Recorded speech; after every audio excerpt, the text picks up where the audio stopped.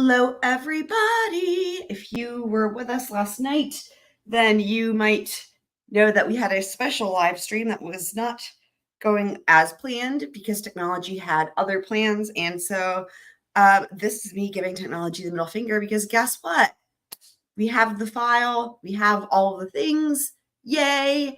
So hopefully my hope is that I can go ahead and that this will be maybe wrapping up or maybe even finished by the time opening statements start for Chad Daybell. I know that the channels that have it scheduled, they have usually schedule it to be a little bit early, right? Because it's going to be like a lot of hullabaloo, as they say. But my hope is that, at least by the time they actually get into court and maybe actually start, so we'll see. So there's a possibility I might actually still try to attempt to stream that live. We'll see what happens. But first, I have a fun idea. What I wanted to do is let's test out. So like StreamYard has some of these like free background tracks. So I've never actually listened to these ever. I'll probably recognize some of these from other people's streams, but let's test these out and see if any of them are not awful. Just for fun. Just for fun. Funsies. Nope.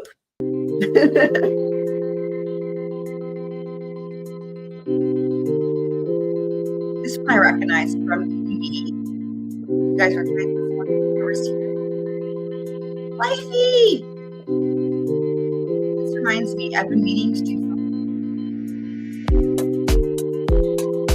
I recommend TV. Be careful.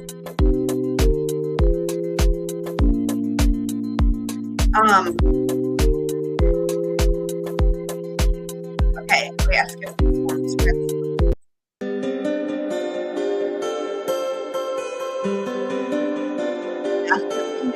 That one. Feeding the ducks, just so you guys know.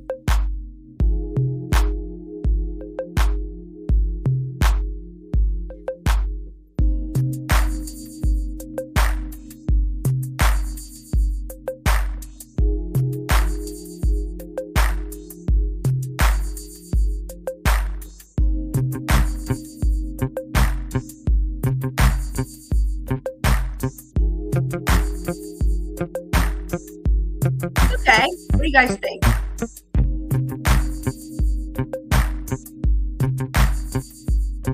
I don't think I've heard this on other channels.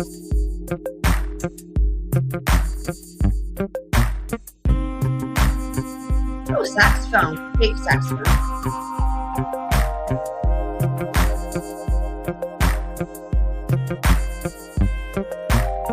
Yeah, okay.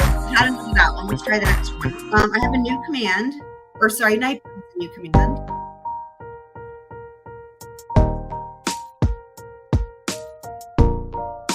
Hi, Black Twitter. Good morning.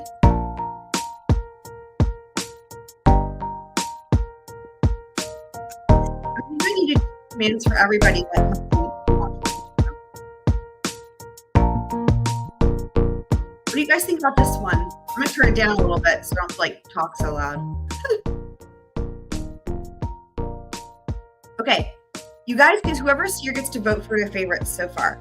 So let me review. We're gonna go in order and we're gonna number these. This is fun. Okay, let me pause. Okay, let's do this officially. So we have option number 1. This is just for, background music for fun. Option number 1, and I'm gonna try and not say the ones I hated, but option number 1 is this.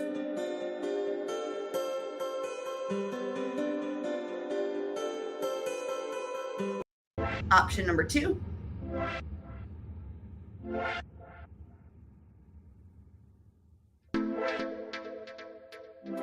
Okay, option number 3. This is one I recognize from EDB. I do like this. Okay, we're hearing a good portion of that. Here's option number 4. This is the one that ends up having the saxophone. Here's number 5.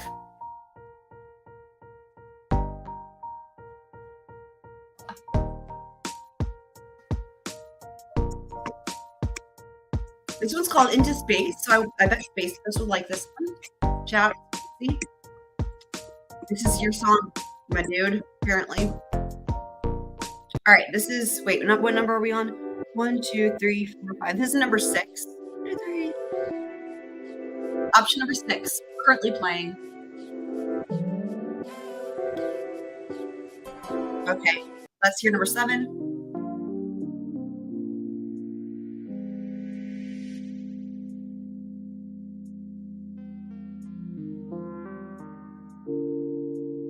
I think I like this one the best, maybe. Sorry. I know I was going to let my opinion come in, but this is called Night Driving, and I love night driving, and I love this. This is a chill vibe. Let's listen to a second of it. Make sure you approve.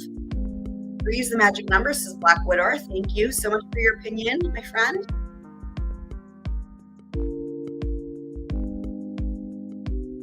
Okay, here's number 8.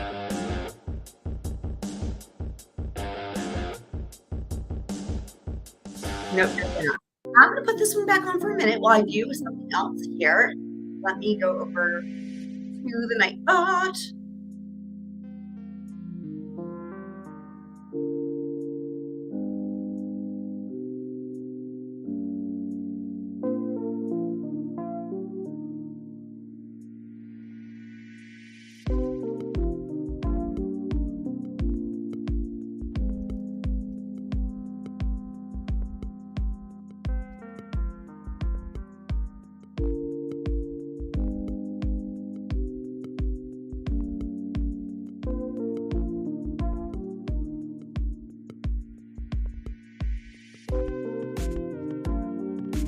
I'm just dancing, making something here on Nightbot.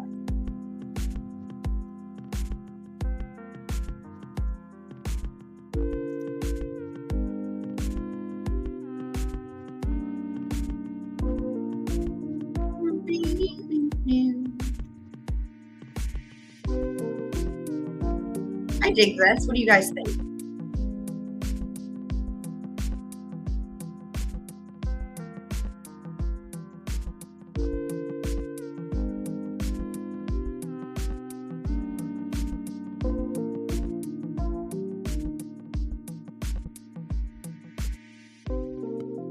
That's interesting. It doesn't have I'll have to edit it on another thing. Okay. I don't know why I can't do a flag. Okay. So I'm just like having fun with my bot over here. So I have another new command. Yeah, this is super fun. I dig it. Yeah, it's very chill. I agree. If you guys like it, cool. 7. All right. I got you. Yeah, we're going to go with night driving then. I think it's.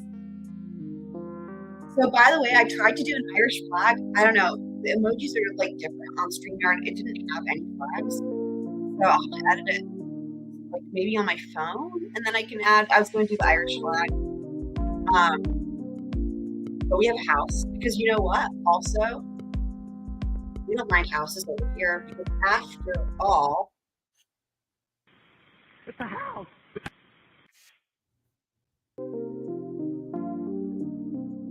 We're just chilling. We're just night driving. This is fun. Dancing. Thank you, Nightbot. Yeah, this is cool. It is indeed a house. Let there be no confusion over here. Wifey, did you see your? Let me see. Yeah, I'm making sure everybody has a command.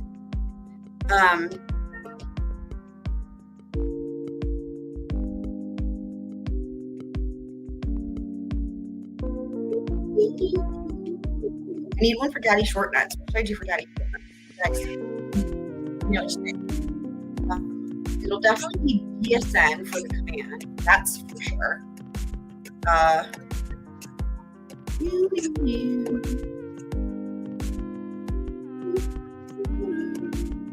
He has so many jokes. I feel like it's one of his jokes.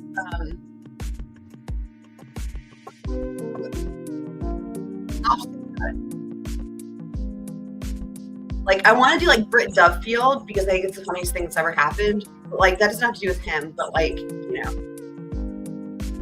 Of course. Love you guys. Love y'all. I'm so glad you guys are here. I honestly didn't think anyone was going to be here because this was like a complete on a whim, because like literally what happened was like I finished the live stream last night. I like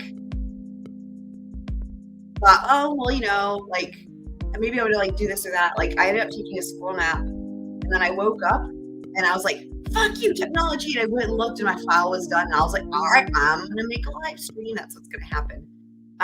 So I'm so happy you guys are here. That's the best. That's the best thing. So one, okay, let's pause this. I'm a huge fan of that. Very cool. Very, very cool. So that's fun. Thank you, StreamYard, for providing that type of music that we can use. And I think that was EDB's idea as well. That's awesome, Black Glitter. Yeah. Very true. Yes. And of course. You guys are so cute. I love it.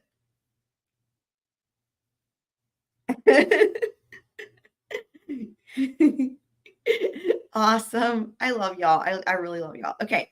So let's go ahead and we're going to jump into a lesson. I hope you guys are ready to learn. Are you ready to get educated? Because coming up on this episode, I'm going to need another sparkle water here in a second. Coming up on this episode, we're going to have expert witnesses. You guys are so cute. I love this. From the defense. And then we're going to have John Murdaugh, geez, John Marvin. And get ready with your tissues on that one. But because of the expert witnesses, we're going to review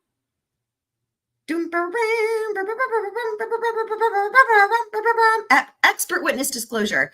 So the age-old question that we hear at every trial, guarantee we'll hear it in this Chad Daybell trial and all the others. Did you submit a report? Or sometimes it's, did you write a report? You always hear that, right? It's this whole thing with the experts. And the thing about the reports is it's funny business. It's funny business for sure.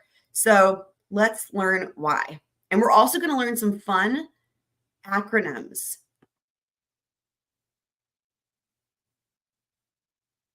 All right, civil trials. The rules governing civil trials in the United States are called the Federal Rules of Civil Procedure, also known as the FRCP. As you can see there, FRCP. Yeah, we were wondering, Wifey, we were actually wondering what happened. I figured you fell asleep or that maybe you were having another date night situation, but that's okay. So all right. Now that we have that.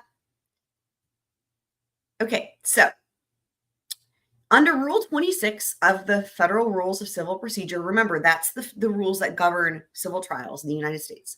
Expert witnesses must disclose a written report previewing the expert's proposed testimony to the opposing party. So let me say that again. If it's a civil trial, any expert has to submit a report to the other party.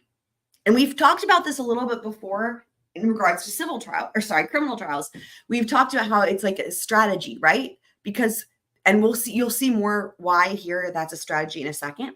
But in a civil trial, it's different because they have to submit it. So of course, that means there's a whole other host of strategies of how they handle this whole report situation. So they have to submit a report previewing the expert's proposed testimony to the opposing party.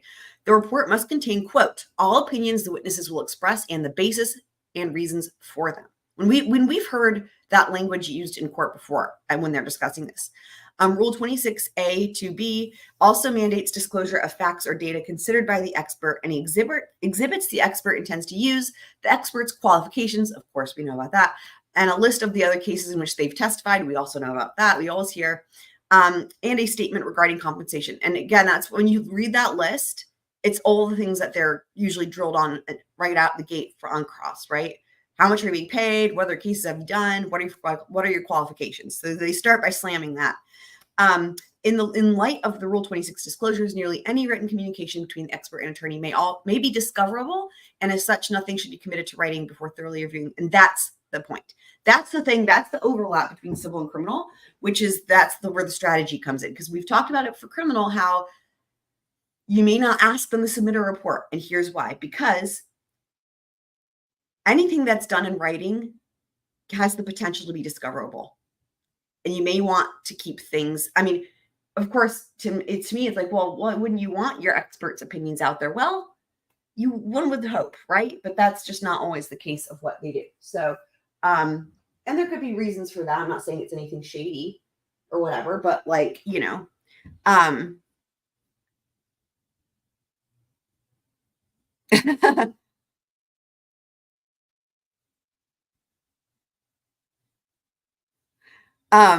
I was just seeing Shaw saying in the chat. Yeah, shrimp boy. So, okay, so hopefully that's making sense so far. But yes, okay, so let's sally forth here. Carry on, my wayward friends, squirrel friends. All right, so what information must be closed? Again, this is civil, the FRCP, and we'll see here in a second. You guys will see exactly what it says. 26A2B. It's like, what the heck is that? You'll see here in a second. It specifies not only who must submit a written disclosure report, but also what the report must contain. The report must include, quote, a complete statement of all opinions the witness will express and the basis and reasons for them. So you guys have heard me use the objection before, maybe not in this trial, but maybe in other, maybe covering Deputy Heard. But like whenever I would say like beyond the scope of disclosure, that's an objection that is made with expert witnesses when they are trying to testify beyond what they have disclosed in their report. So now it makes sense, right? Because they submit a report, right? And has a quote, a complete statement of all the opinions they're going to express in their basis for them. So if the attorney asks them to pontificate on some other, let's say that they're there, let's say they're an expert testifying on blood spatter analysis, and then the attorney asks them to talk about gunshot residue, right? As an example, and that was not in their expert disclosure report, then that's objectionable and will likely be sustained. So this report must also include the expert's qualifications, the data or other information the expert considered in order to form an opinion, a complete list of the expert's publications in the past 10 years. That's why they always ask about that. And it's funny because we do get experts every now and again who don't do that, don't publish things. A complete list of cases, right? We talked about that, any compensation and any necessary supporting exhibits. So in creating a report, attention must be paid to completeness and detail. A complete report should indicate the substance of direct examination. Of course, yep, this all makes sense. And it should demonstrate that the witness's testimony is admissible without requiring the court to inquire further. And that's why they're always, with a lay witness, right? Sometimes things will come up, and that's expected, and that's because they're a lay witness, right? You don't know what they're going to say, and this is important detail here. This is more about a common courtesy and respect of not like you shouldn't require the court to have to intervene if the testimony is admissible because of the fact that you've had a chance to go over things ahead of time. DSN is here. I'm so happy to see you, DSN. I'm working on coming up with a command for you.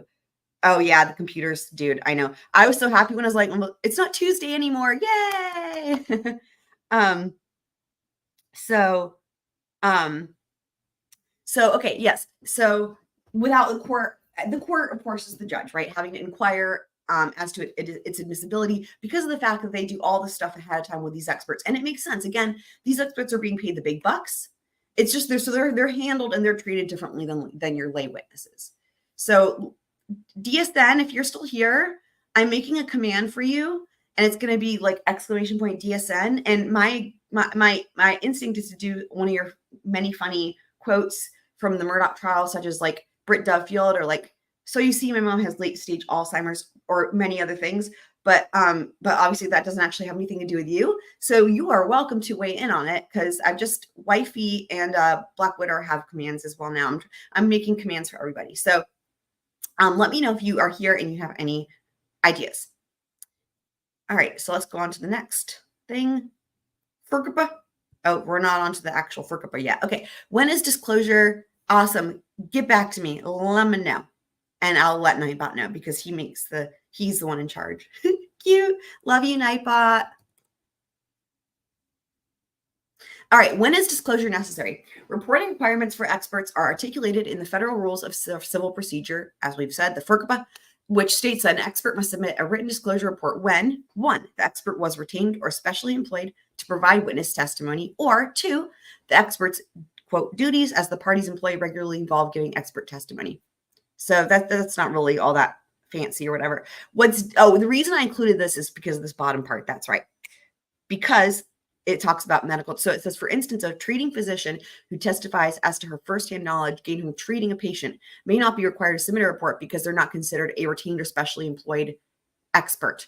So that's a good point, because sometimes you will have medical doctors that might testify, but like there's a difference between hired as an expert witness is the point here, right? Because you can have lay witnesses that might have some sort of job that puts them in that field, but they're not hired for that point. So, okay, let's go on. I think here we go. Now we get to see the FRCPA. So remember we were talking about 26A2B and all that. So these are all your subsections. So we're on Rule 26, which is the large number. And we are under subsection A, and then subsection 2, and then subsection B. So not to see all of that, we would have to see several other pages because there's all this other shit. But basically that's where I have it, where you see where it says the number 2, disclosure of expert testimony, that's the 2. And then here's B. So you can read about something online and then you can see where you can find the thing. So, so we've already covered A. So B is the important part here. Witnesses who must provide a written report. Unless otherwise stipulated by the court, this disclosure must be accompanied by a written report prepared and signed by the witness if they're retained or specially employed to provide expert testimony. The report must contain, and again, this is what we saw. We saw a summary of it, but this is actually from the Federal Rules of Civil Procedure. These are available online. So the report must contain 1, a complete statement of all opinions the witness will express and the basis and reasons for them, and 2, the facts or data considered by the witness forming them. Next slide. All right. 3, any exhibits that will be used to summarize or support them. 4, the witness's qualifications, including all the publications authored in the last 10 years. 5, a list of all the other cases, especially during the last 4 years, where they've testified as an expert or by deposition, which is why they mention that. That makes sense, because sometimes we'll hear them talk about depositions. And 6, a statement of the compensation to be paid. Right, we've covered that. So witnesses who do not provide a written report, unless otherwise stipulated by or ordered by the court, if the witness is not required to provide a written report, this disclosure must state the subject matter. Basically, it's a disclosure instead of a report. But that sounds like that would be an exception to the rule for civil trials. So, all right, are you guys ready? Criminal trials. Let's meet the FRCPA. So we had Federal Rules of Civil Procedure. So FRCP might say, well, then, okay, Federal Rules of Criminal Procedure. Wait, same letters. Oh, no, trouble in paradise. Well, don't worry, because the law has come up with the FRCPA, as you can see here, to distinguish. So you guys love that. I freaking love that. Hold on. There's something I have to do here. You're not, dude, we love that if you're chilling in bed, Blackwater, I saw that in passing, but if you're chilling in bed, more power to you. I have to do this. I would be remiss otherwise. Hold on. Oops.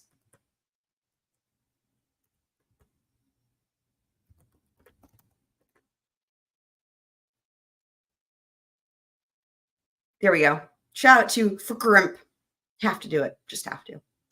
Yeah, anytime I get these like silly, like, you know, that they have the acronyms or whatever, I love it.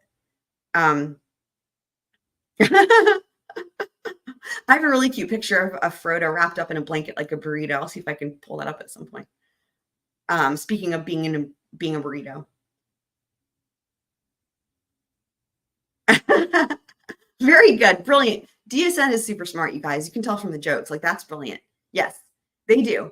And you know, it's funny. So remember, so there's some similarities between the FRCPA and the FRCPA, but there's a lot of differences, right? And so anyone that's practices civil law, so such as Shrimp Boy before he became a criminal, so personal injury and all that, like that, the realm of civil, they're going to know these, or they should know those civil rules inside and out. But, and then same goes for, criminal trials, right? Anyone that's practicing in that realm, litigating in that realm, should know these rules inside and out. And they likely would also know some of the differences, that similarities and differences that overlap there.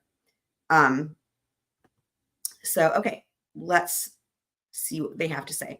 All right. So in contrast to civil, right, under Rule 16A1G. Now remember, so this is now where the other one was 26A2B. That was in the FRCRIP.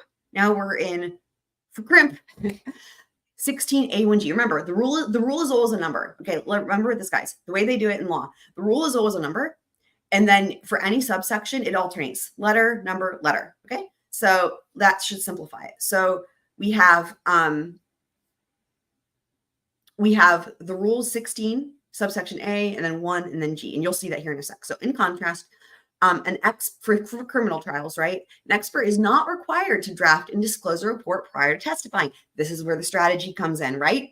Because you're always going to hear them ask. We will hear this. But Mark, dude, someone hear me now.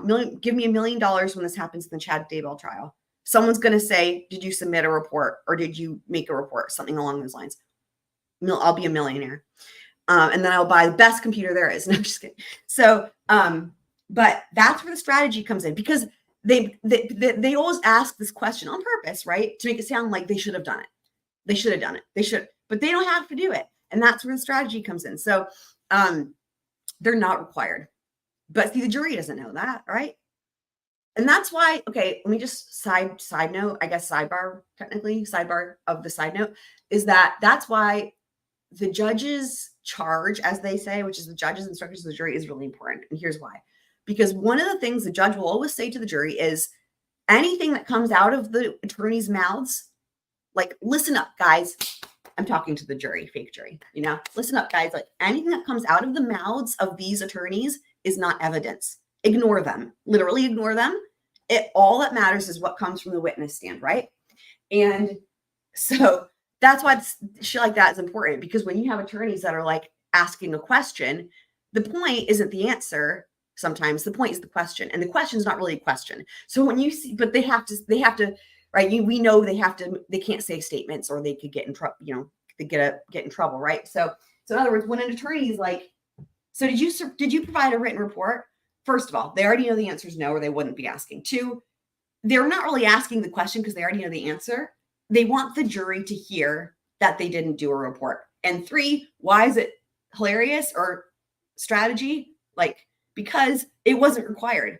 But the fact that they asked that question in that way could make the jury think, oh man, they didn't write a report. That means they're not credible, right? That's the whole point. They're trying to discredit them. Hopefully that's making sense to you guys.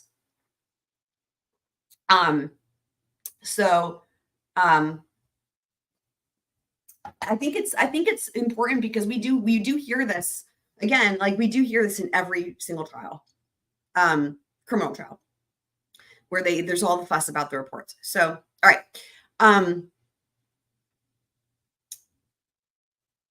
And similar to the federal rules of civil procedure, it must also describe the opinions, basis, all the same shit there. All right. However, except for scientific or medical reports, Rule 16 does not permit the discovery of reports, memoranda, or other documents made by the defendant or attorney during the case's investigation or defense, including statements made by the defendant and witnesses. In addition, under the civil rules, an expert may be deposed, right? We know about that. And while depositions are only available to preserve testimony in criminal. So what they're saying is this. Let me summarize that part. Okay. They're talking about the use of experts in depositions. And the reason they're mentioning that is because they're talking about the similarities and differences between civil and criminal. Well, right there, right out of the gate, depositions. That's one thing, right? We could even do a whole show on that. Like, I think it's really fascinating. So in civil trials, depositions are the whole thing. That's like the bread and butter. Even when they settle, right? Like, even when they settle, they've done depositions, and depositions are like what you do. So it's like in a civil trial, right? They have these depositions where they meet ahead of time. And basically it's interesting because it's what makes it so different. Okay. How to explain. So like when you're in a criminal trial, the attorney who's questioning on direct has had a chance, if they want, but they always will, to meet with the witness, whether they're an expert or a lay witness, right? So even let's be specific. Even a lay witness. Like, for example, we have John Marvin on the stand. Jim could have met with him, and certainly did meet with him, and review his testimony, ask him some questions to figure out what he's going to say generally, and decide what he's going to ask him, and just to prepare him, right? Some witnesses will need more prep than others, especially if they're really nervous, right? Think about like in certain trials where it might be a victim that has to testify, a surviving victim. So there's all kinds of different situations, but the point is that they're going to be whoever's questioning them on direct, right? And the important thing here is that, again, this is a criminal trial. Whoever is going to be on cross has not had that chance to preview the testimony. That's why, like I said that, and this is really relevant. Like I said that during Alex on the stand, because I was like, Creighton didn't get to ask questions that he really had no idea. Like if you're on cross, you're basing your questions on what you heard in direct, but you don't have a chance ahead of time. And of course, the thing is on direct, if there's a question that's bad for their side, they're not going to ask it, right? But as someone cross-examining, you might want to ask that question. So there's like a strategy there. Now, the difference is that in deposition, both sides get to hear everything. So that's so fascinating, right? In the deposition, and again, this is for civil trials, you're going to have both parties showing up. And sometimes they'll kind of choose who does what questioning. But the point is that both parties are present to hear the answers from whoever is talking, whoever's being questioned, and to make objections for the record or say things for the record. They don't actually mean anything because in the depositions, there's no judge, there's no one weighing in on any matter of law, but it's just for the record so that if the deposition is played in court, they remember that they wanted to object there. That's the point. It's like a signals, a memory for the attorney. Isn't that so funny? So if you watch a deposition and you hear someone saying like, I object, but then nothing happens, it's because there's no one there. There's no judge, but it's so that if they play it in court, the attorney can remember to object. Isn't that hilarious? So, but depositions are the bread and butter for civil trials because as we know, they often settle and don't go to court. And as we know, depositions are often played in court for civil trials. Every civil trial I've ever watched, all of them, there's depositions. I mean, and the reason is this, it's because civil trials are really expensive for both parties. And because you have both parties are choosing to be there, like you have a plaintiff and a defendant, right? It's really expensive. And a lot of times, especially if you have witnesses that are from like out of state or out of country or whatever, lay witnesses, you know, it's you can't subpoena, you don't have the same powers as the government. Okay, let me just say that. So like in a criminal trial, the government has powers to be like, you have to be here under this, you're under subpoena, you have to show up, like, or else jail for you potentially, right? Like, or problems for you. Now, yes, there are subpoenas for civil trials, but it's not quite because of the fact that they allow depositions, it's different, right? Because in other words, it might work out best for everybody if there's no way to enforce or like, let me say, force the witness to be there in person, they have the option of doing a deposition and playing that in court, right? So it's, if that makes sense, right? It's like, because they have that option, they sometimes will use that option. Now, the attorneys usually will prefer to have witnesses there in person because we all know juries like that better. Oftentimes we hear people saying that if it's, video depositions, they're falling asleep, that type of thing, right? But anyway, so all that to say, depositions are again, I could do a whole show on that. I think it's really interesting how all that works. And that's, to me, one of the bigger differences between civil and criminal. And in criminal, they're very rarely ever done. And the rules vary by state. In North Carolina, the state cannot ever seek a deposition for a criminal trial. There's no such thing. They have to get their witness there. Let's say the witness has passed away. Let's say there's a key witness to a crime, right? That witnessed it firsthand and they've passed away or are otherwise incapacitated. Let's say they're alive, but I don't know. They can't, like, literally they have to get their witnesses there in person and use their powers, basically like threatening, right? Like jail for you, to get them there essentially. In the state of North Carolina, the defense, however, under certain circumstances, may use a deposition if it would present an undue hardship for the witness to be there, but they do have to get permission from the court. So, okay, let me go back to reading this here. So, and if you guys have any questions about this, please let me know. So in addition, under the civil rules, an expert may be deposed while depositions are only available to preserve testimony in criminal proceedings. The rules are different in criminal proceedings, largely due to constitutional protections against self-incrimination. Yeah, that's, of course, a great point, right? Like, let me just say that too. Another key factor here for you guys. So in a civil trial, there is no Fifth Amendment. You guys, check it out. So in a civil trial, and we've seen this in civil trials that I've watched, and maybe you guys have watched, but in civil trial, either side can call their own party or the other party. Like, literally, you don't have the right to not testify. So isn't that crazy? Yeah, jail for you.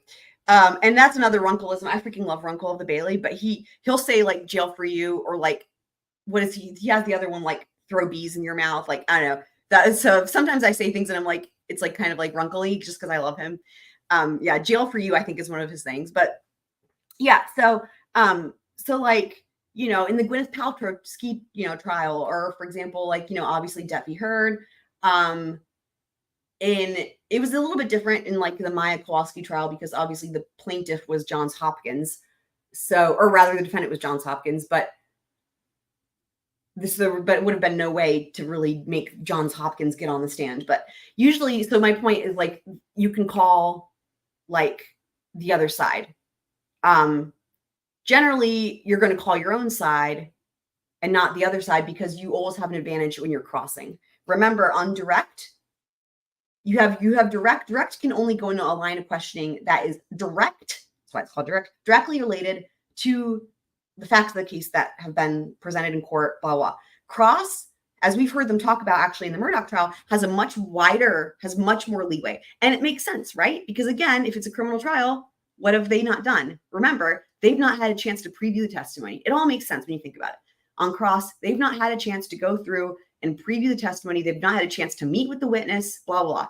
So that's why they're given more leeway in terms of the questioning. Now, it can't just be anything random, right? But they do have more room.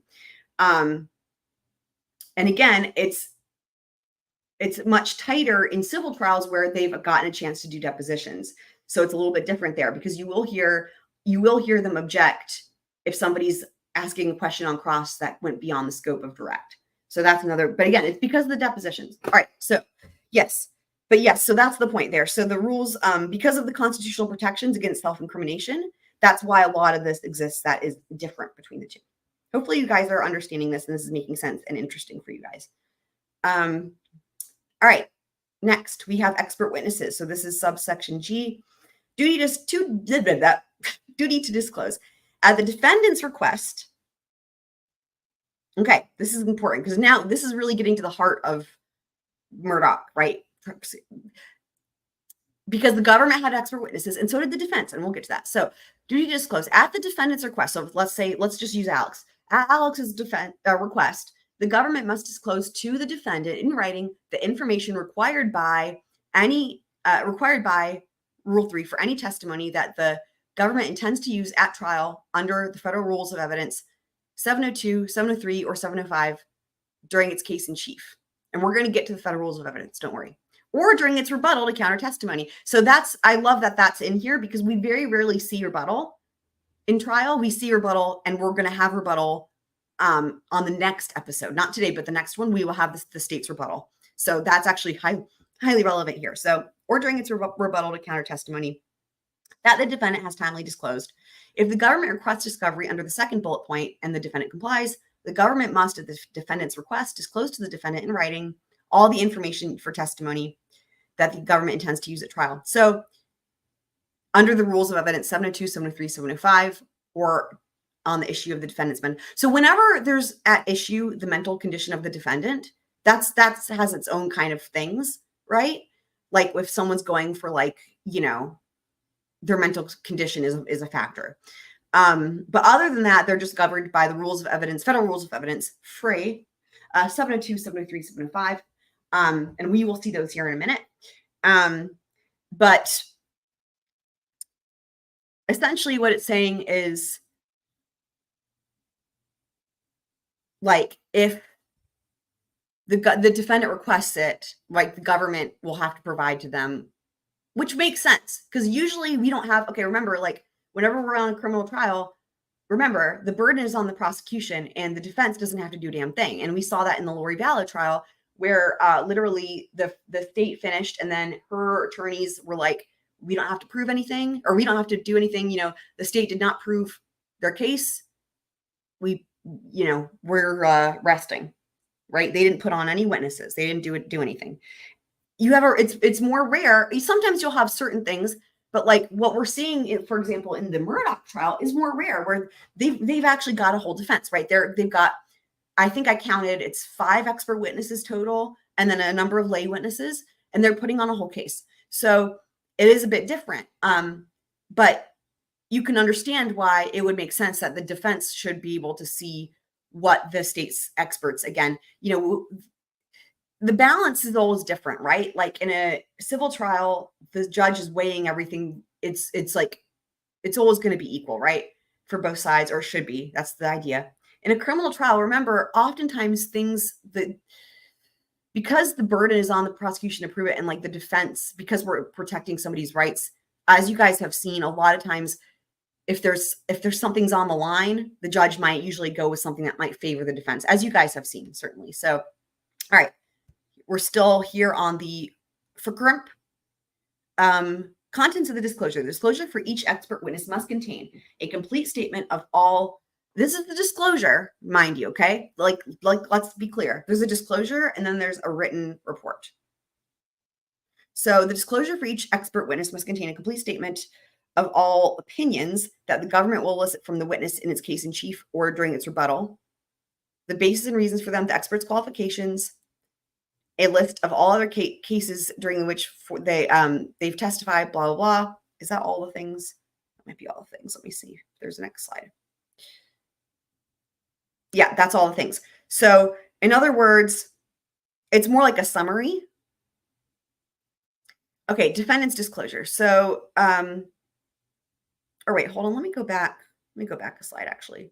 I just want to make sure I'm understanding how I want to describe this. Hold on. Okay.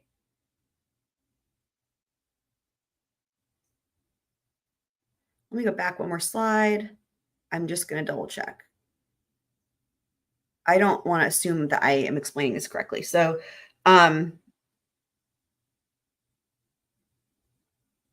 it's interesting. Okay, so no, I'm not crazy. The wording is interesting because they're not using the wording report. They're saying you disclose in writing the information, right? So that's where I guess this is maybe where the strategy comes in again, because it the contents kind of boil down to being a report, but if they don't call it a report, it's not a report. And I wonder if that's kind of part of the whole thing.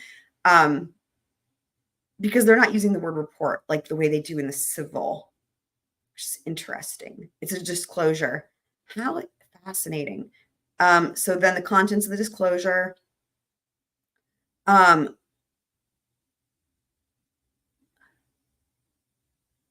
So I think there's more things. Let me go back real quick. I just want to make sure I'm so there's the 4 things it has to include. Let me go back to the civil, because I think there's more things. So they have a complete statement. Okay, let's see. The facts and data. It's 6 things. Any exhibits? So what are the differences? Okay. They're required to include the exhibits. That I know that was a difference. Let me go back. You guys are like, what is happening? Don't worry. So a complete statement of all so okay, let me just do this. I'm going to read again just so we can compare and contrast. So look, check it out. You dudes, this is what I'm saying. This uses the word report. I know you can't see my mouse. My mouse is moving it here. So if you look under letter B and go to the very last end of that paragraph, it says the report must contain. This is what was standing out in my mind. I'm like, wait, that's interesting, right? Because this uses the word report. The languaging, when we hear people arguing over shit and it's like, what is happening? Part of that is because of this. In law, the languaging is really interesting because one little word can make a big difference, and it kind of depends on how you argue it, right? Like one could actually argue, well, it's still a report, blah, blah, blah. Okay, but here, just to point it out, the word report is used. So the report must contain, we're going to go through them. 1, a complete statement of all opinions the witness will express and the basis and reasons for them. 2, facts or data considered by the witness informing them. So far we have a statement and then the facts. 3, exhibits that will be used to summarize them. So I'm making a mental list. Statement, facts, exhibits. All right. 4, qualifications, right? 5, where they've testified. 6, how much they're being paid. So all that makes sense. So let's go back to where we were and see what we don't have in the criminal requirements. Which also, again, does not use the languaging of a report. So this is only the 4. So complete statement, the basis and reasons. So that's the same. So we don't need exhibits.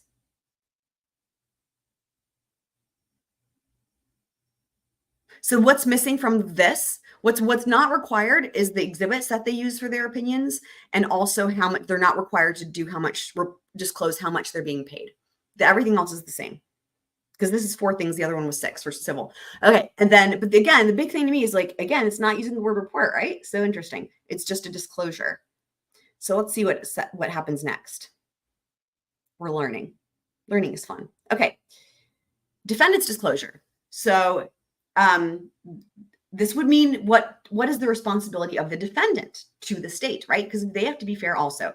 So documents and objects is if a defendant requests disclosure and the government complies, then the defendant must permit the government upon request to inspect and copy all this stuff, right? So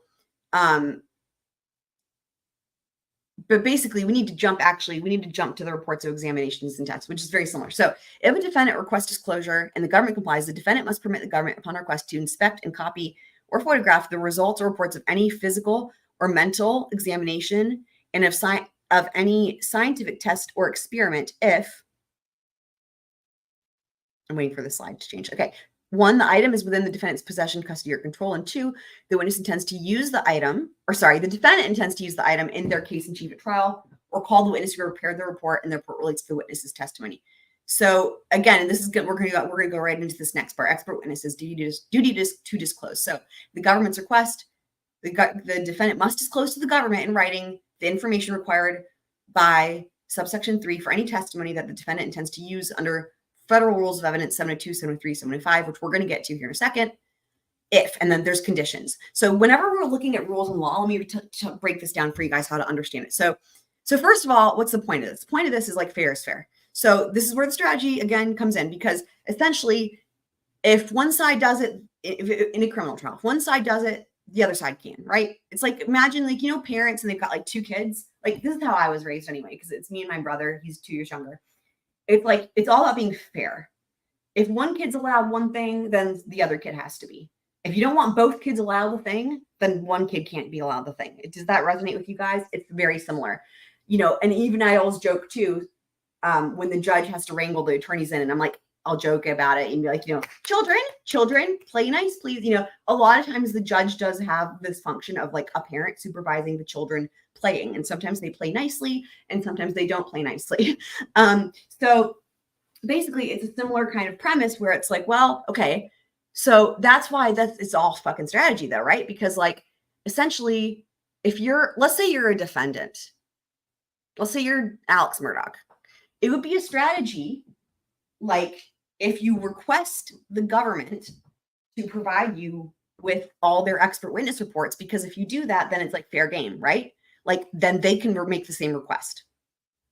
And this isn't always not always applicable, because we don't always have defendants putting on a defense with expert witnesses. So we don't always get to really witness this type of thing, right? But like in this case with the Murdaugh trial, what's so interesting is like the state had the experts, they all prepared reports. But what you would notice is that the defense, I don't believe asked for them. But also the thing is that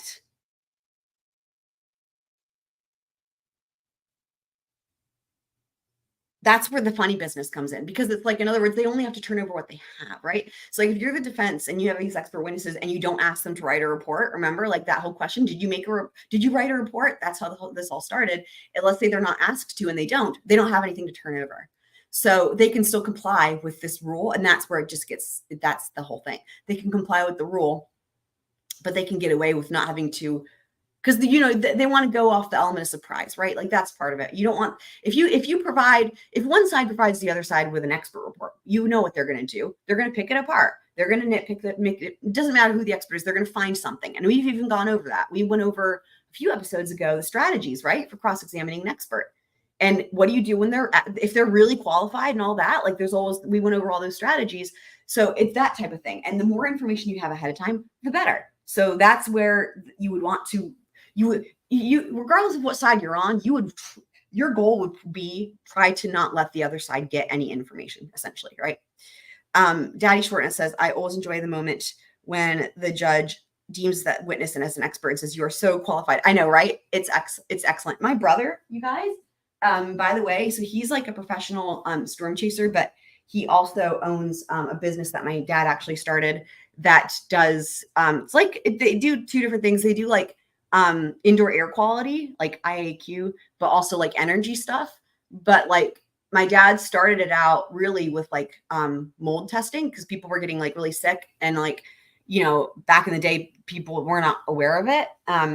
But my brother, believe it or not, actually, he does a lot of jobs for a lot of different things. Like he's like an expert at testing for mold and stuff. And anything that's affecting indoor air quality. So like, he'll do like private residences and stuff like that. But like, he's also been hired by entire counties, like Orange County, North Carolina. They've hired him. He's been like under, like, not an employee, I guess he's like on retainer, but like they hired him years ago and he's still there. They have such a problem with, I think it's mold, but I'm not entirely sure, water damage, something that they needed him to test like literally every single like government owned building and in every nook and cranny. And so that's been like an ongoing project that I believe is still going on. But that's just one example. But my point is that he's actually had to testify many times as an expert witness.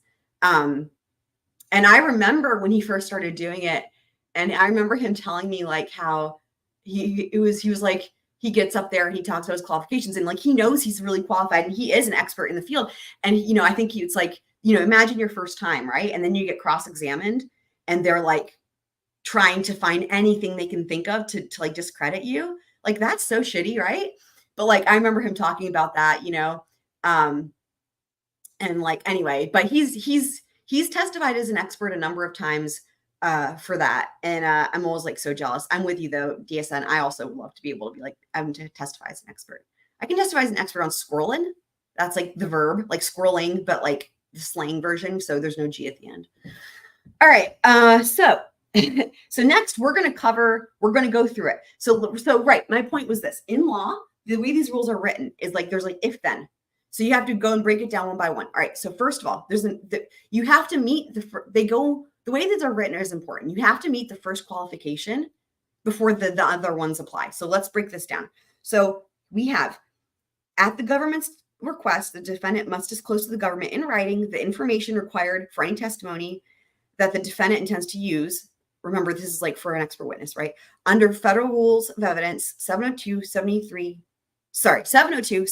or 705, during the defendant's case in chief at trial, if. Before we get to the if, we have to first see if this is satisfied, right? So what we have to do, let's say that you're the defense, right? Representing a defendant, and you're trying to figure out this rule, although they would already know, but right. Like your first thing is, are we going to use the first question you would ask yourself? Do we intend to use this information required for testimony? Do we intend to use it under Rule 702, 703, 705? Because if not, the rest of this doesn't apply, right? So we're going to go through it like exactly how this is written. It's written on purpose. So in this order. So the first thing we have to do is, that's the first test. Are we intending to use it under one of those rules, 702, 703, 705? So let's see what they say. Yay! Here we go. Shout out to free Federal Rules of Evidence. So that's our third acronym of the day. All right. Rule 702. Testimony by an expert witness. A witness who's qualified as an expert by knowledge, skill, experience, training, or education may testify in the form of an opinion or otherwise if the proponent demonstrates to the court that it is more likely than not: A, the expert's scientific, technical, or otherwise specialized knowledge will help the trier of fact to understand the evidence or to determine a fact in an issue; B, the testimony is based on sufficient facts or data, and C, the testimony is the product of reliable principles and methods, and D, the expert's opinion reflects a reliable application of the principles and methods and facts. So that's basically like, is it relevant, right? And like, I should have prefaced this. The federal rules of evidence, I'm saying FRI because it's not free. There's not two E's, there's one E. So that's why I'm saying it weird. You're probably like, what the fuck's happening? FRI. This is for everything, right? So we have the federal rules of criminal procedure, the federal rules of civil procedure, and then we have the federal rules of evidence. That's for all of it, everything. And you've heard, if you watch EDB, you may have heard her joke about her, it was during Deputy Heard is when was like always pulling out her rules of evidence, especially as it applied to Elaine, because Elaine didn't understand what hearsay is, Rule 801, by the way. And she would say, I need my comfort rules of evidence. And it was just freaking amazing. I love it so much. So this is you can see, you can find all this online. Hi, I'm happy to see you here. Random girl. Right. Thank you so much for bringing this up, DSN, about that. The missing X and Y axis was insane, right? Can I just grab my laptop mid-testimony and jam it in the prosecutor? I know. Insanity. Wifey's saying, so basically trying to figure out if the testimony even matters. Yeah, absolutely. Because it has to be relevant. So there's and you've even heard them object on what grounds was it? It was like 704. It was 401 and 402. 401 is relevance and 402 is admissibility of relevance. So it has to be, no matter what it is in trial, like it has to be considered relevant. Like, and who decides? Well, someone has to object, right? Or it just comes in, basically, right? We've seen that in the Murdaugh trials. They go on and on talking about the Gamecocks. I freaking love it. I'm so glad. Like, it's amazing. It's part of why I love this trial, is because of all the random things that come in that are like these little like details and just hilarious like inside jokes. So that's why they go together. Correct. So yes. So again, this is Rule 702. So what they're allowed to testify to. So this is the evidence, because remember, evidence comes from the witness stand. Even when you have an exhibit that's submitted into evidence, right? Sometimes there's things that are just demonstrated to the jury and they're not like submitted as evidence, but like, that's why the whole thing is like, for example, let me just go do this, for example, like the shell casings, right? In the Murdaugh trial, like obviously they're evidence, right? But they can't just come in. Nothing like in any trial, criminal or civil, nothing can just come in as evidence. Because evidence comes from the witness stand. And this is really important to understand. It's the importance of witnesses. Like nothing can just come in. Even if it's like obviously evidence, it can't just come in. You have to have a person on the stand from their mouth testify about the thing. And that is for a number of reasons. But first of all, it's authentication. That's a big deal, right? Because we have to verify something is what it says it is. And then once we've done that, then we can verify whether or not it's relevant. And then if it's admissible. So hearsay would be an example of something that people try to get in all the time that's technically not admissible unless it falls under one of the exceptions. So that's why, again, like in the Murdaugh trial, like all these people had to come in and go through the chain of custody for all the evidence. And from their mouths, they had to say, yep, I sealed the bag. I did the test. I ran that to over here, blah, blah, blah, blah, blah, blah, blah, blah, blah, blah, blah. And at the end of all that, it results in them saying, Your Honor, I want to submit whatever the number is, right, into evidence. No objection. Great. Next item, right? So yes, so all has to come from their mouths. So they have to testify if they're an expert, right? So that's they testify in the form of opinion or otherwise if the proponent demonstrates to the court that is more likely than not that the expert's scientific, technical, or otherwise specialized knowledge will help the trier of fact to understand. The trier of fact, the reason they're saying that is because remember, this is used in both civil and criminal trials. So the trier of fact is relevant in both. So, because it may not, like if it's a civil trial, obviously there is no prosecution, right? So the trier of fact is like whoever is is bringing in that witness essentially. So it could be the prosecution, it could be the state, or if we're working with civil trials, you're looking at plaintiff and defense. The testimony is based on sufficient data or facts. The testimony is the product of reliable principles and methods. Okay, let's give an example of that. So like if they've got, okay, let's say that the dude with the 5'2" shooters, right? What was his name? I don't remember his name. The dude with the green lasers. Okay, let's say that this, so his, okay, I think there's a reason the state let that in, right? They didn't object for good reason, right? Because they could pick it apart. But let's just say that when he was giving his presentation with the children in the gray suits, and let's just say that when they, you know, Poot was like, so how did you come up with this? And I don't even remember what he said. I was probably laughing. But whatever he said, let's just say that instead of whatever he said, oh, well, it came to me in a dream. Or Merlin told me. Something like that, right? Yeah, that's problematic. So they have to say that they have given testimony that is the product of reliable principles and methods. If it's not reliable, then it's going to get picked apart. And then the expert's opinion reflects a reliable application of the principle. So in other words, they have to reliable all the way through, right? That they're applying things in the correct way. So like, even if, let's say that someone says, so how did you come up with this exhibit with the children? And let's say he says, the computer program of blah, blah, blah. And it's like, that's a reliable computer program. That all makes sense. But then he's like, and here's how I used it. I used it to make a list for Santa Claus. Oh, okay. Well, then never mind. The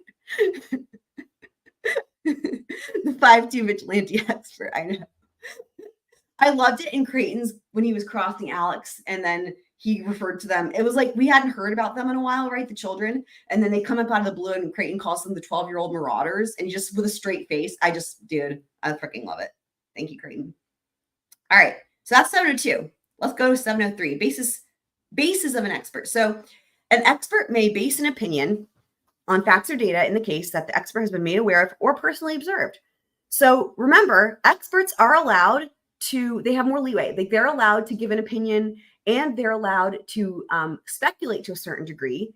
And they are allowed to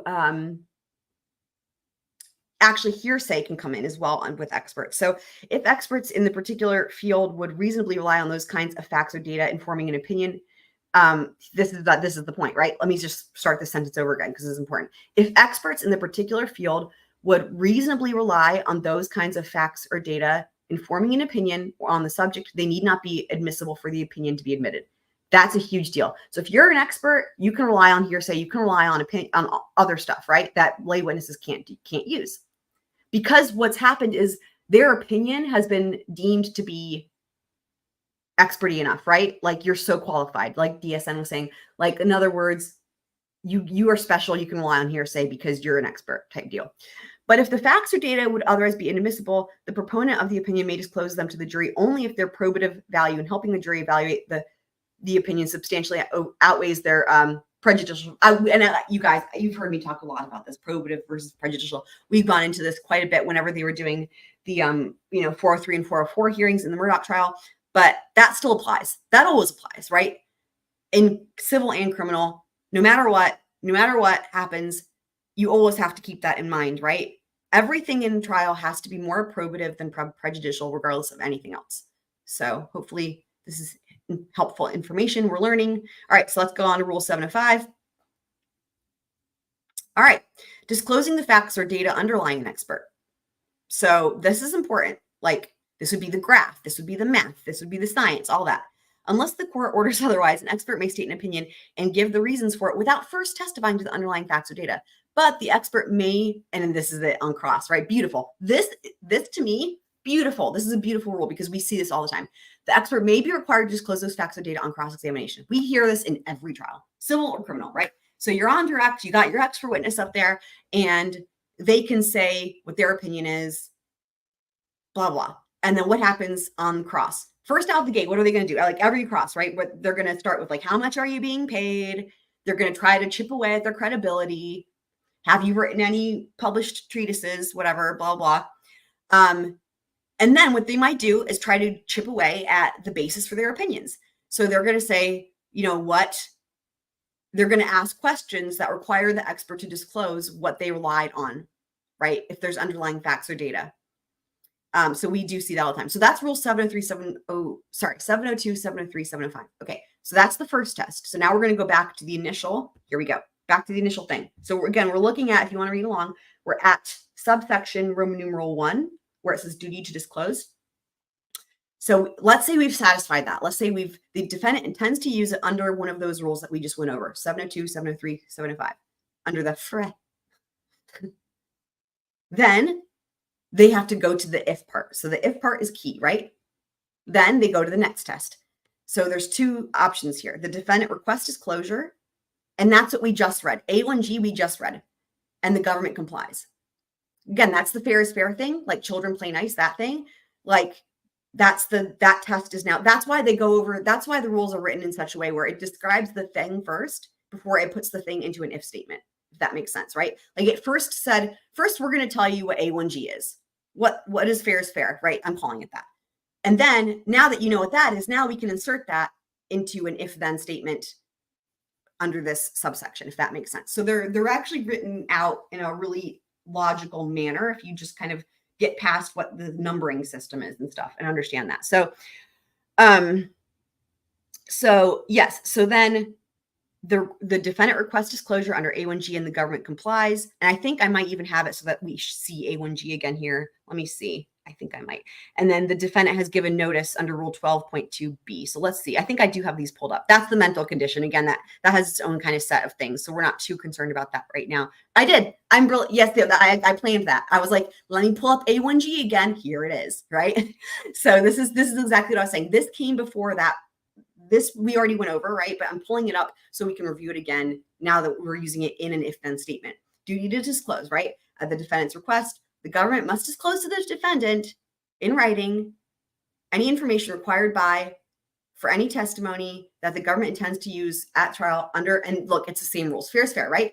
That's what I'm saying. The FRE 702, 703, 705. This is you can see the intention in these rules. How the intention is to be balanced to both sides, right? You can see that because it's like if one side does it, the other side can do it. And if the other side wants to do it, then it matters what the other side did. It's like really, and it's they have to follow the same rules of evidence, right? Like to me, I see this as it makes a lot of sense. And the wording is this exact same here, case in chief or in rebuttal. And if one side complies, the other side has to comply. I mean, it's just fair is fair. Then the government must, at the defendant's request, disclose to the defendant in writing the information required by 702, 703, or 705. And then there's another separate one tacked onto that. It's like if it's about the mental condition.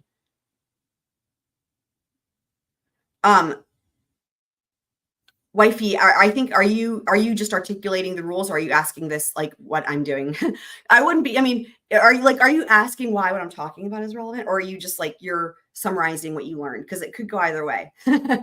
Hopefully, you're summarizing what you learned because you're exactly right. The way you phrase that, 1 and then 2, then yes, that's you're on the right track with that. So, all right. So let's carry on. All right. So then, and then this was the second thing that it said, right? So I'm pulling this back. So again, the contents, the disclosure, we did already go over this, but just to pull it up again, it's the same thing. Same thing for both sides, right? Remember, we saw this on the other side for the prosecution. Same thing, the government, right, is the way they phrase it. So,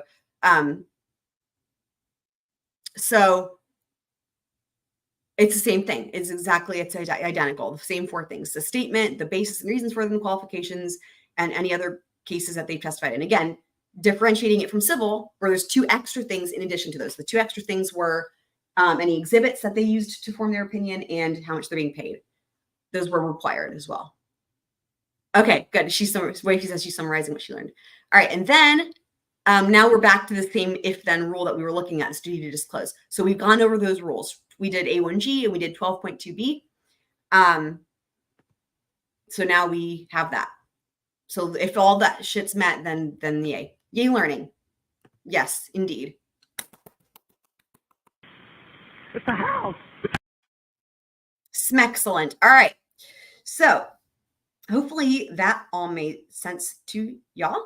And what I'm going to do, because it was super fucking fun, I'm going to put on my little background music real quick and grab another sparkle water, which will just take a second, but also it's just fun having the song. I'm going to grab another. Do you guys have beverages? Make sure you're hydrated because we're going to jump into episode 14 or part 14 here in just a sec. But let's just chill out for just a second while you grab another water.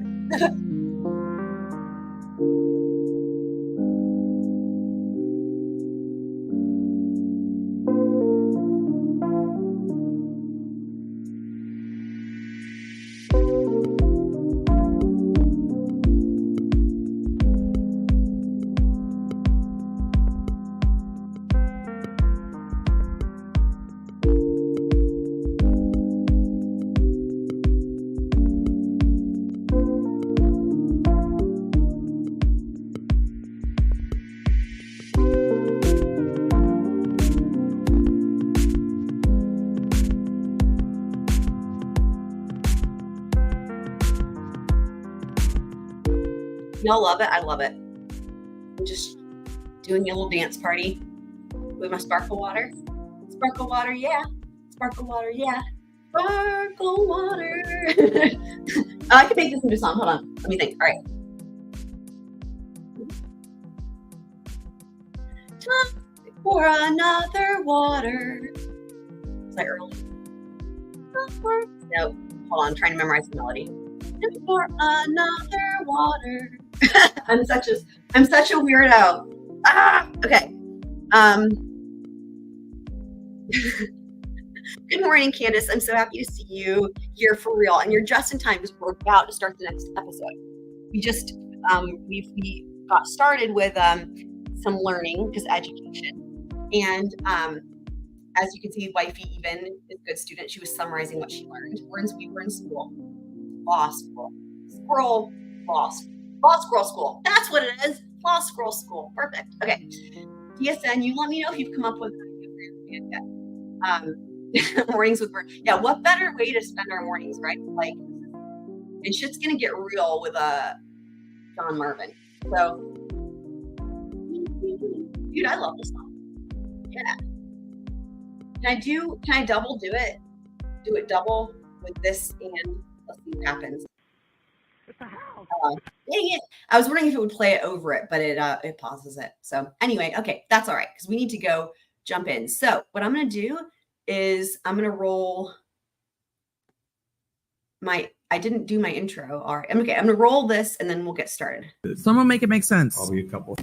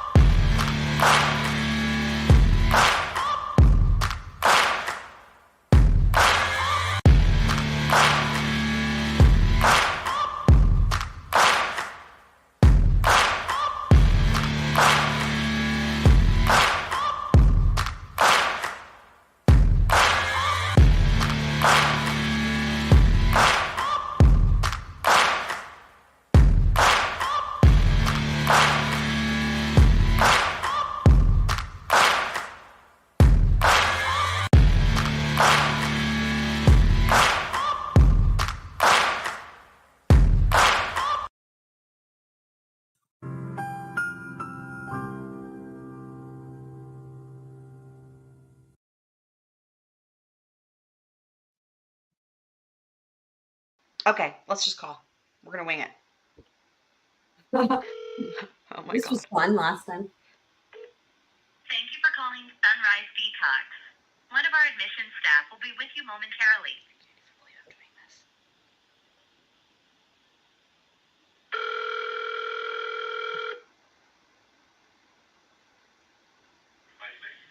Sunrise, this is Kyler. How can I help? Hi, Kyla. Hi, I just had a couple questions about the potentially the detox process and kind of like what you guys have to offer.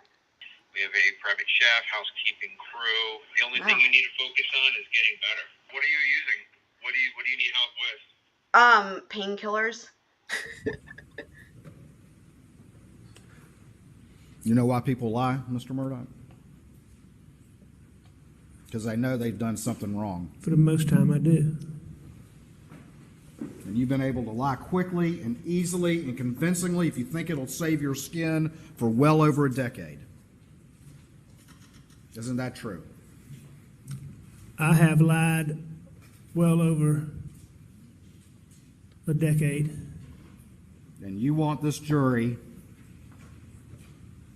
to believe a story manufactured to fit the evidence that you brought forth just yesterday after hearing this trial's worth of testimony. No, sir, that's not correct.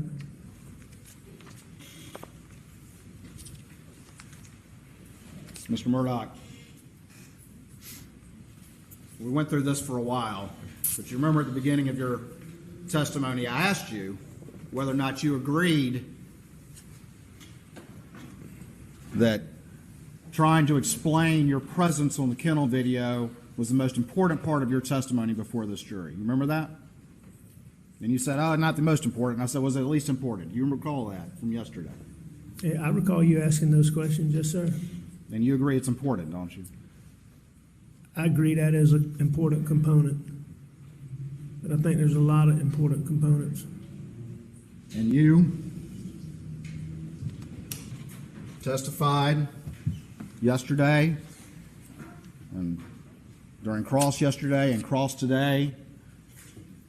It's kind of evolved on the fact of the factors that led you to decide to lie at some point during that interview with David Owen, correct?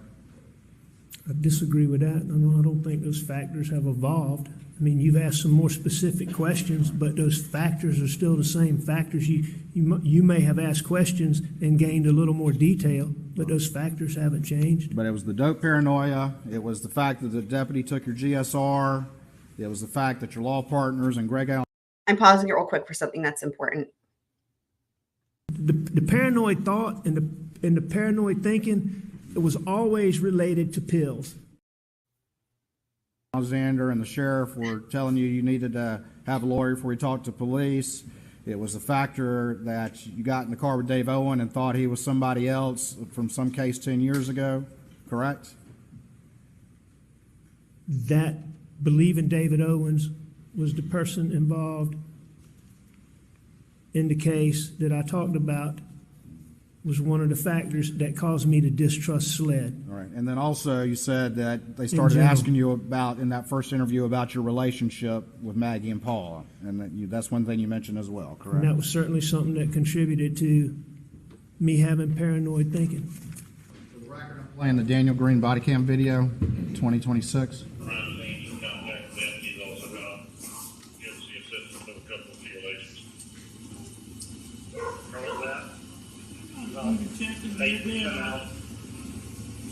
They are dead, aren't they?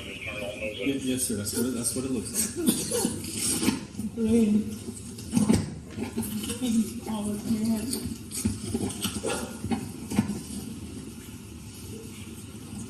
are you now?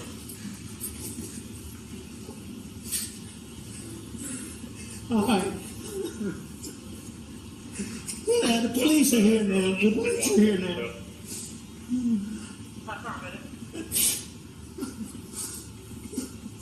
That's my brother. Okay. When was the last time you were here with them? Or talked to them or anything like that?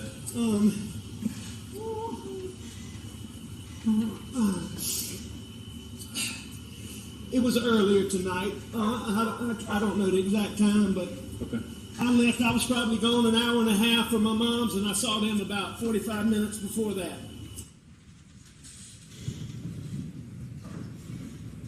That was Sergeant Green, correct?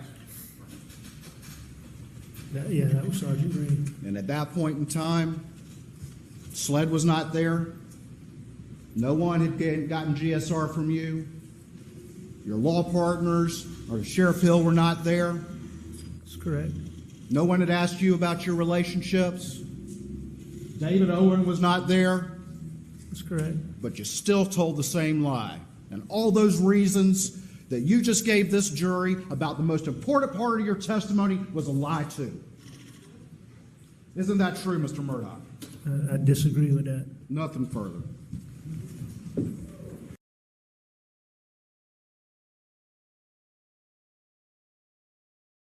Dude, what a mic drop moment for Creighton, right? Like, holy shit, that was so sick, you guys. I know DSM commented, like, checkmate for that. Like, that was so sick. Yeah, and the fake David, all the fake David Owenses. I think another funny DSN who's full of the great comments was like, will the real David Owens please stand up? Okay, so now we are jumping into the new part 14. So we're going to have Battle of the Experts, the Yardstick returns, and the defense rests. So first up, we have a forensic pathologist as a defense expert. So we've just gone over all this, all the relevant stuff with the disclosure for the experts. So hopefully you guys will have some nice context for that. Yeah, I agree, wifey, that it is very cool to watch Alex's reactions to being called out. 100%. Good morning. I want to remind everyone in the courtroom that the courtroom decorum must be maintained at all times. Great point. I just wanted to pause real quick. Great point, random girl. She's referring to Amber Heard. I never even thought of that, but that's brilliant. Great point. 100%. Yeah. Wow. I didn't even make that connection, but you're exactly, you know what? You know what would be interesting to do a video of, now that I'm thinking about it? I never had this idea until just now because you gave me this idea that like, it would be interesting to do a video of like some side-by-side comparison of Alex on the stand and Amber Heard on the stand, because now that I think about it, there are a lot of similarities, which is interesting. Like, I'm sure he never watched that trial and I'm sure he probably doesn't even know who Johnny Depp is. I wouldn't be surprised, but that's what makes it even more interesting. Like, is there something that makes them similar when they don't even, it's not environmental? You know what I mean? Like, they have completely different everythings. You know what I mean? Like, interesting, right? Like the way the strategies and how they're based. I don't know. I don't want to say psychopaths because I'm not diagnosing anybody. I'm just saying like something, like, is there some sort of quality that gives them a similar, I don't even know how to describe it, way of conveying information. Let's just put it that way. But that would be a really interesting thing to do some side by side. Yeah, I think that, you know what's so funny? There's going to be some people who are going to hate Alex more because they hate Amber Heard and they think she's the most lyingest liar of all lies. And like, they're going to like see the similarities and hate Alex more. And the reverse is also true. There's going to be some people who think Alex is the scum of the earth and didn't really know much about Amber Heard. And then they're going to see Amber next to him and they're going to be like, oh dude, she's awful. Like, I guarantee, like, isn't that so fascinating? Like, that's what's going to happen. Everybody's going to be like, wow, I had no idea the other one was so bad. Yeah, it is really an interesting idea. Thank you for that idea, though, random girl. So here we have Judge Newman. He's just scolding the gallery because I think they were like laughing and shit. Allowed to react to any testimony, cheer, jeer, nor speak in the courtroom unless it's during the time I said, let's take a stretch break. Speak at that time, but otherwise we need to maintain order. Can I just say, Judge Newman started so many different things, like bring the jury, we got from Judge Newman. No, like literally that was a whole thing. And really it was Judge Newman, but also EDB, because she made it so fun where every time he said, bring the jury, she played this bring the jury music and she did a little dance. And then I tried to kind of celebrate that also with this command. If Nightbot will do it. But now we hear people say that, maybe not judges, but like people, bring the jury is like a thing that's from Judge Newman. And then there's like, well, he has so many, right? There's like flying too close to the sun. Of course, then there's like the Pootisms, like singing from the same sheet of music and gilding the lily. And a bridge too far. I freaking love that one. But one of the other things, so the main two things in terms of trial procedure we can thank him for is bring the jury and then also the stretch breaks, because that's now been implemented. I've seen from other people too, where or a stand break, because he was the first person that I've seen, and that, other people on LawTube had seen. That was his whole thing. And it's brilliant. It gives everyone a chance to stretch their legs, and, it gives the jury a chance to wake up if they're falling asleep. All right. Pork and beans. Good point. Random girl. And then Emily, of course, would make it fun too with the stretch breaks, where she would play the little music and, do a little dance or whatever. So, but I do love that. And so whenever, that's whenever we hear him say that, we want to make sure that I'm always standing, but make sure you guys, if you are willing and able, if you want to, you can also take a stand/stretch break. Anything before the jury comes? Nothing from state, Your Honor. Your Honor, a couple of sort of housekeeping matters. One is we expect to rest today. We've got 3 witnesses. Oh, shit. Did you say housekeeping? Sorry. I didn't even think about I'm missing an opportunity here whenever they say housekeeping. It's a house. Keeping. Great. I don't know how they could go all day, but direct ought to be relatively quick. We're going to rest today, I believe, and then the state is going to call several somewhere. We've been told up to 4. Maybe it's 5, maybe it's 6, but whatever. I think there's a high likelihood that they will rest on their reply case by tomorrow afternoon, Wednesday morning. Tomorrow afternoon, I believe we can get done and be on track to close and charge on Wednesday, Your Honor. With this caveat. Yeah, random girl. So basically that's kind of what I have. So what's so funny is because I'm always teaching violin, so we always stand to play violin. And so I have my computer on I have this really fun, it's rainbow colored. It's like a rolling cart. It's got all these drawers in it, and it has wheels that you can lock or have unlocked, like casters or whatever. So it's like this cart, and it has rainbow colored. And then I have different stuff in all the drawers, supplies that I use for while I'm teaching, but it's tall. I got one on purpose that was really tall. And then I have a computer, for my laptop, I have a computer stand thing that's also tall. So this entire operation is portable and also tall and skinny. So I can because A, I wanted to be able to move it around. But B, I don't need it to be wide. Anyway, all that to say that the top of the rolling cart thing has, like I said, it has a laptop stand, but that's not very big. So essentially what my point is that what I use for teaching is what I also use for streaming. And it is essentially 2 things. It can be used as a standing desk, basically not wide, but it's got the drawers, right? And it's got a surface. It's like a standing desk, but when I'm teaching, it's just a standing stand for the computer, basically. And I do take notes while I'm teaching. So I guess it is kind of still like a desk, but yeah, so that's kind of how I ended up with this, with me standing. But yeah, I do think it's better for the people, better for our backs. I don't know. You know what I mean? Better for the people. We believe it would be useful for the jury to visit Moselle. What's so interesting, dude, you guys, how much this backfired for them, right? Because the defense, this is where we first start hearing this notion of the jury going to Moselle. This is the first time where the defense is arguing for it, and I think the prosecution argues against it. In the area of the kennels and the house, just to get some understanding of spatial relationships. And so what we would ask is that you ask the jury if they want to do that. I know I wouldn't, if they don't want to do it, I don't want them to do it. If they want to do it, that'd be fine with me, and it needs to be done in an expeditious way. I'm all about consent when it comes to jury views. And obviously, Your Honor's dealt with this before. I don't know we're not going with them, but I don't know who does go with them. No one's obviously going to be able to answer questions. They can see it. And I don't know whether that should take any more than, Roselle's about 30 minutes from here? 40 minutes from here. So that's 40 there, 40 back. An hour on the scene, maybe 3 hours. Are we factoring in traffic? Are we factoring in a stop for gas? Closed, but we believe they ought to be given the opportunity to ask to see it if they want to see it. And I don't know whether that's done by majority vote. I don't know how all that's done, but we're asking they be allowed to do that if they want to do it.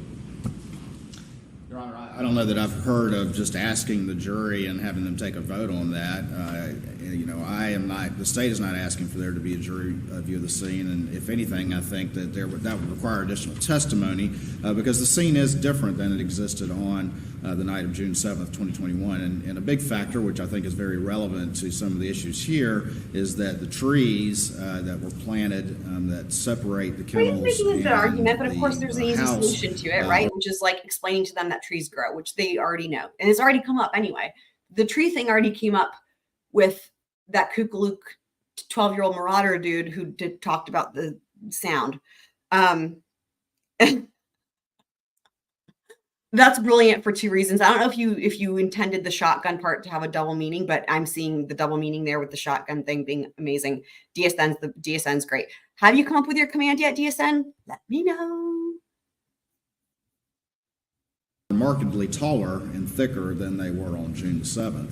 The state is not asking that there be a jury view, and I don't think the defense is either, and I'm not aware of any procedure where we just kind of throw it into the jury's hands to take a vote. So we would object to that proposal. Your Honor, if Your Honor wanted to instruct them, they're only there to see the kennels. There's no issues. They should be viewing the house, or because the scene is we concede that that's changed. But the kennels, the spatial. It's so crazy how this backfires so badly for them, right? The feed room is the spatial between where and to that end, I will say we saw this last night. We're going to do some more today with What the Truck. So now that it's not Cursed Tuesday is what I'm calling it with the computer thing, the patch thing. Cursed Tuesday. I'm going to make sure I always avoid anything important technology happening on the second Tuesday of the month. But that was one thing that we will see when we do intermission and What the Truck is that what he's saying is true, which is like when you see all the pictures that we've had so far of like the feed room from inside of it, you can't tell how narrow it is. And it really was crazy to see it from outside the door frame and that door frame, as we know, was really important because we know Alex was like probably right in that door frame for the first shot. And then we know for the second shot, Paul was approaching and was in the door frame, and Alex had, in my opinion, fallen backwards over the step. And we're going to get to see all of that. And it really does make a difference. I mean, I understand what he's saying. It's just, I think it's so fascinating how it had the opposite effect for them, right? Seeing the pictures where the feed room is compared to where Maggie's body was, compared to where the quail pens are, where the doghouse is. He loves that. You just can't really appreciate the spatial issues without actually seeing them. And if you want to limit it to just the kennels and them not being allowed to in any way deal with the relationship between the house and the and we actually do have some photos from that night and the next day. I mean, I think you can put restrictions on it that would assist the jury if they want it. I don't know whether they vote or whether you ask the forelady. I mean, it's just, I've seen it done where the judge asks the jury, "Do you want to go to the scene?" Now, I can't. Who was his favorite argument? I've seen it done. I've seen it happen before, Your Honor. And then Judge Newman's like never in the state of South Carolina. In the dark ages of the early 80s. And we certainly would object to putting any sort of vote to the jury at this point in time. I've never heard of any such thing. Generally, jury views are at the request of a party, and I'm requesting. That was funny. Again, I don't know that was funny, Pooh. Good job. That it's necessary in this particular instance, or that it would be of particular help or aid to the jury. And if anything, it may confuse the issues again because the property has changed since the night of June 7th, 2021. All right, anything else? No, sir. Okay. Upon request of either side, the court will allow a jury view. I will not ask the jury to decide whether or not they want a view. I think that could invite premature deliberations in the case, or just the mere fact that they would have to discuss that issue, I think would invite premature discussions of relevant facts, what might be relevant facts. If either side wants a jury view, the court will arrange a jury view, and the court will go, The lawyers may go if you want to go. Of course, there are so many lawyers. That's a They're not all going to fit. mammoth team in of itself. Yes. I second this motion, jury visit of the And I breakup can field. advise the 100%. jury as part of the going do it. to the scene that the certain things may not be the same as they were 2 years ago, whenever the period of time was. So if the defense wants a jury view, then the court will arrange a jury view. Cue all of the many songs about things changing. I just bring this to the court's attention. There were literally dozens of people at Moselle last weekend trespassing to get selfies in front of the feed room. I mean, most distasteful kinds of things I've ever seen. So I have to say, I agree with Poot here. I don't often agree with him, but I agree that it is, I'm not a fan of that at all, you know? perhaps before they head out there, some of the security could be in place, and so they have don't. law enforcement security saying ensure that no one is there. Well, Unless, yeah. John Marvin, his brother, is maintaining that property. He had to call the sheriff's department to come remove him, and it seems they have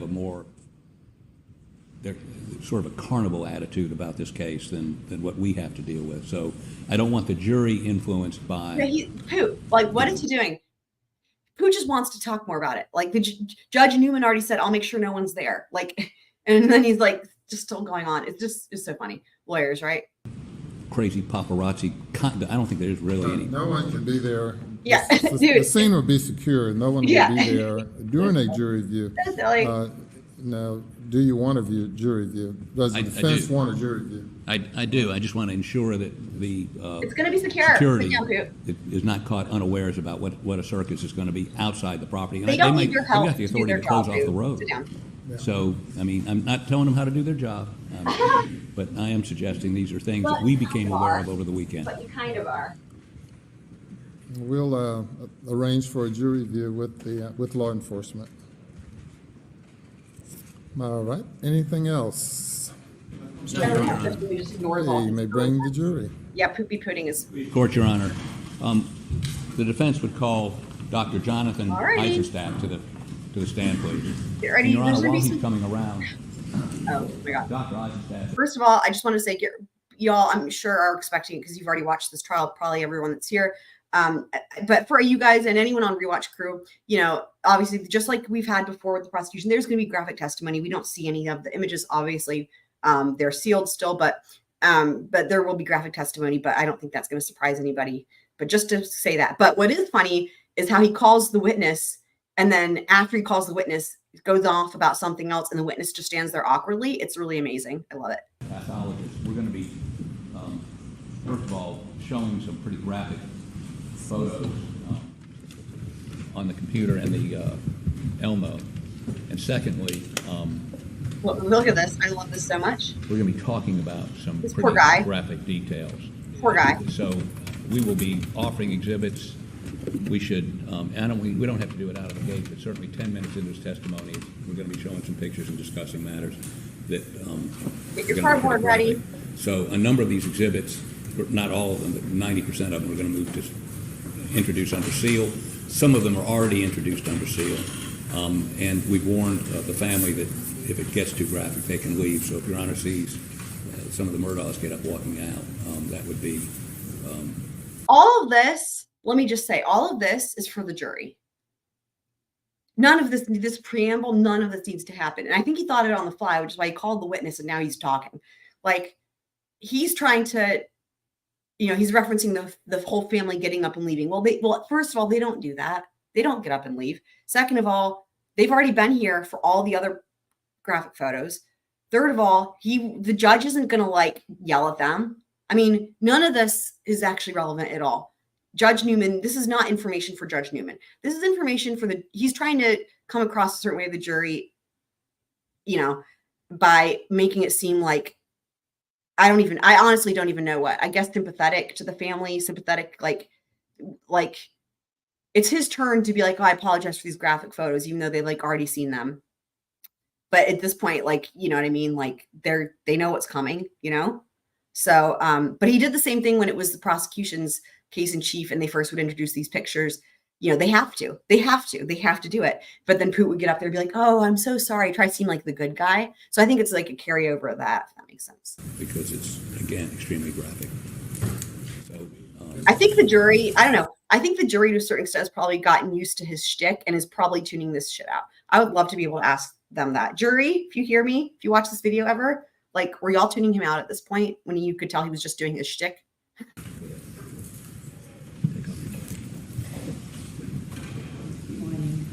Raise your right hand. Stand on the Bible. Do you affirm the testimony you're about to give the court in this trial shall be the truth, so help you God? I do. And you take a seat in the witness stand. Jonathan Eisenstat, Eisenstat. what do you do for a living? I am a medical doctor who specializes in forensic pathology And where do you practice medicine? in the state of Georgia. Could you tell the jury, please, what forensic pathology is? Sure. Forensic I know, right? pathology is a Girl? subset of pathology which really deals with My ticker. investigating the cause and the manner of someone's death. Cause and manner. Okay, and let's get a little bit of your history. You went to the same medical school as Dr. Reimer, I did. and then after, I think you went to the University of California at Davis undergraduate? That's correct. I grew up in California. Graduated from there in '93. You went to the Sackler School of Medicine, as did Dr. Reimer, and you graduated in '98. Yes, sir. And then you did a residency where? Well, when I came out of medical school, I initially wanted to be a surgeon. So I started out in general surgery in Staten Island, New York, and quickly realized it was not the profession I wanted. Beautiful profession, but not for me. So I transferred into a pathology program. This is all up in New York, out in Long Island. And to become a forensic pathologist, you first have to do what's called anatomic pathology, which is hospital-based pathology. If you've ever had anything taken out of your body, surgery or blood or anything, that goes to the pathology department. We look at it. So I'm glad you said this, random girl. So technically speaking, officially, on the record, you're allowed to lead an expert on direct.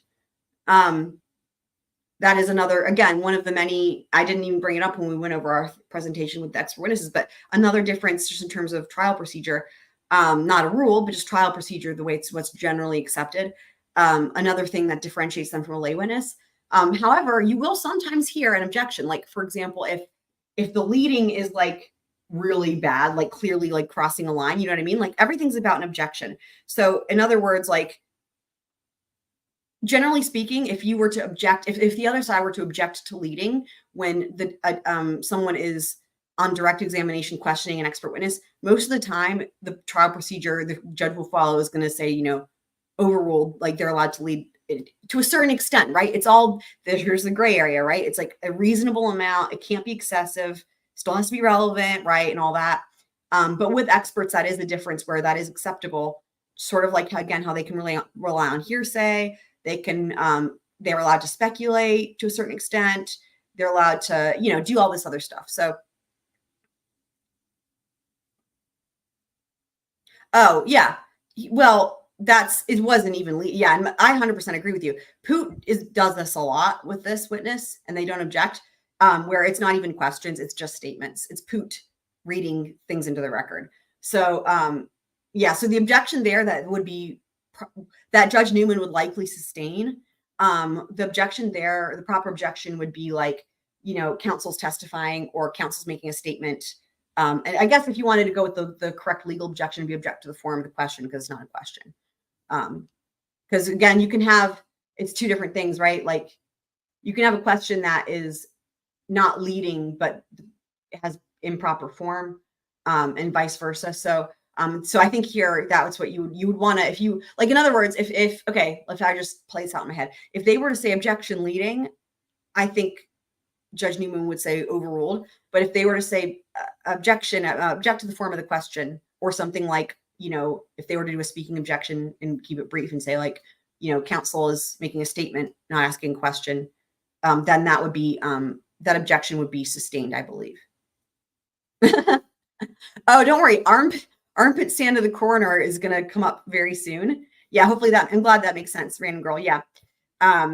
Which I would love. I freaking love objections and the different objections there are.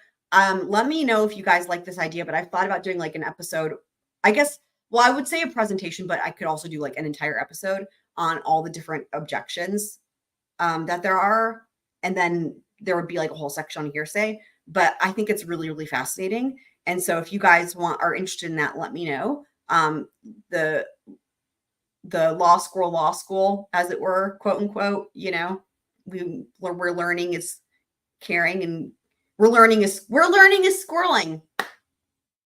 Yeah. Or we're squirreling is, I don't know.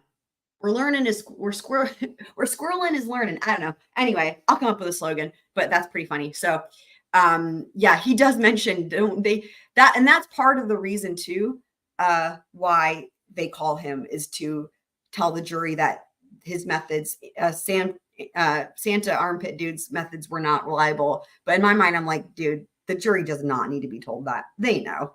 Diagnose it. We tell your doctor, and your doctor will tell you what the diagnosis is.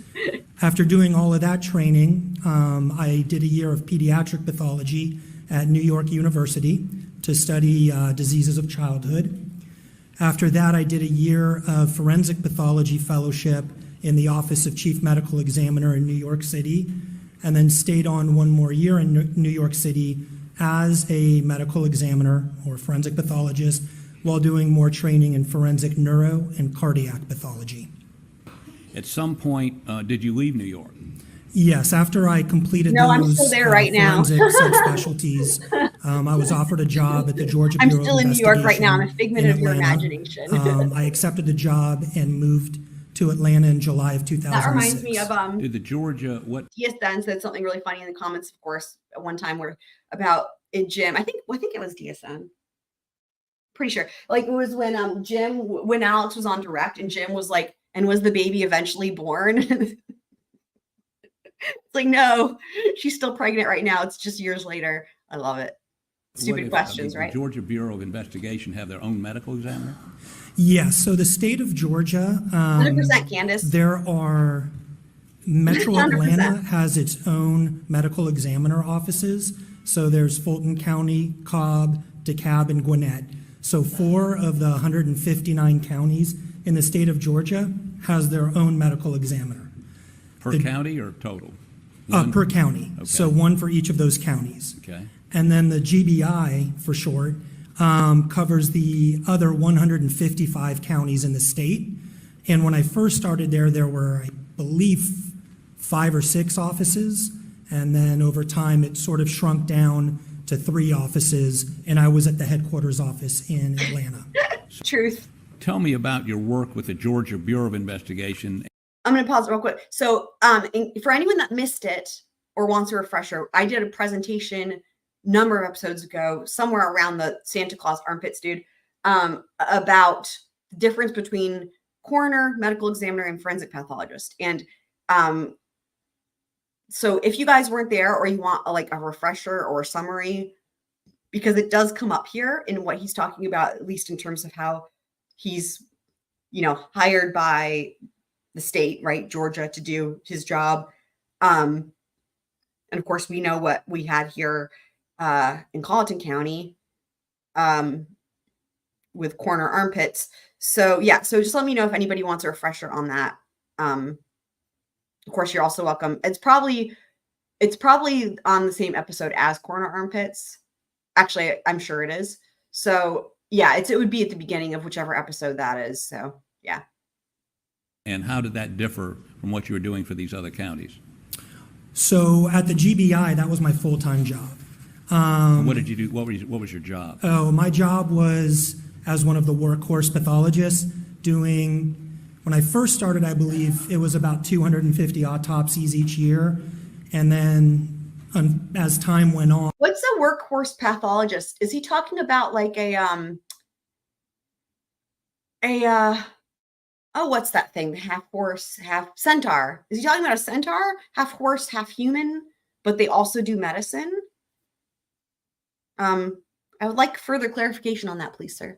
On the caseloads increased. And so I would say I was doing anywhere between 250 to maybe 350 autopsies per year. I would be testifying in court. We had residents that would rotate. So the hospital pathology residents would rotate in our office. We would lecture. And then that went until 2014 when I was promoted to Deputy Chief Medical Examiner. So at this stage in your career, when you're doing autopsies, typically, how did those folks expire? So those are sudden, unexpected deaths. Whether they are The way just, Poop says we don't know what expired. happened. You know, a 45-year-old Makes me think of, like, individual a thing found of dead in milk a going residence. bad. No one knows why they died. We How would did they get those expire? cases. But then, obviously, all of the traumatic and non-natural deaths would be investigated by the medical examiner. So anything from car accidents to gunshot wounds, stab wounds, fights and somebody died, things of that sort. Okay. So you did autopsies on people who died of under traumatic circumstances, Absolutely. including gunshots? Yes. So then in November of 2015, I became the chief medical examiner for the state. For the state of Georgia? Yes, sir. But I was now involved in more policy writing, administrative duties, going down to the legislature and lecturing. It was during the opioid epidemic. So there were a lot of things going on. So but funny. I So don't when believe I heard that part, I was like, interesting. I'm surprised no one actually. Okay, essentially, it would be in the realm of his expertise to talk about the opioid epidemic, right? And I was also surprised that, like, maybe if there was maybe a missed opportunity, because the state only asks very few questions, actually, with both of these experts that we have today. The cross is very short. But like, I'm like, wait a second, opioid epidemic, dude, that means he has knowledge and experience and training related to opioids. Like, can we ask him some questions, please? Like, I have questions. Okay, DSN is saying, I did a year of improv training at Improv Asylum in Boston. Yes, this makes sense. This tracks. That makes perfect sense. I love it. I bet they were freaking hilarious. And it seems like he works kind of in some sort of computer field now. I mean, just computer smartness. So, but there's some people that are just smart with computers and do other things. But that having that inside information about what I'm calling, what did I say I was calling it? What was it? Something Tuesday? I forget what I already gave a name and I already forgot it. Not Doomed Tuesday. Do you guys remember Something Tuesday? Gosh darn it. Okay, well, I had a funny name for it, but the Tuesday, where it all goes to shit. Like, I don't know how does one learn that? But like, that is good information to have. Like, again, we learn a lot here on Law Squirrel, and that's something that no one would know. Like, were you not here? And it's like things you learn even though you were expecting trial, right? Natty Shortness is elaborating here also. Did a few open mics in Providence. Okay. Do you I feel like DSN, I feel like you would appreciate Larry David. And I think that also what you're saying, he's echoed that same statement. Where he hated doing I guess in his case he's like, I hated it because he was like, I hate looking at people. But anyway, but yeah, it is, I love it because all of y'all are super funny. But Daddy Shortens is just like, there's a level of like, I don't even know what, of like wit, even with stuff that isn't outward, like obviously funny. Like the Brit, I said it before, I'll say it again. I'm saying it again now. I literally warned you guys that this would happen, but here we go. Like the Britt Duffield thing. I'm like, gosh darn it. How did I not think of, like, that is the best thing. Like, I'm never gonna stop raving about that. And there's been so many funny things, but the Britt Duffield is like just those 3 words and nothing else. already, it's just brilliant. Like, you don't like that's how you know it's good, right? You don't need any setup, you don't need any whatever. Like, just that is great, I think. Started my actual We love you, DSN. We love all you guys. business probably until about 2013 or 14. Okay, I've misread this. So tell us what that is called and what you do. So that's called Eisenstat forensic pathology. It's nothing fancy. And really what I do is an attorney or a family may call me, ask me to review a case or to perform a private autopsy. I think this dude's very credible. And if I have the time, I'll accept that. If it's just a record review, I'll review the records and I will tell the attorney what my opinions are. If my opinions support what they are hoping, then I may hear back from them. If my opinions don't, I probably don't ever hear back from them. Have you ever been qualified to testify as an expert in the area of forensic pathology, especially in gunshot wounds, in any state or federal courts? Yes. So throughout the state of you see Georgia, how we just obviously. The relevancy, because we just went through all of this with these questions, right? And hopefully you guys are like, yeah, wow, like this is all making so much sense from the opening presentation. As far as gunshot wounds in other states, I've been qualified as an expert in forensic pathology in a number of states. Disaster How many Tuesday, states yeah, have I you think been that's what it qualified to was, testify yeah. in as forensic pathologist? Oh, Right, Just- 100%. probably in the area of 20, 25. Okay. And you've been qualified in the state of Georgia by both state and federal courts to testify about gunshot wounds specifically. Yes, sir. And have you done autopsies on people who are the victims of a shotgun wound? Yes, sir. Okay. Do you have any idea on how many occasions you've done that? Oh, I'm sure myself, I've probably done, 75 to 100 or something to that effect, and then been involved in many more. So I will Okay. say, they're always talking about like training, education, experience. Him and Dr. Reimer were like trained and like educated at like same places.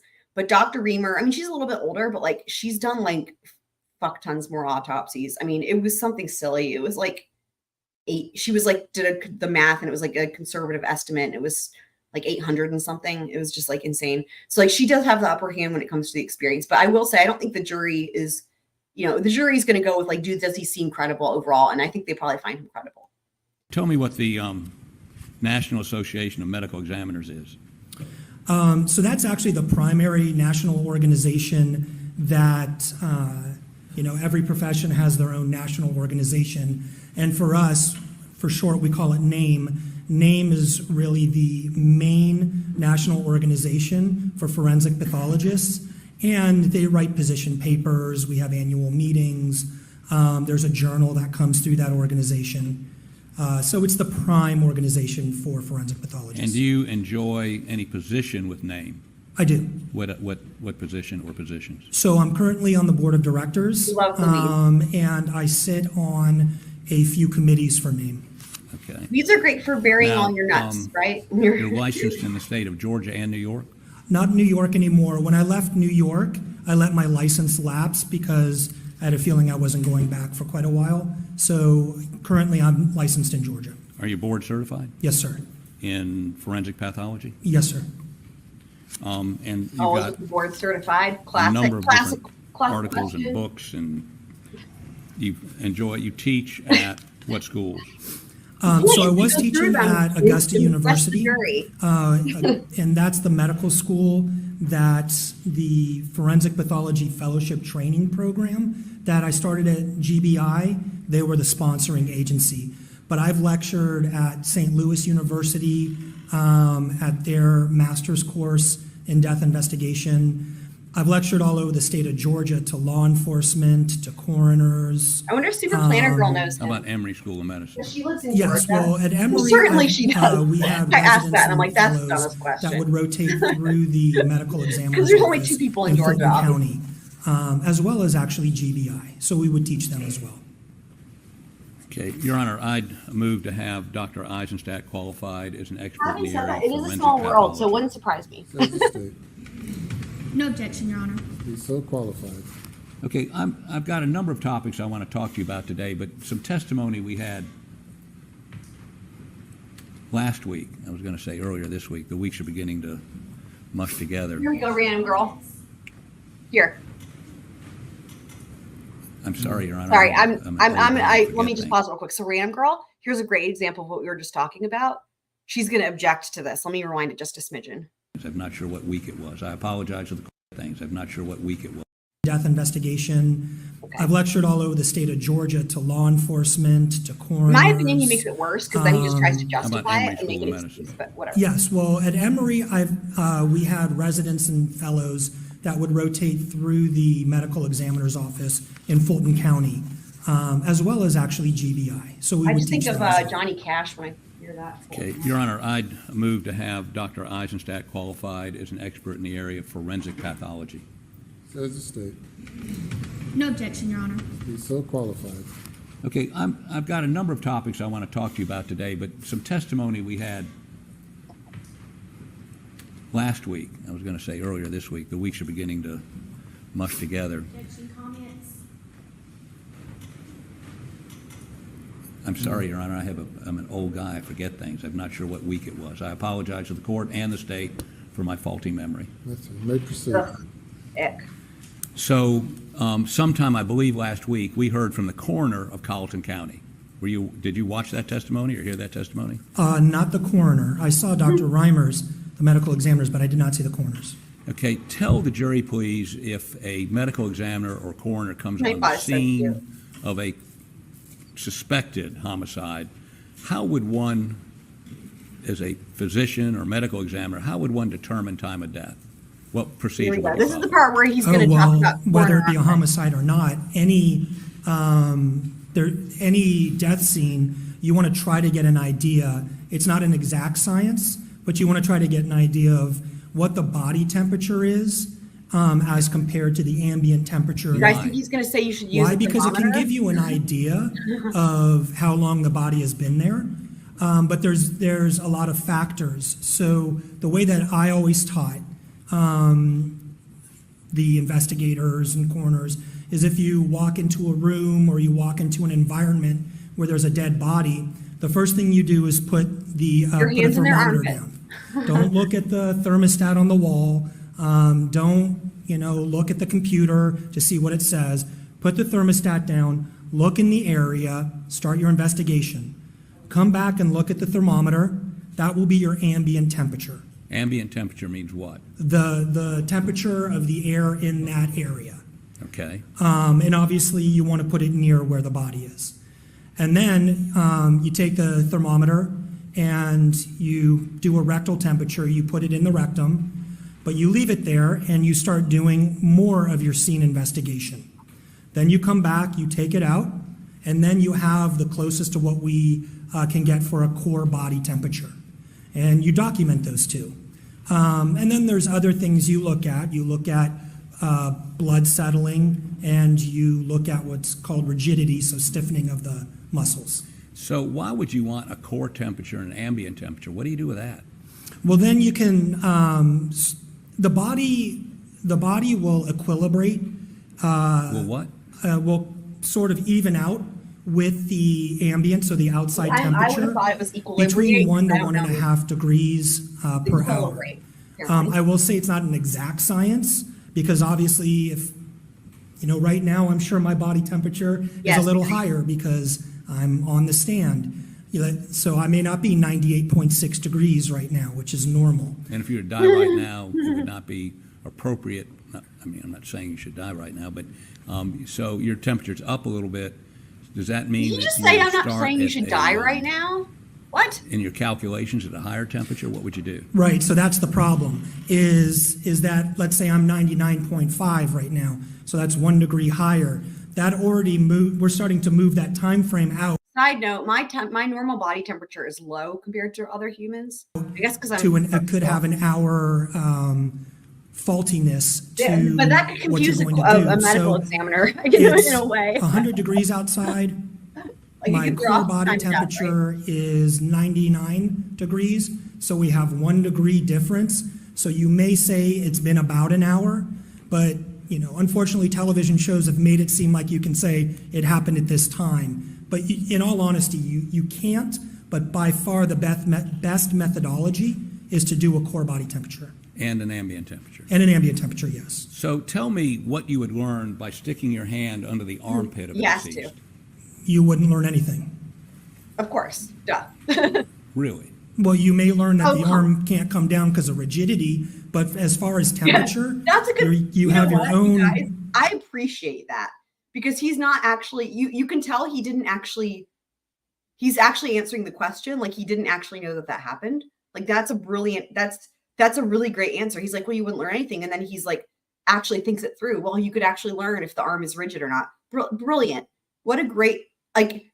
In my mind, I would just be laughing if it was me on the stand. I would just be just laughing. I know there should be a armpits. They called him on purpose, random girl, on purpose because he works for the state. So the state didn't call him, right, for that reason, because it's a disaster. So because the coroner, again, is employed by the government, but it's an elected official. So it's not like you can only blame, like he's been the coroner there reelected. What did he say? 40 years or something, like maybe longer. So that means he's just reelected every 2 years. And so it's really not the government's fault, right? But he is a government employee, but the people could vote for somebody else. But anyway, they didn't call him because he's a disaster. So that's why they brought in Dr. Reimer. So she doesn't work for them. Like she was an expert, right? They paid her. So that is a good question though, because I know it is confusing. And that's why it was weird when it was like, why is he calling him? But that's why, because the government, like the state doesn't have to call anybody, right? They didn't have to call him. And so that left it open for the defense to call him. And the point was to be like, look at what a shitty investigation, a shitty job, you know? And they did it with knowing that they were going to then call this guy. That was their strategy. They'll call him first. He's a disaster. And then they'll call this guy. Because if they didn't call him, the state wouldn't have, and we would never have even, if the defense didn't call coroner armpits, we wouldn't even have that gem of a clip. We wouldn't even know that existed. We would not even have this entire joke with our, like, can you imagine how sad that would be? So I'm glad they called him for that reason. But yeah, so, but yes, essentially you're right. It does. Well, okay. It's not impeaching because impeaching would be like making a false statement.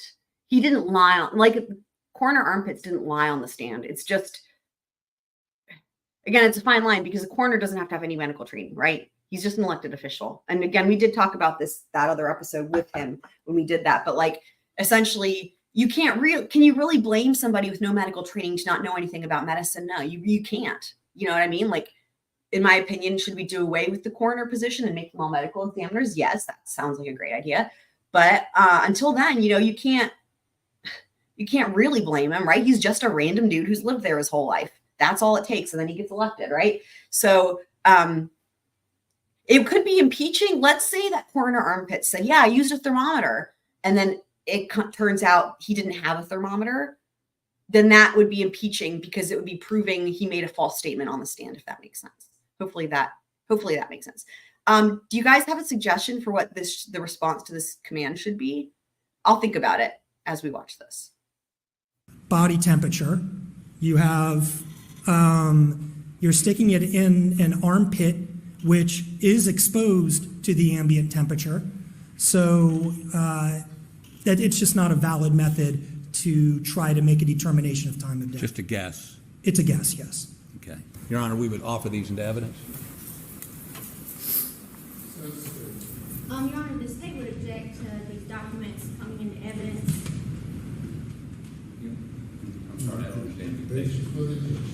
Your Honor, Dr. Reimer testified to her reports. These are reports by Dr. Reimer.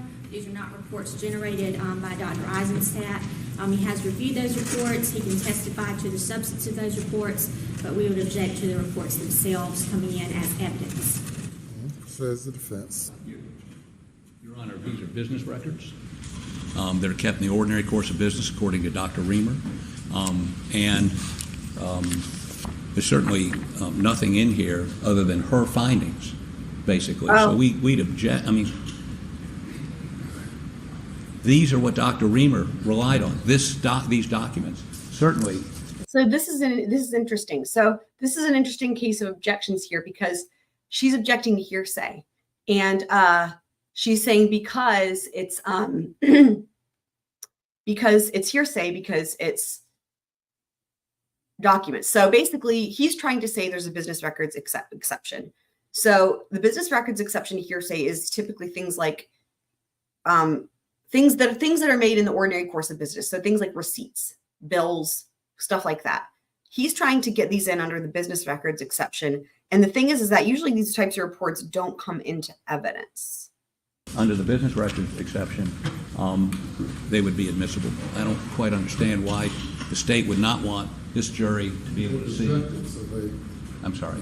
The state has objected, so the Very argument is great. not why Thank we you, would Judge not Newman. want them. Business records exception, I'm sorry. I haven't seen the exhibit. I can't rule without seeing what they are.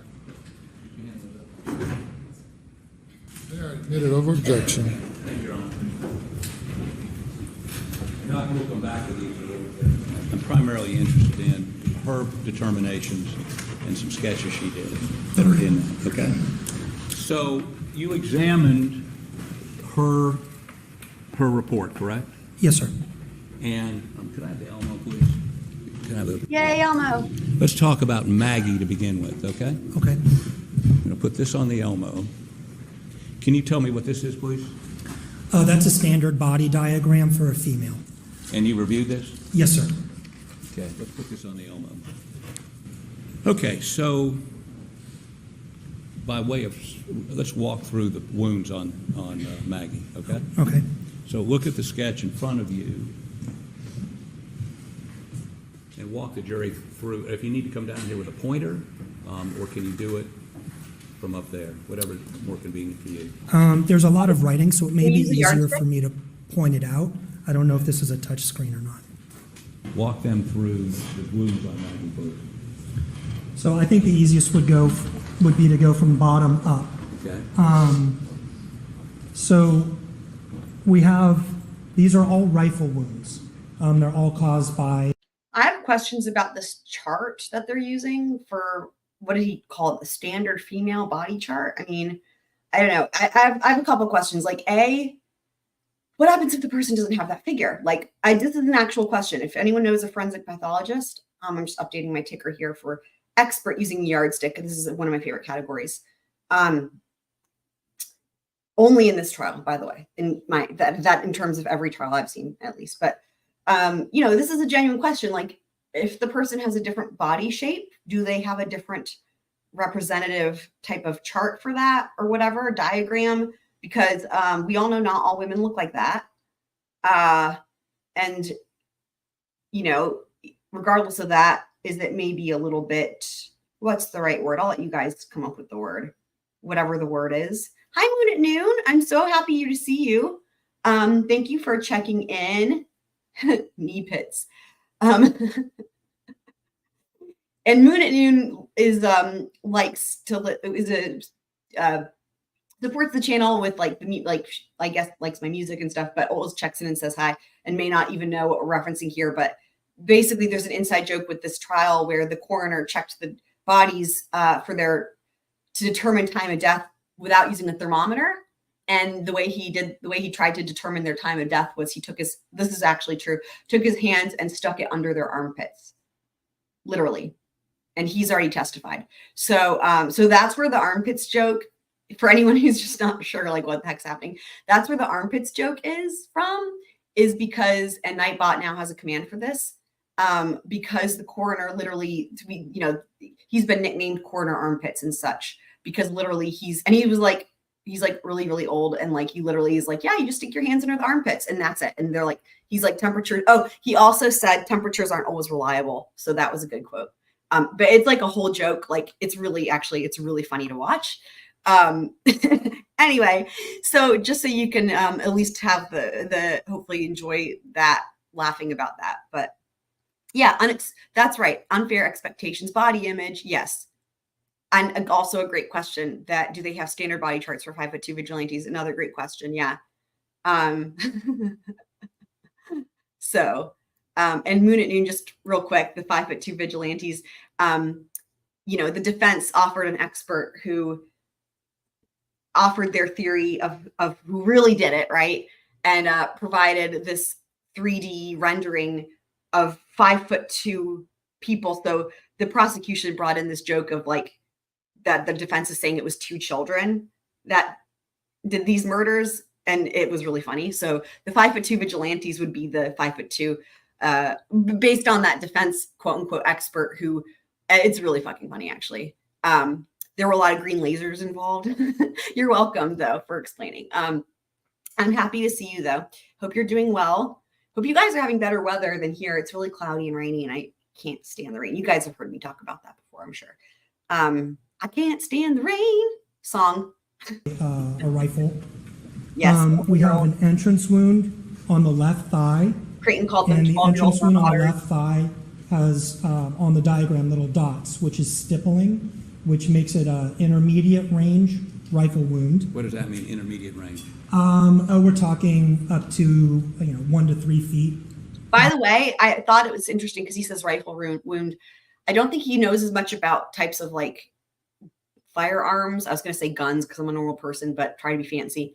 Firearms as like maybe Dr. Reimer or other people, because like rifle is a really broad term, but just so no one gets confused, he's not saying that there's all of a sudden like a new type of injury or a new gun. Remember, the 300 Blackout is a type of rifle. It's an AR style platform. So an automatic rifle. So it looks completely different than your rifle from like the 1800s, right? If you picture like olden times, whatever, like that type of rifle, those look completely different than ARs, even though they're both types of rifle. And remember, where does rifle come from? Rifling on the projectile. That's the whole thing. So the whole thing about a rifle, so there's really a lot of different types from my understanding, right? Is like a lot of different types of firearms can be categorized as a rifle if as long as they produce rifling on the bullet or the projectile, then technically it falls under that category, is my understanding, which of course, as you all know, came entirely from this trial. So, okay, we'll see you in 30 DSN. Wow, that sounds lovely. Yeah, it was definitely not nice here yesterday either. Armalite rifle. Okay. For some reason, I thought it was automatic, but again, I don't know anything. So Armalite. Okay, interesting. I actually never knew that. I learn something new every day. Yes, barrel length. Thank you, Minute Noon. Indeed. But hopefully you guys know what I mean. Like when he says rifle, he's still referring to the 300 Blackout. I just didn't want anyone to get confused and think that there's all of a sudden like a new type of weapon involved. Because when I hear just rifle, like my context image, like the imagery that comes to mind is a rifle, like, like olden times, like I said, so, like the type that you would have seen probably in like a freaking, oh my God, why am I blanking on the name? The movie, oh my God, Rust, like the Rust movie, like I feel like a lot of their props that they had for guns, a lot of them in my mind look like kind of what a picture with a rifle. But anyway, it is the 300 Blackout. The end of the barrel to the actual skin where the bullet goes through. Okay. And I agree with what's Dr. Reimer put here. That's the medial left thigh. Now we flip the body over and we have the right. Yes, that's what I think of so when I this think is of now rifle. the left side, and we have the corresponding exit wound on the back of the left thigh. So I agree with the like I said, I fire, have no the experience directionality, from studying them in trials. that it's an intermediate range rifle wound. So you and Dr. Reimer agree? Yes, we agree on this one. Okay, next. Moving up, we can go here to the torso. So we have another entrance rifle wound on the upper right torso. It's, as per, I obviously can't see the inside in this, but as per the autopsy, it goes through a number of organs, goes across, and comes out the bottom left back of the torso. And I agree with that, with her finding on that as well. Let me interrupt you 1 second. Yes, sir. Prior to your agreement or disagreement, did you look at the autopsy photos? Oh, absolutely. Did you look at her report and her notes? Absolutely. Anything else you looked at? I looked at some scene photos, and I believe that was it. Okay. but you're relying on her photos. Yes, the most important for me is the autopsy report, the autopsy diagram, and the autopsy photos. Yeah, I guess Moon at Noon. I don't know that I've ever And heard now, them called assault weapons. Is that a thing? I don't recall that I've ever heard them called assault weapons. I know assault, like assault and battery. I don't know. Maybe there's like a connotation. Again, I'm not in this world, so I don't have any relation to these things. I guess are you saying assault like AR? Sometimes people call it assault, and I guess it would be wrong still. But like in my mind, AR meant automatic, but it means Armalite. But I guess maybe are you saying some people think it means assault? I don't know. But yeah, I don't have any. I just don't. I think this country has a lot of problems. I'll just leave it at I'll that. focus on A, C, and then the Yeah, I'm abrasion 100% not armed at all. I have arms. But that's it. the graze wound of the abdomen. And this is where I differ in opinion of directionality. So you agree with her on everything except this one? On Maggie, that's correct. And you indicate that both of the directions of both of those, one that goes down this way and severs the brainstem, and then the other one that goes down and through her breast.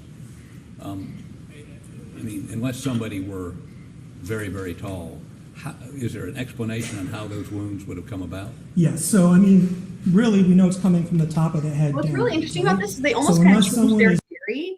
Like we know the theory from, and I'm curious what you guys will think about this because with this expert and the next one, they're offering like in my mind, it's a completely different scenario. Like they've now dropped the theory of 2 shooters or children, 5'2" shooters.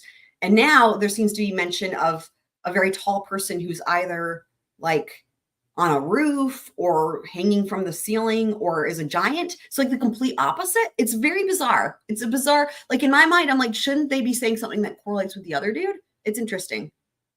Good morning, Super Planner Girl. Hey, do you know this guy? This guy is from Georgia. I think lives in Georgia still. I made a joke before you got here about that. There's only 2 people in Georgia, so you must know each other.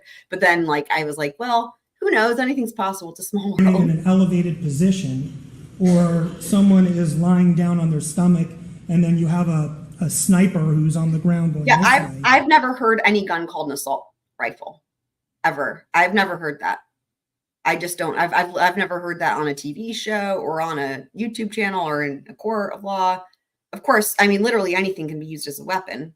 So I've never heard it called assault rifle. Again, in my mind, I thought the A meant automatic rifle, but I was wrong. It's Armalite. But I thought it meant automatic. I never have heard of an assault. I've never heard of anything following the word assault unless it's assault and battery, like the legal charge. Or yeah, you're charged with assault and battery. That's my reference to assault. Really, and we see this in people who are going to open the door because someone's knocking on the door and a gunshot comes through. If you're leaning, as I was saying earlier, if you're leaning forward, let's say the first shot here gives her significant pain. I agree with Dr. Reimer on that. And she's leaning over like this. Yeah, I'm really actually kind of baffled by this entire thing about the assault because I'm surprised. Like assault it speaks to intent. Like you can't call anything. You couldn't call anything assault. Like even the example of an assault chair. Like anything can be used as a weapon. But additionally, also logically, what follows is like you couldn't call anything. You couldn't label anything assault blank because assault speaks to intent, and an inanimate object has no intent of its own, right? So like just from using critical thinking skills and logic, like you shouldn't, like this is why I'm actually really surprised because it doesn't what's the right way to say this, like it's actually like improper English, like and it's like lacking I don't even know what to call it, critical thinking, common sense, like nothing. Like a thing cannot have intention on its own of any kind. Like, I don't know, I'm just really, this whole thing is surprising me. And again, I had not heard this before. That's why I'm genuinely surprised. I'm trying to I'm like, why is that like that? But again, I've actually just, again, not heard that. So this is news to me. And my go-to is beyond anything. People can feel any type of way about guns or any type of weapon or whatever. I think that's not even like, to me, I'm like, oh, that's like improper English. And that's assaulting the English language as it were, in a way. That makes sense. If I don't want to hit you, I'm sorry. I have a gunshot coming like this. Now I look at it, the body lying flat on the table, you can see how it goes straight down. So the explanation that I think is probably most feasible here is that she's leaning forward, most likely probably in pain from the abdominal wound. And the second shot? Same thing. Okay, Thank you for clarifying that. That makes sense. That makes sense. Yeah. The photos, and if you'll stay right where you are, and then I'm going to maybe have you draw something up there. I haven't quite decided yet. Could I have... Thank you so much for being here. We'll see you next time. Random girl. So this is the shot you would disagree with Dr. Reimer about. Yes, this is the only shot I disagree with. And her explanation of this was what? I mean, what was it was going up? Yeah, she stated that it was going upwards. It would have entered the breast and then gone up? Right. And the reason you disagree with that is?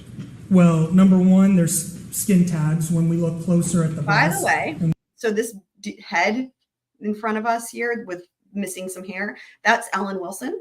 I've pointed this out before, and I'm going to do it again, which is that I really like pointing out, I've seen him present at like every single episode I've done, which means every day of the trial. I don't think there's any day that we haven't covered, like, again, there's maybe some things that we've missed, but skipped over certain things, but every day, we've done every day. Like we've not skipped a day. Like that there's no way. Like we've done every single day. And every time I've noticed him there at the prosecution table. And I'm pointing this out again because the time is drawing nigh, as they say, like NIGH, when he takes a witness on the state's rebuttal case.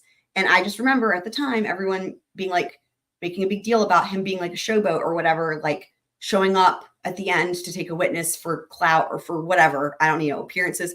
But that's why I keep making an effort to point out he's been here the entire trial, all day, every day, with the prosecutors, with their paralegals, with their support staff working.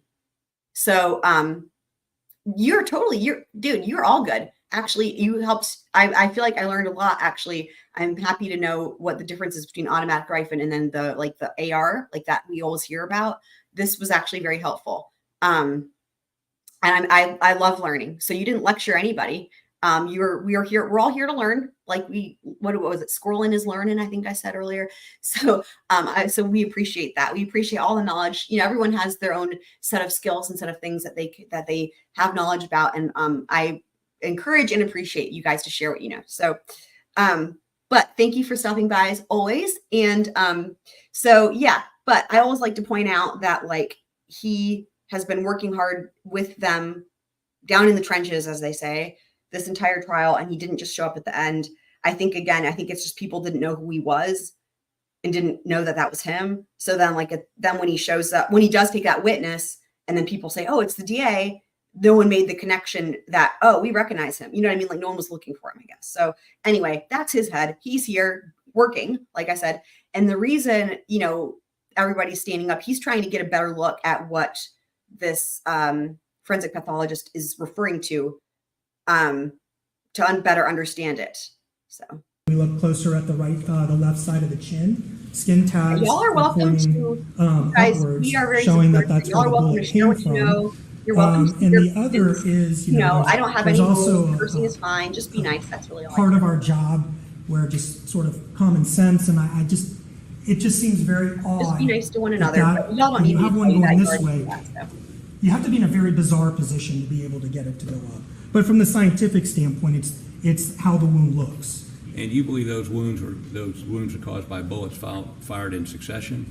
Oh, I wouldn't be surprised. Tell me what this depicts. This is a beautiful depiction. I don't mean to use that word. I'm sorry. Beautiful is not. I didn't mean that. That's from a forensic pathologist. It's a classic book example of the lacerations coming and pointing downwards. The skin tags are pointing upwards. So skin tag, skin tag, skin tag, all pointing up. where the bullet's coming from. The lacerations are pointing down, which is the direction the bullet's going in.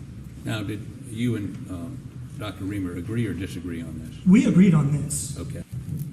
So your job is to look at the photos and determine whether or not the original pathologist was correct or incorrect. That's what we hired you to do, right?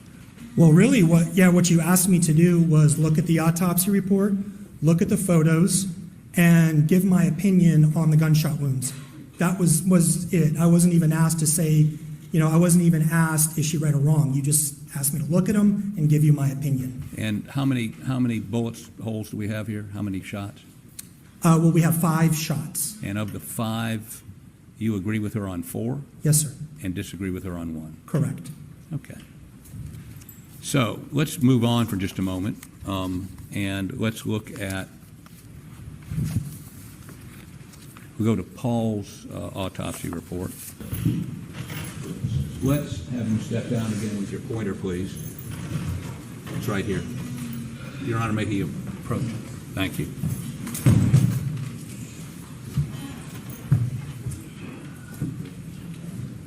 So how about detail what she indicates are the wounds to Paul? And we'll start, at the bottom and go up. Sure. Okay. So there's 2 shotgun wounds to Paul. One is on the chest and one is on the head. Okay, let's talk about the chest wound first. Sure. So the chest wound is also an intermediate range, so 1 to 3 feet. Shotgun wound that goes across the chest, does not enter into the chest cavity. It leaves near the armpit, and then the pellets themselves disperse, and some of them go through the arm. I agree with her on that, both on the range of fire and the directionality. Okay. So the other shot resulted in his head exploding? Correct. Okay, explain to the jury what she said and then what you believe, and we'll talk about why the difference is in just a minute. Okay? Sure. So in her autopsy report, she stated that she believed the entrance was coming from the left side, went up, and then it exited the top of the head. To me, this is a contact range shotgun wound to the top of the head that caused extreme pressure buildup in the head from it being contact, leading to these types of fractures, and that the pellets, so the shotgun wound comes in, the wadding will start to open up. Yes, this trial happened about exactly a year ago, just over a year ago. So this trial is over. However, unusually and specific to this case, there's been a lot of things happening after that. That is not usually what we have. Normally you have the trial is over, there's appeals, but you don't really hear too much about it. And you might hear the appeals denied, that which is what usually happens in the vast, vast, vast majority of appeals. That's it. But in this trial, there's been a ton of things that have happened after the fact, and a lot of other things regarding like jury tampering and, a whole slew. Like there's a lot of activity that's been happening. And in fact, Alex Murdaugh, the defendant here who was convicted, was even in the news just the other day due to federal indictments where they came out and said he lied on a polygraph, and then they are revoking his plea. So anyway, there's still a lot going on, and there's all these other like related cases that are still going on related to him. There's still a lot of mystery, and actually that's the reason why, like, what happened was in the wake of all of the clerk of court potential jury tampering. Again, this came out like in August of last year. So like 6 months after the trial or something. That's when I learned that there were people who hadn't really watched the trial, but because they were hearing about what was going on after the trial, they were like, wow, this is like crazy. And I want to go back and watch the trial. And so I was like, holy crap. Like I just assumed everyone had watched it. but I think it's amazing. Like, essentially, this is really unique where somebody's people, in other words, some people got into this trial after the trial because of new things that happened after the trial. That's just really unheard of. And like, they're going back and watching the trial because of all the stuff after the fact. It's really, really unique. So that's when I was like, this is my favorite trial of all time. And I think this case presents the greatest mystery of our lifetimes, and probably more than that. There's answers that we'll probably never even get. Like, this is a really unique case, and it presents a great challenge for the brain. And, you know, again, there is just, it's like the real life mystery, like better than a movie, really. And so that's when I was like, you know, I never in a million years thought I would have the opportunity to like cover this trial. But I realized when people were asking me for suggestions, like, hey, like, I'm new to the trial, I want to catch up, I want to watch the trial so I can understand what's going on after the fact, you know, what should I watch? And I was like giving people suggestions, and I was like, what the heck am I doing? Like, I should just cover the trial. And so anyway, so yes, this trial is over, but like, it's not over in the way other things are over, because nothing's really ever over with Alex Murdaugh. Like, we still don't know anything. That's really the thing. It's like, and this trial itself has still so much in it that, like, you know, people will say, and I say every single time, is like, even when you've watched it many times, you're going to have new things pop up. Like that's happened repeatedly as I've been covering it. I'm like, all of a sudden I realize something new, or like, there's so many details. It's very complex. Like, it's a great challenge for the brain. This is such a complicated and complex case with more mystery around the details. It's really special. So yeah. So, okay. No, you're all good. You're all good. Yeah. I'm happy to answer any questions that you have. 100%. You know, there's a lot of people who have jumped in and out who maybe saw part of the trial or didn't see any of, you know, so I love answering questions and explaining stuff, and I'm happy to. The only challenge for me with this case is trying to make a summary. Like, I feel like I've actually done a pretty good job of that at this juncture, because this case is like really hard to summarize because there is so much about it.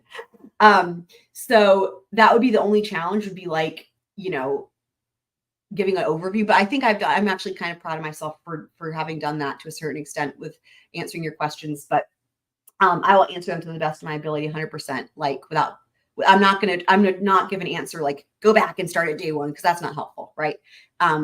So anyway, but yes, it is very, and that's probably, so you remember seeing the news. Yeah. I mean, like I said, he's still been in the news, like, since he got convicted. Like, he's still, like, it is never, and it's just never over. You know, we've realized together, going through this series, we've realized a lot of things that we've not even heard anybody realize. And when I say realize, I don't mean make stuff up. I mean, like, you know, there's really good evidence there's things that happened in this trial, and things that were, you know, because Alex, one of his things, right, was he talked, like, he gave a bunch of interviews, like, I say interviews, you know, interview/interrogation with law enforcement, right? So there's that. He was a chatter, right? Like, he talked to everybody, and then he spent 2 full days on the stand, you know, which you rarely see with defendants. So, and during the whole time, he's running his mouth and making up more stories. And so it's like, there's so much to work with, like, and there's so many little details that just get missed because there's so many other details that it's like, you know, so anyway, it's really, we really have been going through and like trying to make sure we didn't miss anything, like going through all of it. And then, you know, all of it based, of course, on like the evidence that came in at trial. There's there's speculation on the internet or whatever. And, you know, whenever people ask about that, anything specifically, you know, I give my opinions on that. And, you know, I can usually prove why, like, actually prove like why they're just mistaken. You know, well, I can't speak to what anyone's intentions are, but, you know, it is easy to be mistaken with anything if you don't spend the time and energy to really learn it, right? But with this trial, that's especially true because it is very complex and there is a lot to it. So I totally don't fault anybody for being mistaken or confused about, you know, something. And, you know, but I just think the only problem is like, if you put it on social media, then it spreads, right? And then people think it's actually factual. And anyway, but what I'm just saying is like, we really go off of what came in at trial. And, you know, I've pulled up all kinds of documents, court documents and property deeds. It's been super fun. Trials do take a lot of time. Yes, indeed. Yes. I mean, this trial was 6 weeks, I believe. And I don't even remember when I started episode or part 1, but yeah, I mean, following a trial, like, I love following trials, gavel to gavel. You know, you guys all know that, but like, but this trial is the one, it's like the gift that keeps on giving, if you, as it were. Like, I feel like you could watch the entire thing gavel to gavel 100 times and you're still going to have questions and you're still going to miss things that you could still go back and learn more and catch more the next time around. It's just I don't know of any trial that really quite is like that, where it really, I feel like it makes you smarter. I really do, but that's my personal opinion. But yeah, so, and you know, y'all, I'm sure are aware, shortly, the Chad Daybell opening statements, I need to keep an eye on that. We'll be starting at some point shortly. Again, it's hard to say because I know that channels are getting ready to go live before the opening statements start. So, but yeah, anyway, okay, let's keep going. And y'all, as always, feel free to ask questions if you have them. I will do my best. All of that pressure. I am indeed a law nerd. Thank you. I take that as a compliment. Thank you. What's there, because the pressure needs to get out somehow. And then the head would have been down like this, and the pellets lodged here, this is so fascinating, into the left shoulder, and then you can see that the pellets are going down into the tissues of the left shoulder. He has a completely opposite theory. So you believe the wound that I'm a law nerd and a music nerd. Was where? Where would the shotgun have been? Hardcore. Well, it would have been to the I'm even top nerdy back from of his music, head. And how far away from the head? Nerdier. Oh no, it would have been pressed against the head. So it'd be a contact wound to the back of the head. Again, Correct. I've said it before, and this dude is really credible. I think the problem is this, right? And we heard Dr. Reimer talk about it, and it's going to come up again, is there's this book that Poot calls the Bible of shotgun wounds or whatever. It's going to come up here very shortly. But I think the thing is he has less experience with like maybe the wounds itself, or maybe as we know, right? Because we heard the number of autopsies, him versus Dr. Reimer.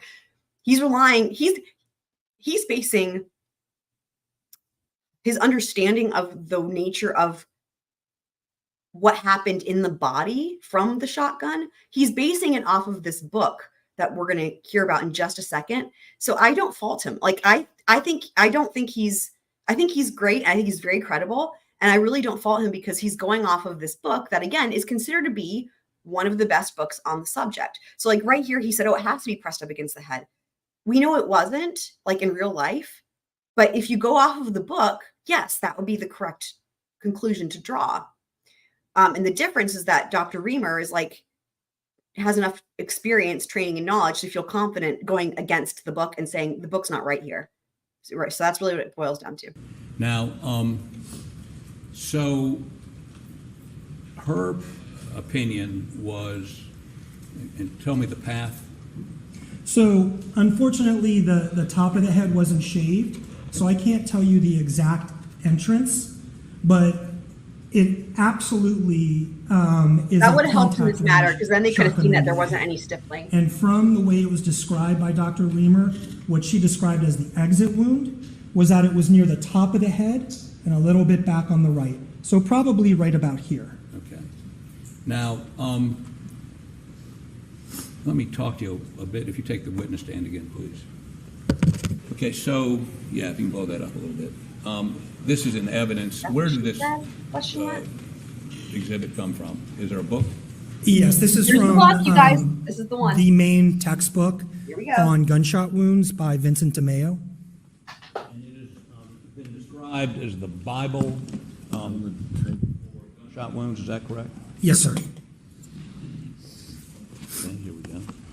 And that's, I think we asked Dr. Reimer about this book, and she agreed, right? Yes, sir. Okay, so I'm pausing it. So here's what she actually said. One pathologist told me this is the Bible of gun wounds for pathologists. Is that correct? Well, there's a lot of literature, and this is a highly respected primary source. It's not the only. But what are you asking me about?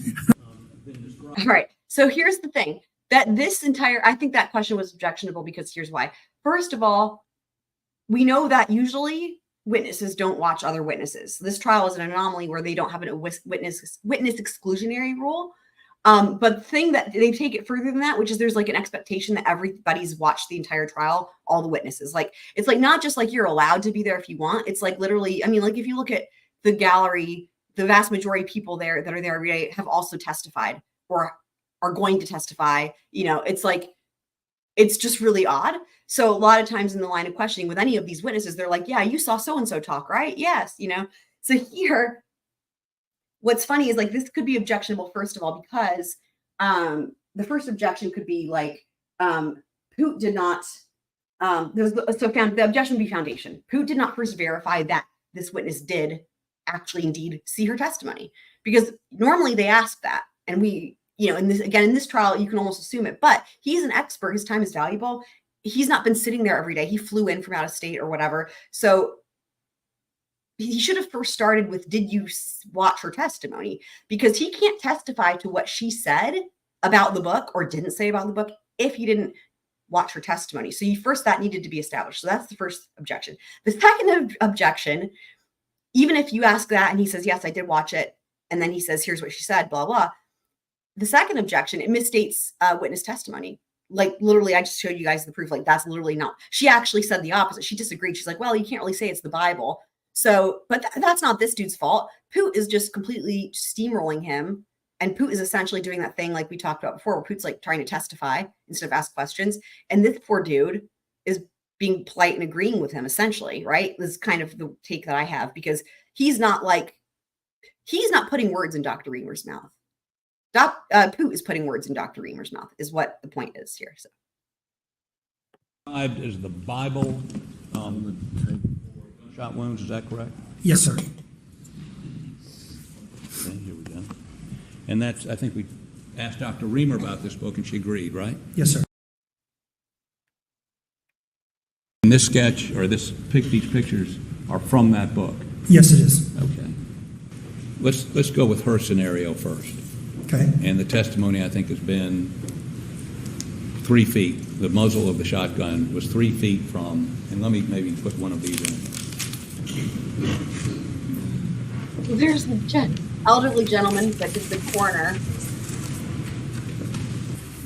Now, the wound in the center of his chest, you and she agree on directionality.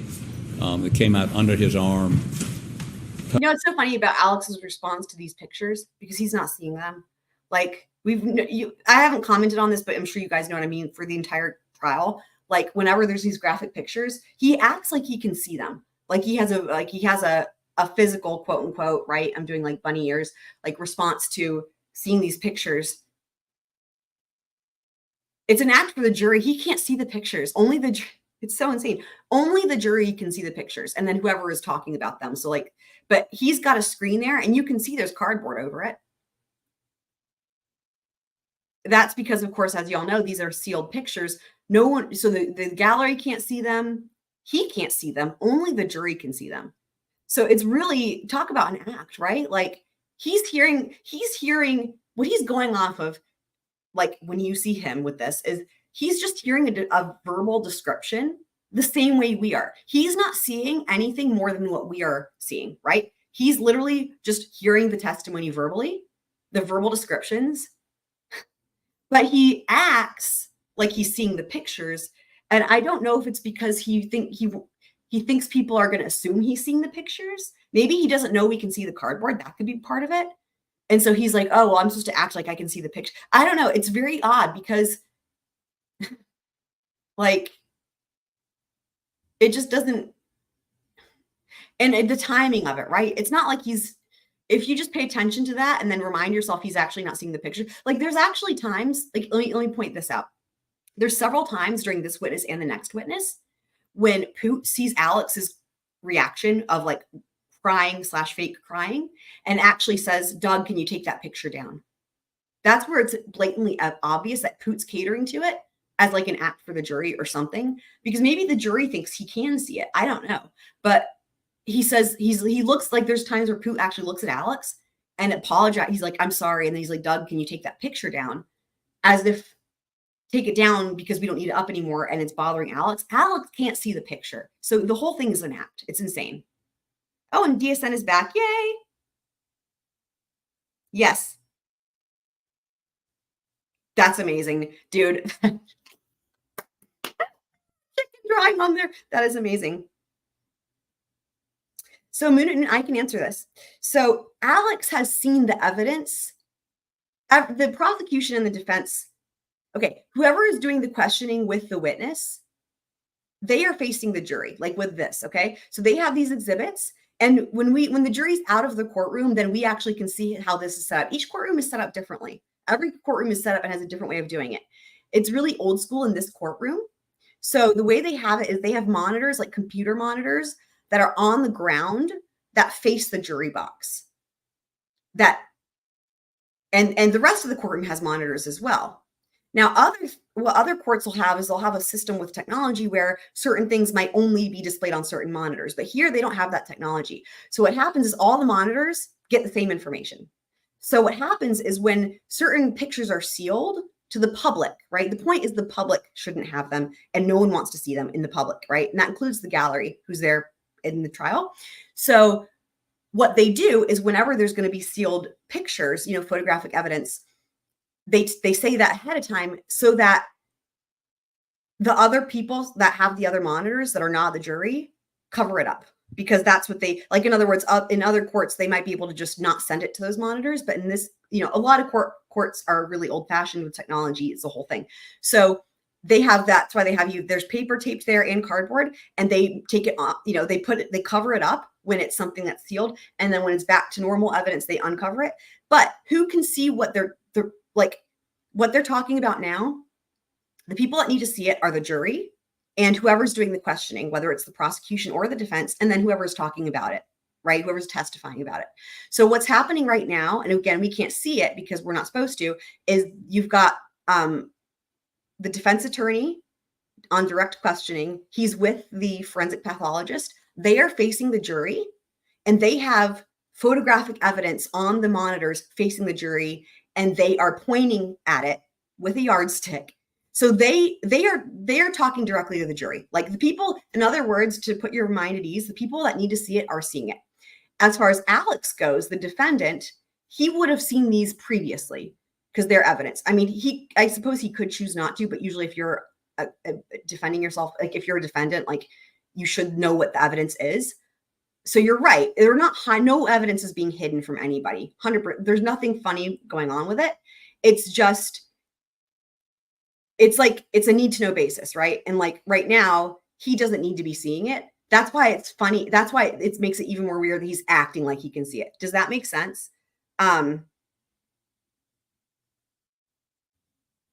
So, and just again, to just reiterate how this works, let me pull up, let me show you. I can put your mind at ease. I can put your mind at ease. I'm going to do this. I'm going to do this. I'm going to do this. Don't you worry. So when I say it's on the screen, let me show you what they're seeing. Let me pull this up.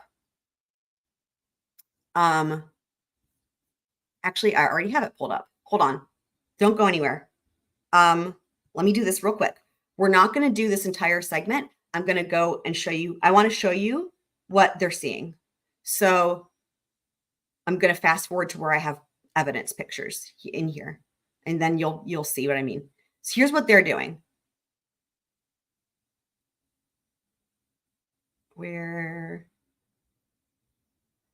Hold on, don't go anywhere. There's a better example. Let me find the better example. Hold on.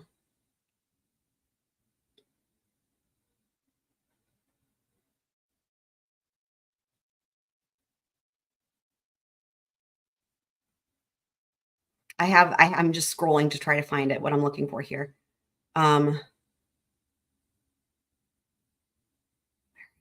is it? Where is it? This might be after this. Hold on. Sorry, I'm fine. It'll just be a second here. Hold on. Right after the black truck.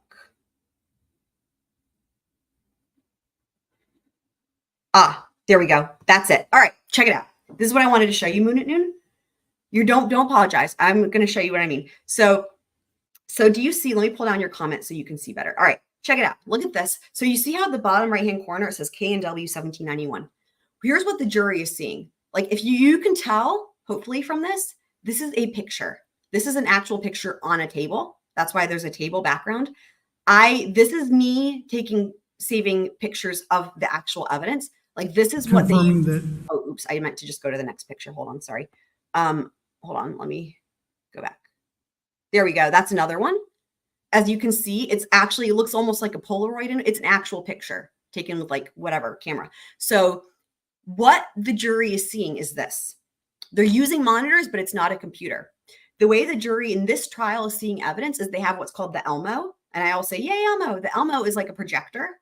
Think about old school back when you're in like elementary school and they have the thing and they get the clear stuff and they write on it with the pens and then they project it. You know, hopefully you know what I'm talking about. It's really old school. That's what they use in this court. They don't actually do it digitally. They use the Elmo.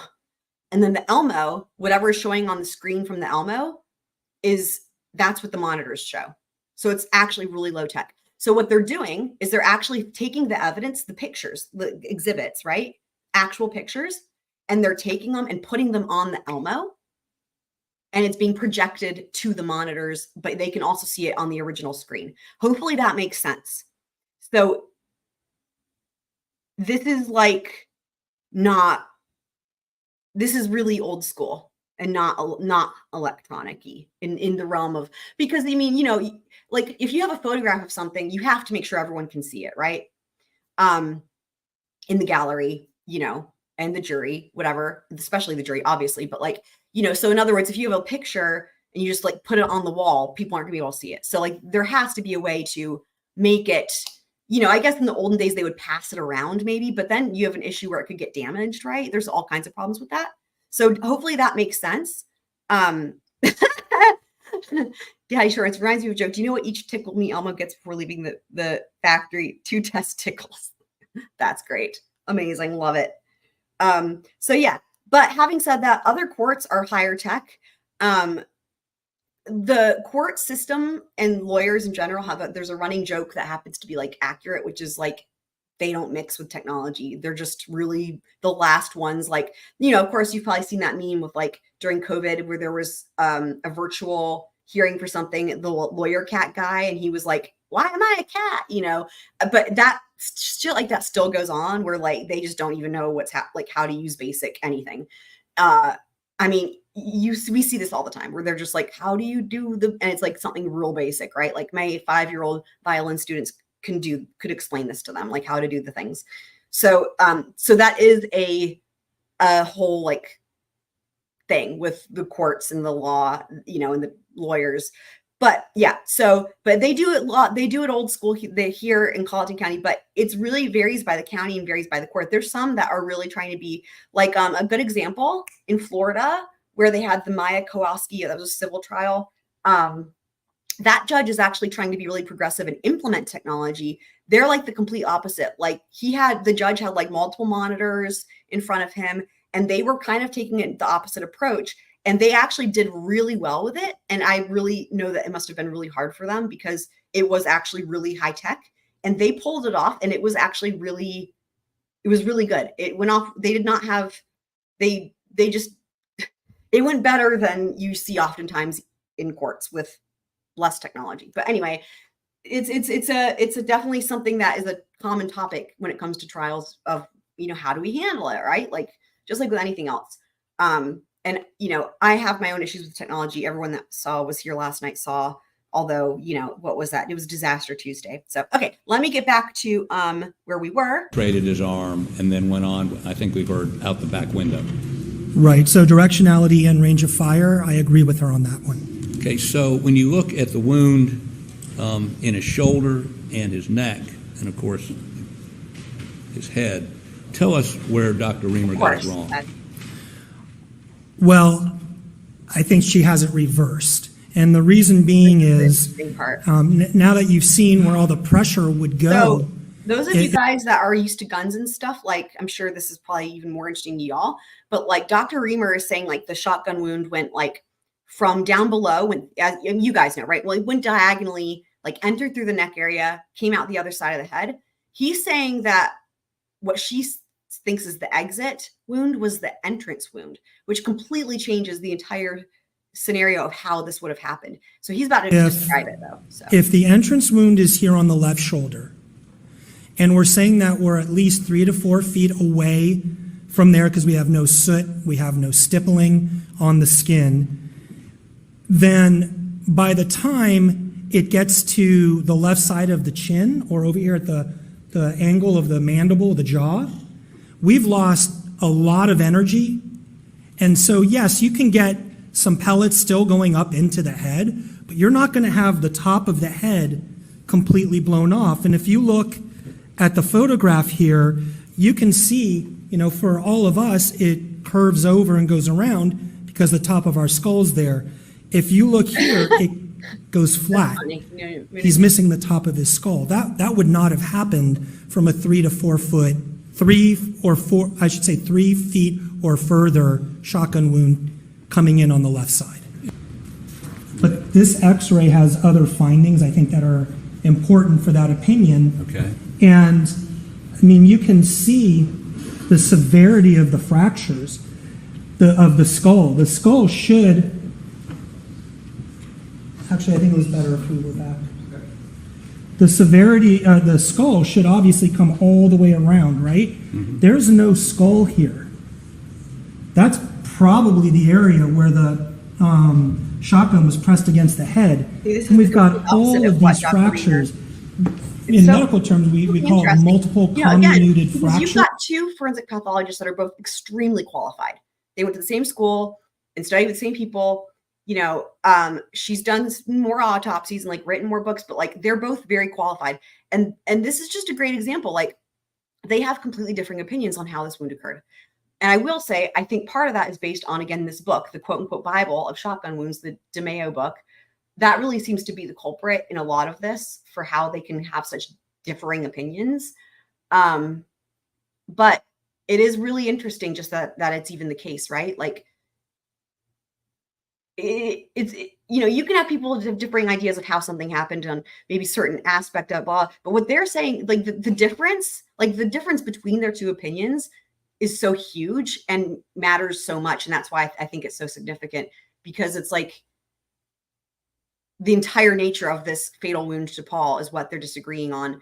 And it doesn't just change that, but it changes everything about you know, theories on where the gun was and where the shooter was and who could have done it and all this other stuff, right? Like it completely changes the entire scene of what happened. So,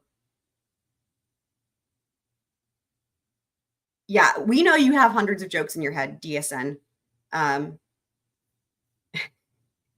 Because we were talking earlier, for anyone who's just kind of getting here or popping in and out, we were talking earlier about how Daddy Shortnuts, aka DSN, has experience with like improv and comedy, and he's one of the funniest people. So this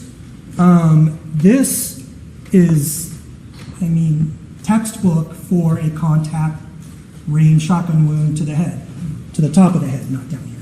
And okay, so in your opinion, if it had happened the way Dr. Reimer said, you would not have the directionality of those pellets in the shoulder down, correct? And you would not have that kind of devastation to the skull. Wouldn't be enough energy. That's correct. You may have some what we call linear fractures, so little lines of fractures, but you wouldn't have the top of the skull completely gone. So, and the skull, I mean, the brain would leave the cavity, or in this case, did it leave the cavity? Yes, it did. And under what kind of force? I can't give you an exact, you know, number. The forces are usually in what are called newtons, but it's the buildup of that pressure in the skull. It's even in that textbook. Brains being eviscerated in shotgun cases are from contact wounds. So if you're the person holding the gun to the skull, does any of that energy go up the barrel of the gun? Well, yes, once that, like I said, it builds up in the head and then it comes back up. So that's what causes the brain to be pushed out. There's going to be pellets that will come out. There'll be other bodily fluids that will come out and will go up along. It'll basically be what we call back spatter or back motion. But in a violent way. Yes. And What the the person hell holding question that is gun, that? would they be But in subject a to being violent covered in way. that What? material? What are you Yes, they talking would. In a very forceful way? Yes. Okay, so let me show you I a mean, couple. how else do you get back splatter? Tell us what we learned from this.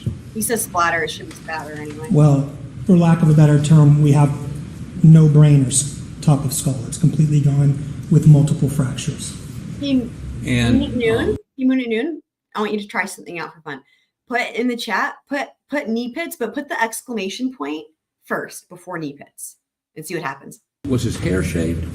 No, sir, it was not. Would that have been the normal practice, the prudent practice, the required practice? Yes, I would have liked to have seen it shaved to help determine an entrance versus an exit wound. Okay. But with this autopsy Or anyone photo, for that you matter. can't Anyone really that wants to tell. test it out, put exclamation point. What would you knee pit. expect if it was an entrance wound? A contact entrance wound? Right. Well, I can tell with this photograph that it is a contact entrance wound due to the severity of the injury.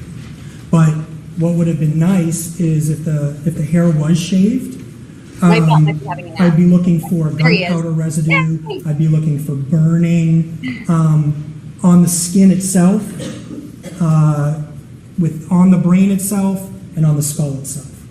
So the first shot, I believe Yeah. you agree to the chest snipe that that? Dr. Reimer is correct. I do.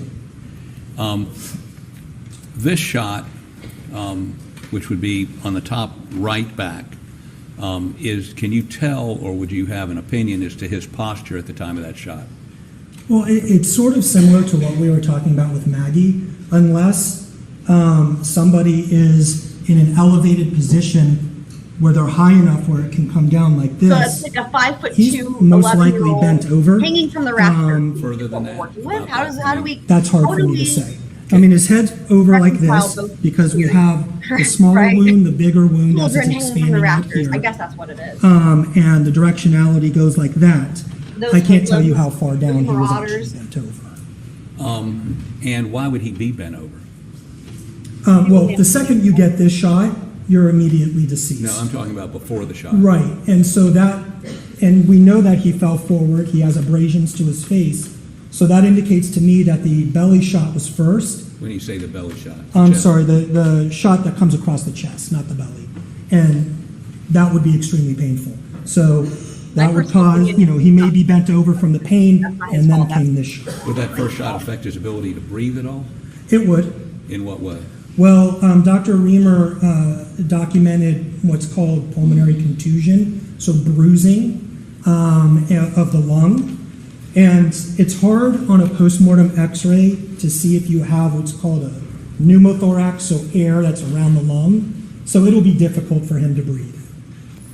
Okay, so you believe that he was in pain as he bent over, and then Well- somebody shot him in the top of the head. Well, yes, this is a painful injury. Okay. Now, Wifey, do you know? ask you Oh, about sirens a on my couple more ticker. Hold on. things.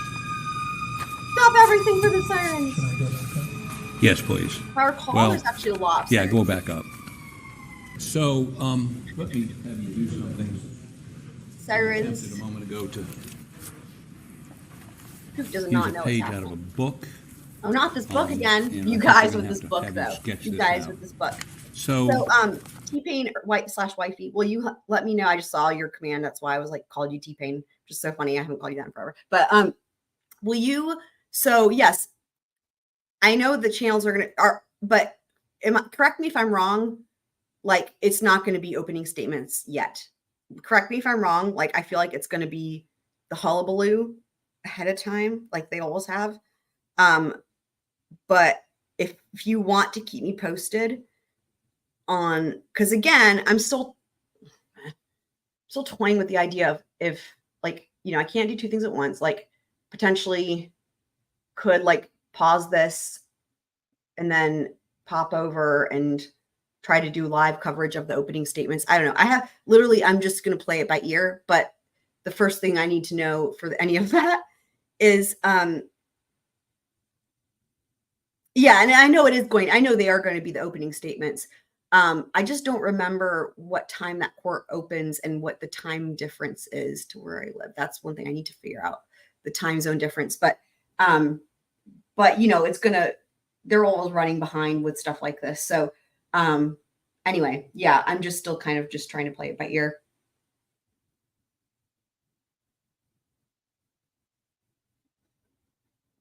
Yeah, just if you want to keep me, yeah, that would be great. Because I don't know, I'll just kind of see, like, and again, I know you guys last night were all like, do what you want to do, you know, but it's really up to y'all. Like,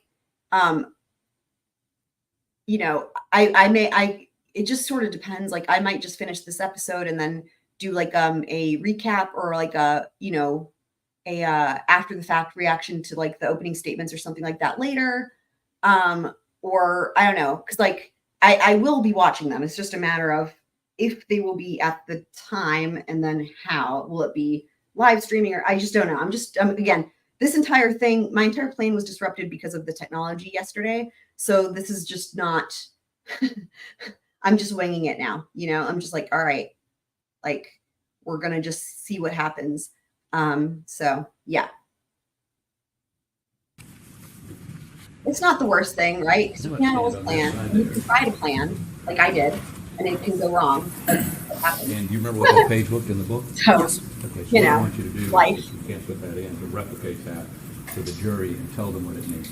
Sure. Okay, do you want to take a Okay, Moon at Noon, if you're still here. Okay, great, thank you. Great, now you can actually see what they're doing because it's not a sealed document, right? So here's a great example. This is like what they've been doing for the jury the whole time, but the cameras didn't show it because they can't, because of the, you know, it's sealed.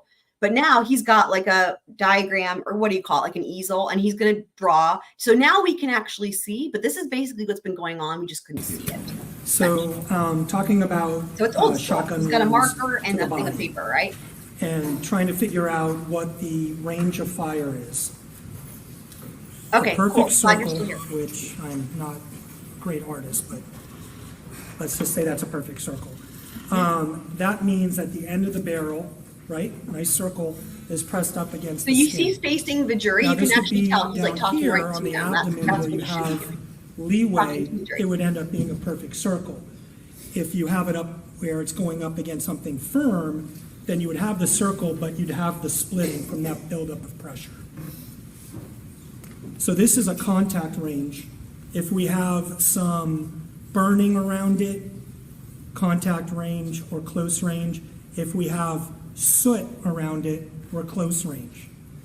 Now, from the first picture that we looked at, all those pellets coming, and then they start to slowly open up. So now what we've got is sort of looks like a cloud, right? We call it scalloped margins. I feel like we So all now kind we're of are moving out a familiar little with bit this further. earlier in the trial. We are, you know, in that area of maybe 2 to 3 feet or so. And then as we continue moving further and further, Yes, Anne. we get Yes. the scallop margins, Like but then we get Pictionary, right? Did holes. you guys ever play Pictionary? And it doesn't have to be perfectly around it, but we get That's holes not a funny joke, it's just from the individual So pellets that's what that I have got now about moved out. drawing what I'm And saying. so if we start seeing individual pellets, we're saying usually the end of the weapon is 4 feet or further.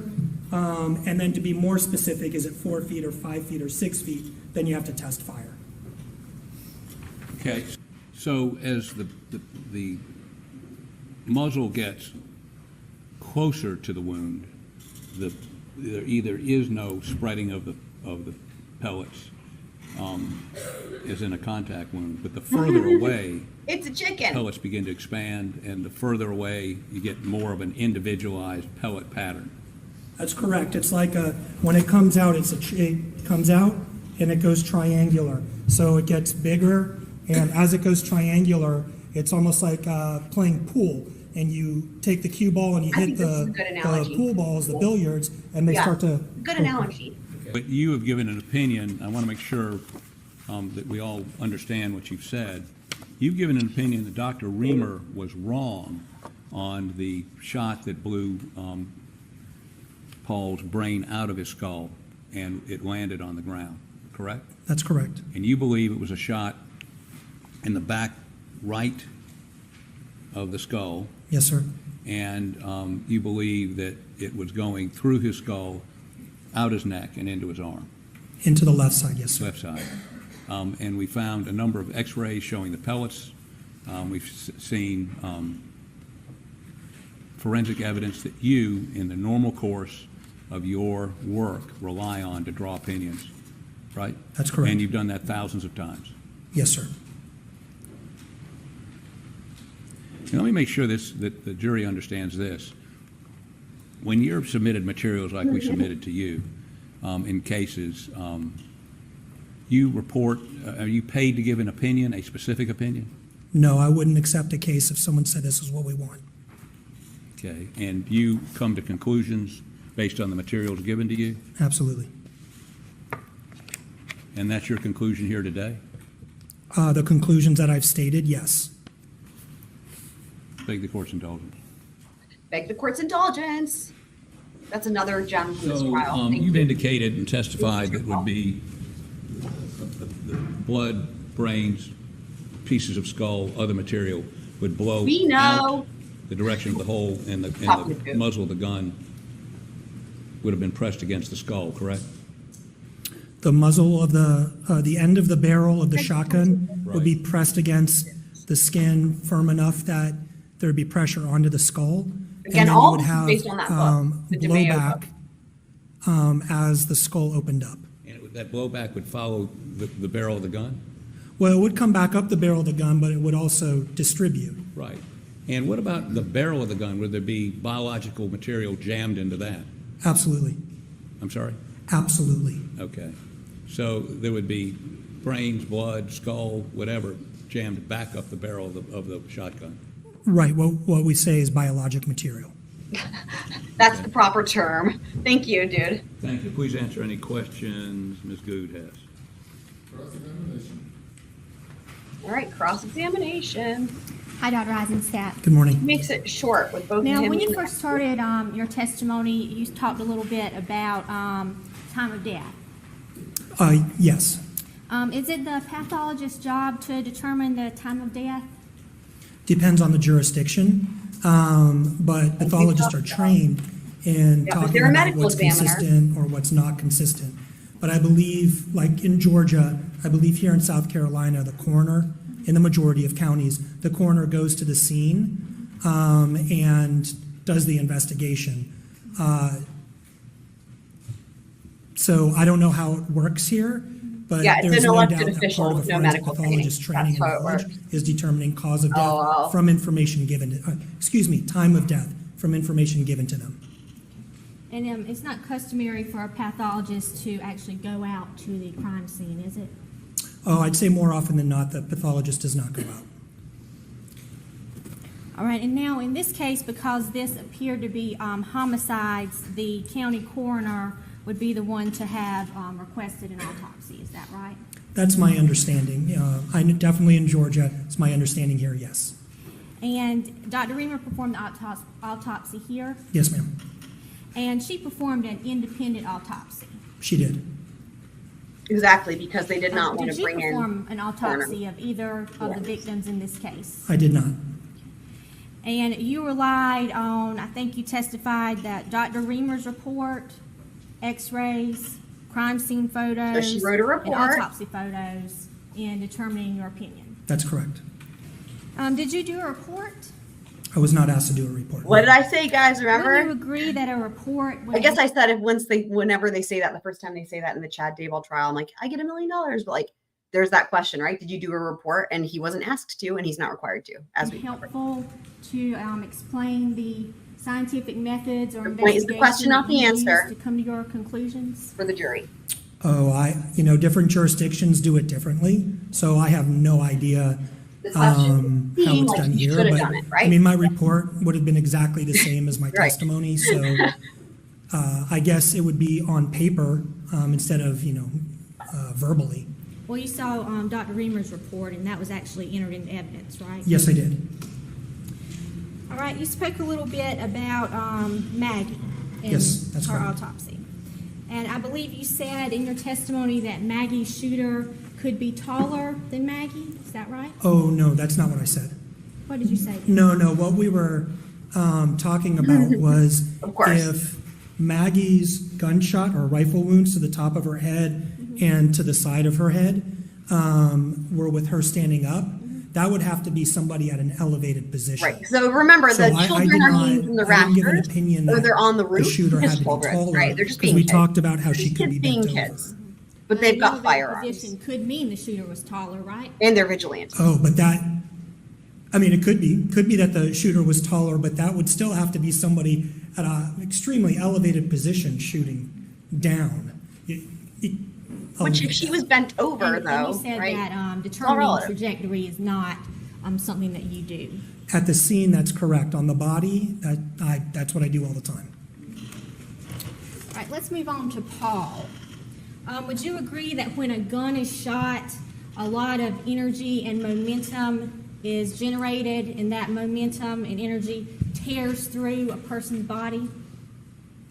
Depending on the range of fire, the type of ammunition, yes, I agree with that.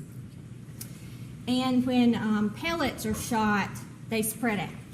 Eventually, yes. Right.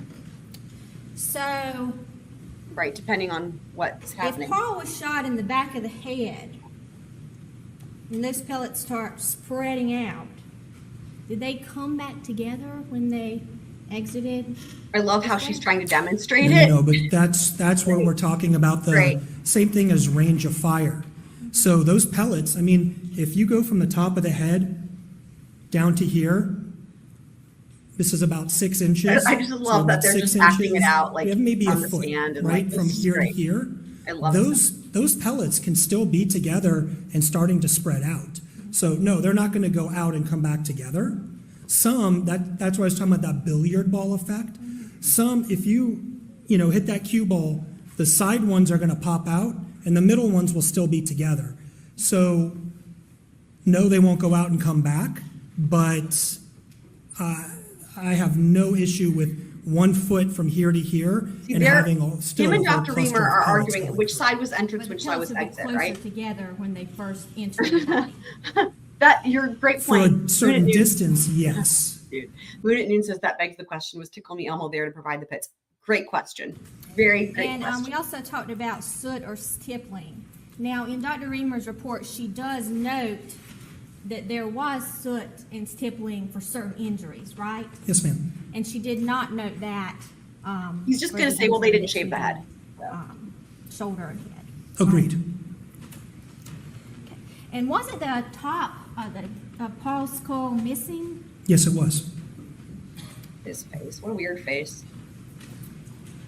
And Paul's face, it wasn't blown off, was it? It was not. His brains weren't splattered all over the floor? Well, I mean, it depends on what you mean by that, but his brain left his Great. head and Way they have to ended up being on the floor. There were some smaller pieces in other areas and then a large piece in one area. Okay, I don't know if you can tell from this picture. I can.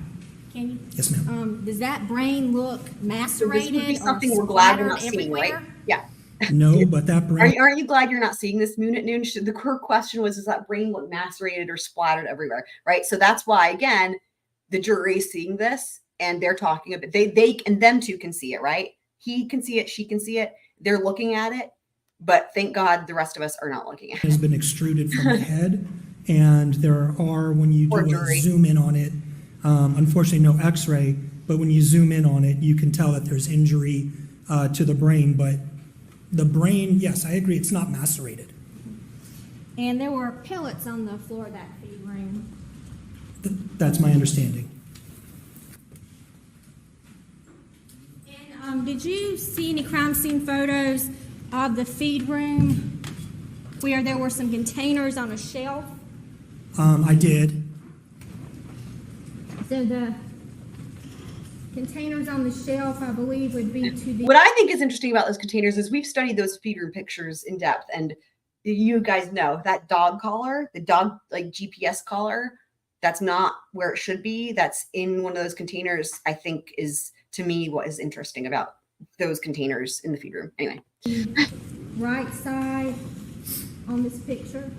Looking at the picture, I believe, yes, inside on the right, there's some shelves with a number of items on it. Oh, he's talking about on the right. Okay. And was there kind of a demarcation line showing blood going to the top of the feed? Like I have in my mind, I don't even need to pull up a picture anymore. This is so insane. Like, you guys, what is my life? Like, in my mind, I've looked so much and studied that picture. I can just pull that picture up in my mind and I can like see where everything is. Things that I never thought I would have committed to memory to that effect would include this feed room at the kennels at Moselle in the middle of nowhere in South Carolina. Oh, I don't recall. In all honesty, you're starting to get into an area that's not my area of expertise. That's good. That's a good answer. Outside of the body, right. Yes. He's not, it's great. He's like, I'm not going to just say things to answer things that are not my expertise. It's the right answer. It's for any expert, right? That's a really, that's the correct thing. Like any expert, quote unquote expert, that's like tries to testify beyond what their scope is, in my opinion, makes them less credible, because they should know where their limits are and what they know and what they don't know, right? And it's like they can bring in other experts for other things. So anyway, I think this dude's completely credible. Oh, there's a cute squirrel in my yard. Hi, squirrel. Cute. Love you. And Don't mind me. Determine the manner of death for these victims? I did. He has a knot in his mouth. For both of them, it was homicide. So cute. Thank you. Nothing further. All right. Why, you guys, for anyone that's here, so that cross is short and sweet, right? What do you guys have thoughts? Why was that her last question? She said, do you have an opinion on what the manner of death is? And we all know the difference between cause and manner. She says, do you have an opinion as to what the manner of death is? And he says, the manner of death is homicide. Why do you think she's asking that question? Because that's a big deal. That's her last question. So if you have what we've been through this, but again, with the strategies, but if you have an expert witness who's actually really credible, the best thing you can do if you're on cross is use them to work for you, right? So it's like, he's credible. He's got some differing opinions from Dr. Reimer, some that are the same, some are different. The best thing that she can do, right, as a prosecutor on cross here, is use his expertise to prove their point. And that's what that last question was about. I'm wondering if you guys have picked up on it. Correct. Daddy Shortens is correct. That's it. Because we all know a contact wound to the head is like always suicide, with only the rarest exceptions, right? Bye, Moon at Noon. Thank you so much for being here. And it was great to see you. And thank you for all of the things you taught us as well in the chat. Yes, correct. Not suicide. So that's important, right? Because it's like, okay, well, and again, the defense had kind of floated that theory with the whole contact wound thing before, that they started out with that. They started out with like almost kind of hint at maybe it was suicide. Then they changed tactics to the 12-year-olds, right? And then you have this guy who's like, well, yeah, it has to be a contact wound. Again, it doesn't make sense logically. I blame that book. Because I think if it wasn't for that book, it would be completely different testimony from him, because it doesn't make sense logically, right? So anyway, but that's it is what it is. He says, based on my training, expertise, and experience, like, yeah, it has to be a contact wound. Again, based mostly on that book. But also at the same time, he's concluding that the manner of death is homicide. So, yeah. All right, let's continue on. So far, I don't have any alerts that the opening Anything statement further? Started. Like, for real. Thank you. You may step down. And what's interesting is that with this witness and the next witness, it is the only time there are rarities in this trial. Like usually with every witness, whether it's an expert or lay witness, we always have, direct, cross, redirect, and recross. In most trials, you don't see all that. You don't see recross. In this trial, there's been, sometimes they go back and forth numerous times, right? We've seen that with every single witness, even the lay witnesses. But it's the weirdest thing with this witness and the next witness. There's not even a redirect. unusual. It's just direct and cross. And it makes me think, it's so unusual that it makes me think that they must have gotten together, like the prosecution and the defense must have had a little chat and maybe agreed on things ahead of time for the sake of time. That's the only thing I can think of, because this is so unusual. But like, they must have both agreed. Like, they must have made an agreement that she's going to keep her crosses short, which she does. Both of these are really short. And then he's not going to go into redirect, and therefore they're not going to go into recross. And the only thing I can think of is to save time. But anyway, that's just me trying to figure out why it just there is no redirect and there is no recross on him or the next guy. So Your next witness. Thank you, Your Honor. Defense And calls actually, Tim Palmbach to the stand, for please. John Marvin, Timothy Palmbach, the Palmbach. Tim also, if I recall. So, oh, dude, yeah. This guy, Palmbach, would you tell the jury where you're from? y'all, this guy could be best friends with the other dude. This is, guys. But Daddy Shortnuts said the magic words. Let me pull this up real quick so we can have a little fun time.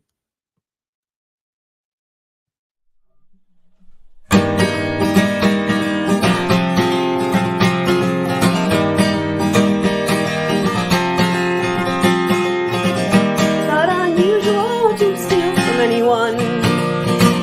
Not unusual to have killed your wife and son. But even God would never forget what you've done. It's not unusual to see you lie or pretend to cry.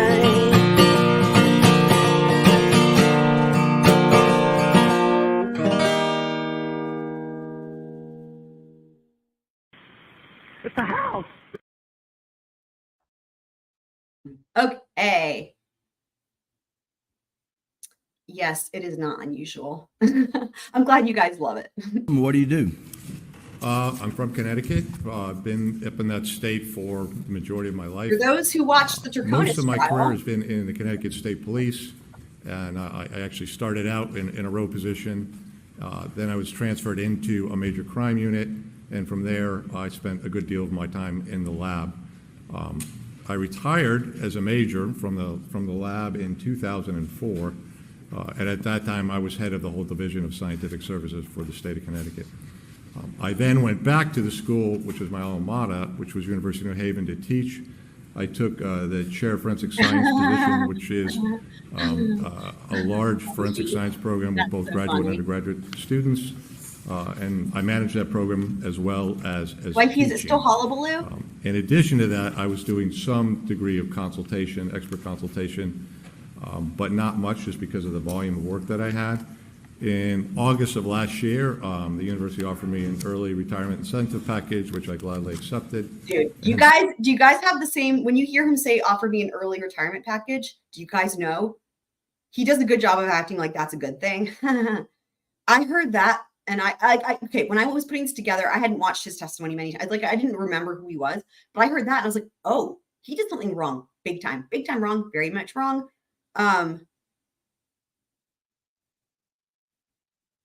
I don't know what help do you need, wifey? What do you mean? I'll help. How can I, let me think. Can I pull it up on my phone? I don't know. What do you tell me? Because I can't like go through and read the chat while doing this. So like, but if you need me to say something, I'll pop in and say it on my phone. But yes, so I wasn't remembering who this dude was, but I heard, yeah, early retirement package. And I was like, uh-oh, what did he do? But don't worry, we'll find out. So now I just teach part-time, assist with a couple of grants that I had, and have a little bit more time to do consulting. When you were with the Connecticut Forensic Science Division, who did you work under? Who did you train under? Dr. Henry Seeley. Bad. And who's Dr. Lee? Guys, In the field, he is one of the Guys. original founding fathers and very, very well regarded. Don't know as, who he is. Don't worry, holistically hold on. as a forensic scientist, but very much so as a crime scene reconstruction expert. Okay, hold on. Let me get rid of my ticker. You guys, so did anyone, I'm really curious, when he says the name Henry Seeley, did any of you guys recognize that name when you hear it? Were you like, oh shit, that guy? Wifey, I don't know why you're worried about that. I don't think anyone's, honestly, it could apply to Chad Daybell, right? So, like, if they don't know the song, it's not, I don't think it's weird either way. Daddy Shorts is taking a stab at a guess here. He specializes in water skiing, pond, civil rights cases. Good guess. Good guess. Not quite, though. So yeah, I think you're totally fine, wifey. I wouldn't worry about it, you know? But yes, so I'm curious though, I guess maybe you guys don't know I know who he is. And at the time of this trial, I don't think I knew who he was yet, but I learned who he was very soon after because something big happened. So let's look, let's find out. Let's go over it together. Look real quick here. Who is Henry C. Lee? You guys, problems. And just, I would not in any way, his name is Henry C. Lee. Hold on, let me rewind it real quick for Candace, because this is important. This dude is basing all of his like clout, his like credibility on the fact that he studied with this dude. This dude was like his mentor, okay? And Henry C. Lee, the whole fucking like forensic school there in Connecticut, it's all named after him. This dude is like, he's not wrong when he says he's something like the father of or grandfather of forensic pathology. He's not wrong. That used to be the case. Here's the thing. In addition to that, I was doing some degree of consultation, expert consultation, but not much just because of the volume of work that I had. In August of last year, the university offered me an early retirement package, not good. And so now I just that means you did something big. That never. That's that like, I had, and it's funny because it sounds like a good thing. It is such a bad thing. That only happens. That's like akin to like dishonorable discharge or something from the military. In my mind, it's like that just never happens. It's a really bad thing. And have a little bit more time to do consulting. It's like you could have ended up in jail. When you were, but instead you get released or you get early retirement. The Connecticut Forensic Science Division, who did you work under? Who did you train under? Dr. Henry C. Lee. And who is Dr. Lee? Not. Within the field, he is one of the original founding fathers and very, very well regarded as holistically as a forensic scientist, but very much so as a crime scene reconstruction expert. Bad. Okay, so now here's the little thing. So who is Henry C. Lee? All right. So this is one snippet here. Judge finds forensic scientist Henry Lee liable for fabricating evidence in murder case. And as you can see, this is from July 21st, 2023. So just a couple months. This is a couple months after Alex was convicted and after this trial where this dude is bragging about knowing Henry C. Lee. But this is like, what, 1 month before maybe the Miss Becky stuff happens. But I learned about this because Rob from Law and Lumber covered this when it first came out. He was the only person that I saw anywhere on YouTube that even talked about it. But I think he had Runkle on, and the two of them were like, holy shit, this is insane. So, by the way, the little caption there, it says, here he is testifying during a murder trial in Durham, North Carolina. So that's where I live, North Carolina, not Durham, but North Carolina. So I'm like, oh shit, he was involved in like North Carolina, but turns out I actually know this trial. But anyway, that's what it says, right? It's like Durham, North Carolina. So he's been, he's famed forensic scientist here, liable for fabricating evidence in a murder case that sent 2 men to prison. One for more than 3 decades for a crime they did not commit. And here, it's going to go to the next slide. So no forensic evidence existed linking Birch and Henning. Birch and Henning are the two dudes who they were saying were wrongfully convicted and have been released. No blood was found on their clothes or in their car. The crime scene included hairs and more than 40 fingerprints, but none matched the 2 men. Lee is the former head of the state's forensic laboratory and now a professor emeritus at University of New Haven's. Oh, look, it's named after him. Henry C. Lee, College of Criminal Justice and Forensic Sciences. This is the same college where yours truly, Mr. What's his name, Palmbach, was working, and he was offered a early retirement package. You guys. He shot to fame after his testimony in the 1995 O.J. Simpson murder trial, in which he questioned the handling of blood evidence. Lee also served as a consultant in other high-profile investigations, including the 1996 slaying of 6-year-old John Benet Ramsey in Colorado, The 2004 murder trial of Scott Peterson, who was accused of killing his pregnant wife, Lacey. And of course, we all know that's back in the news. Dude, he did all the trials. And the 2007 murder trial of record producer Phil Spector. Lee's work in several cases has come under scrutiny, including the murder case against Spector, in which he was accused of taking evidence from the crime scene. In granting a motion for summary judgment against Lee last week, the judge ruled a jury will not have to determine whether the evidence against Birch and Henning was fabricated and can proceed directly to determining damages against the. In other words, the judge was like, yeah, we don't even need any help. Like this clearly, like you can bypass, like they didn't do it. And now we're going to start working on how much we punish this dude, Henry Seeley. Damages. Damages means money in a civil trial. When you see damages, money in a civil trial. In other words, the judge is like saying like automatically there's going to be a lawsuit. Like you guys are going to have a lawsuit against him. Says the case against the others named in the lawsuit will go to a full trial. I don't know who else is named, but I guess other people that work for him. Maybe Mr. Palmbach, dude. You guys, I should look into that. I wonder if he was named. There's the guys. So there's Ralph Birch left and Sean Henning. And one dude has the shirt that says I am innocent. And the other one says I didn't do it. They were wrongfully convicted due to this fabricated evidence, you guys. And they were in jail for decades or in prison for decades. And this is them walking out. Can you imagine? It's just mind boggling. How do you even make that right? You know what I mean? Like just, okay. I know I don't have to tell you guys because you understand the gravity of that. So now what's the next thing? So here we are, September 20th, 2023. So the state agrees to a $25 million settlement. So this would be a settlement paid, again, most civil trials settle, right? And because this is what's so interesting, right? I mean, I would hope there's a personal lawsuit against him. I don't know if there is, but I would hope so. But because he was working for the state has to pay out. So in other words, him fabricating the evidence that wrongfully convicted those two dudes, the state is the first person that is liable for the damages. So the state agreed to a $25 million settlement. And again, I would imagine, hopefully they're suing him personally. I don't know. It just depends on how much money he has, right? But I would assume he has some money. But that's the state having to make it right because of this dude, which is insane because I remember when I learned about this at the time, it really sounded like he was on his own. Like it sounded like he didn't have like it was him. Like he was doing this shady shit and no one even knew about it like that. It doesn't sound like he was paid to do it. It doesn't sound like anything like that. It sounded like he had his own, like agenda, or maybe it was just laziness. I'm not sure, but I remember just thinking like this one dude personally has just fucked over so many people. And I would imagine that the significance of finding out that he's been handling all this evidence, we're going to see this for years to come.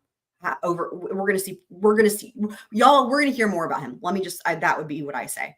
So, I agree, Candace. That's right. He started believing his own. Exactly. That's it. And then he just stopped. I think you're 100% right. Yeah. Yeah. He had like celebrity status and then he just didn't even fucking care.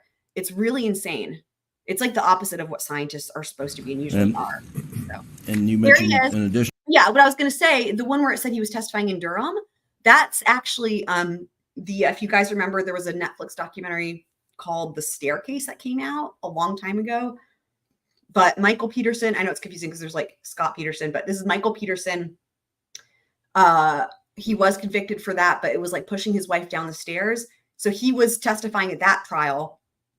In that picture where it said he was in Durham, that was for that trial, which I actually knew about. And I was like, holy shit, that's right. And then I remembered.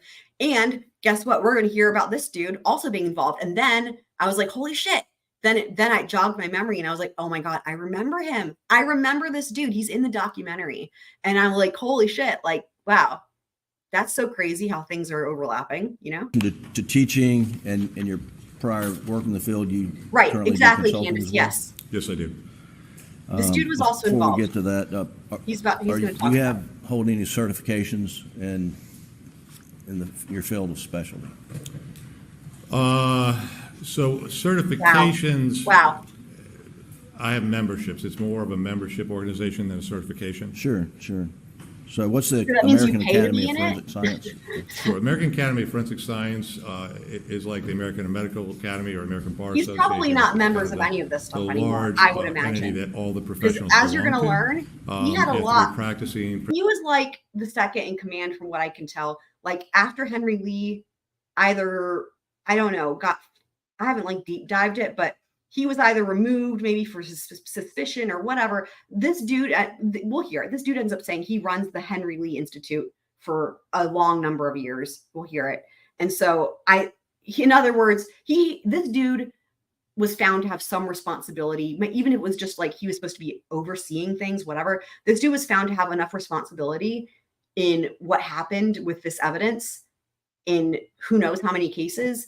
And that's why he had his quote unquote, early retirement package, as we all know. Again, like that's not a good thing. So Practitioner in good faith in order to do that. And then you go, it ranks from an this associate member. This trial again is to a before member, that news came out about and Henry Lee. So. Eventually, if you meet the criteria, I think you his can be life a probably fellow. looks different now than it I'm a did then. fellow of the American Academy of Forensic Sciences. And what is the International Association for Identification? So the IAI, or International Association of Identification, they tend to have membership and certification in areas like yes, and I fingerprint recognize the name, examination, but I as can't well as remember crime scene anything analysis. specifically, but I do recognize that name. And you're a member of that?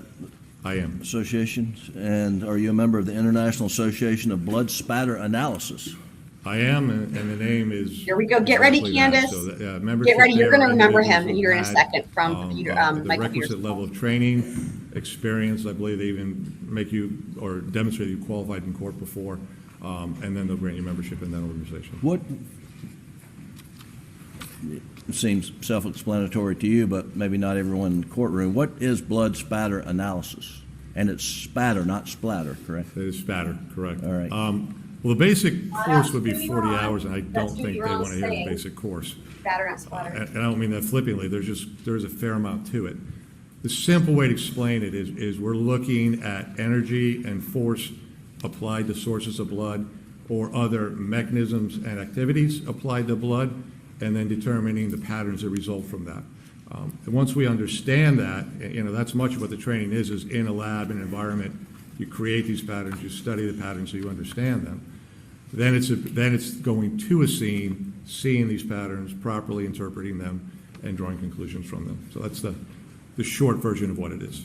Yes, that's correct, Candace. And I believe you're also a member of the I knew it was going to Massachusetts click. I had the same exact. My response time was probably about exactly the same. I was putting the video together, and I was like, "Bloods," and then I started thinking about the blood spatter, and then I watched that documentary when it came out years ago, and I only saw it once, right? But that blood spatter testimony was so memorable that then I remembered, oh my God. And then I was like, oh my God, it clicked. It was the same exact, same thing. And I was like, holy shit, that dude was the laughing stock of the whole thing. Dude, it was entirely the opposite. Yes, exactly. It's bad. It's very bad. He's, like I said, he's on par with the dude with the children shooters. Like, the rest of the defense experts were great and very credible, but this dude and that other dude, yeah, it's not good. Forensic Science Oversight Board? Like, this dude was the laughing stock of that whole trial. That's a governor's board that they bring in experts from around the country of different specialties, and we look at practices and protocols within the forensic science community within the state of forensic science. So it's essentially an advisory board. I believe you also have a law degree? I do, sir. Why would you do that? That's a good question. I feel like he even talks about this I in the haven't practiced documentary. law. It was back in because I feel like I'm like early something's about too. 90s. There was a lot of stuff going on related to new technologies, DNA being the biggest of all of them.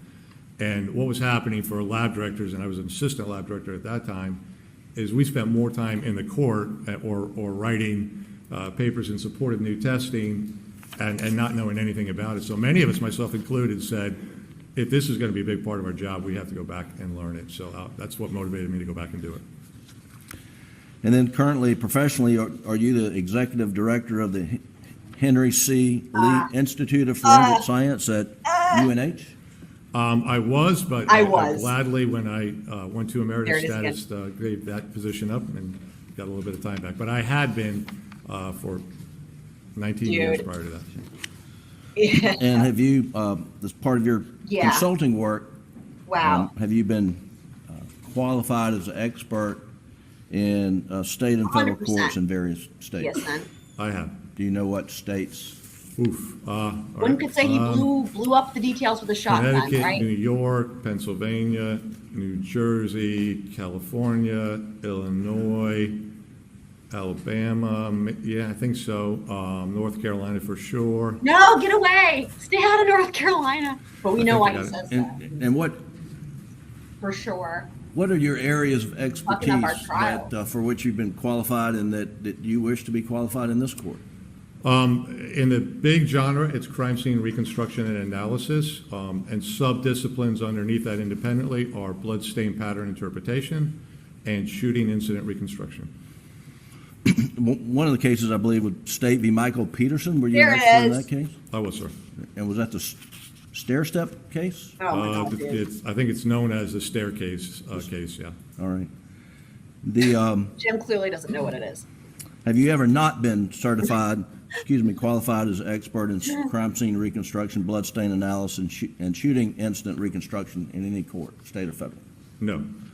Your Honor, at this time, I would offer Mr. Palmbach as an expert witness in the area of crime scene reconstruction, blood stain analysis, and shooting incident reconstruction. Says the state. Is it blood stain analysis or blood spatter analysis or splatter analysis? Better. The field is referred to as blood stain analysis.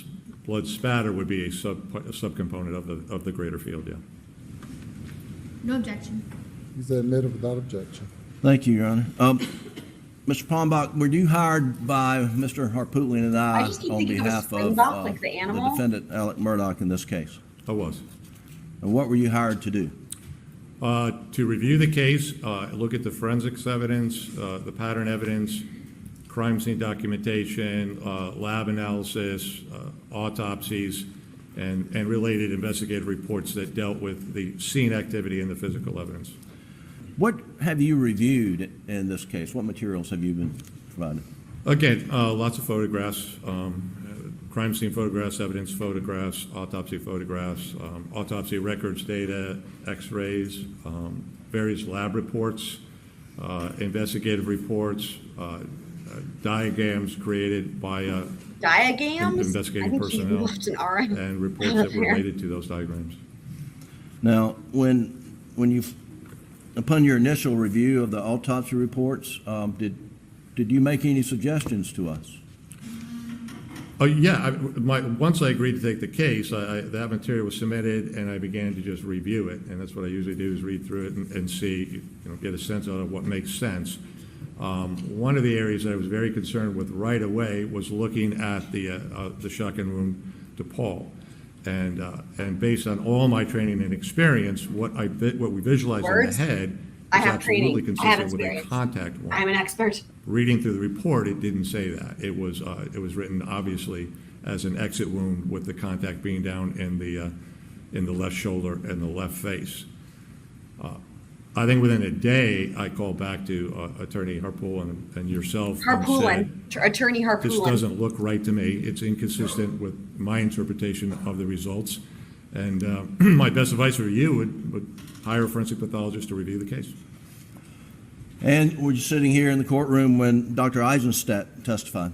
I was. And before coming to town to Walterboro Thursday, Friday, had you ever met Dr. Eisenstat before? No. Had you ever worked with Dr. Eisenstat before? No. Did you talk to Dr. Eisenstat at any point in time before you arrived here in South Carolina for this case? No. Okay. Did you have an opportunity to go to Moselle? I did. And when was that? Friday morning. Okay. Was that your first physical trip to Moselle? Correct. Okay. Generally, overall, I want to first address the shooting of Paul. As you reviewed everything and tried to reconstruct the crime scene, can you give the jury an overall picture of Paul's murder? How did it occur? Sure.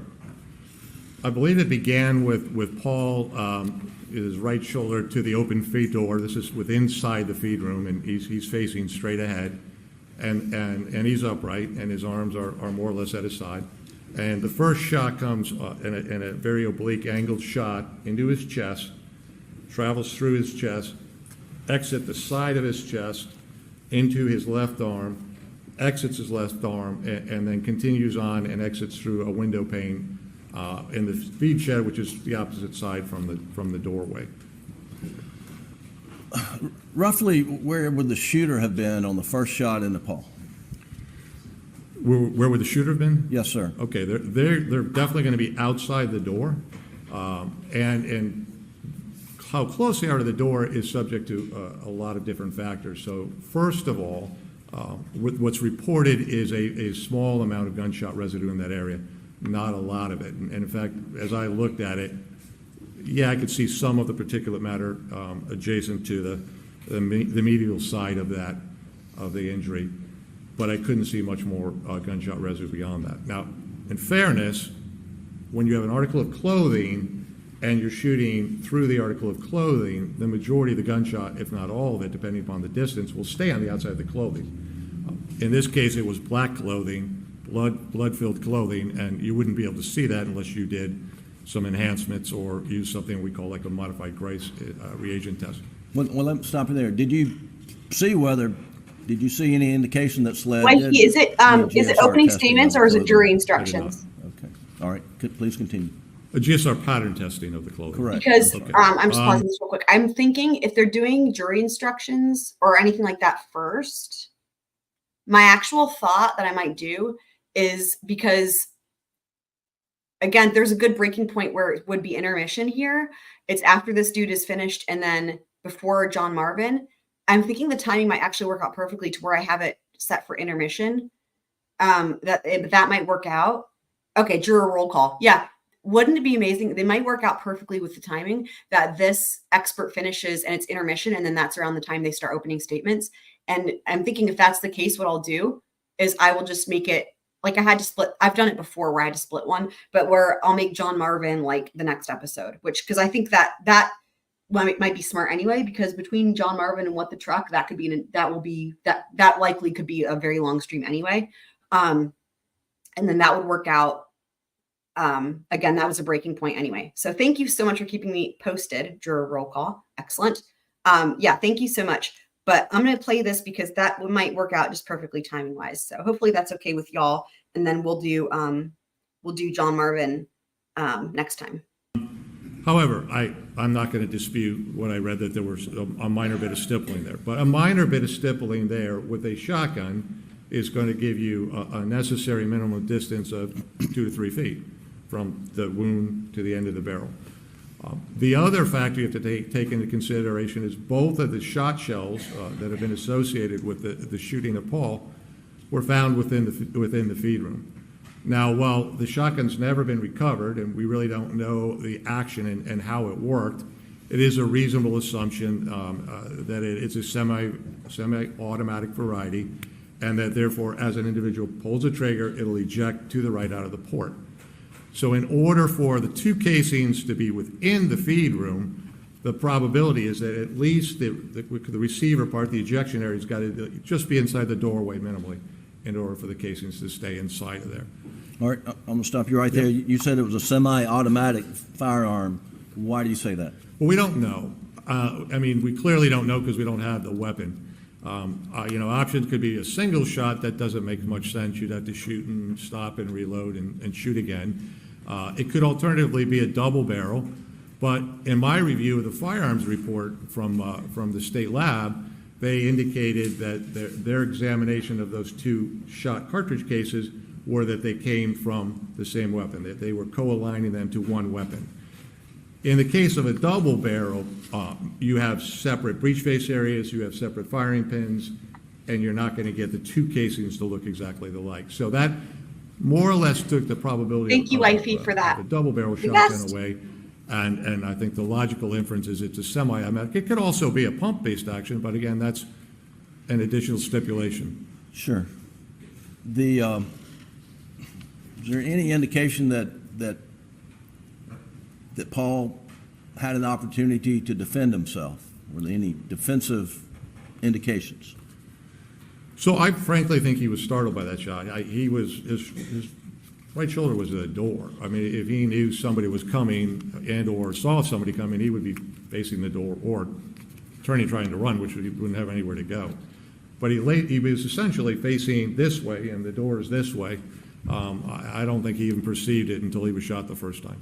And you asked the question, did I see any defensive injuries or any indication of defensive actions on him or in the feed room? The answer is no.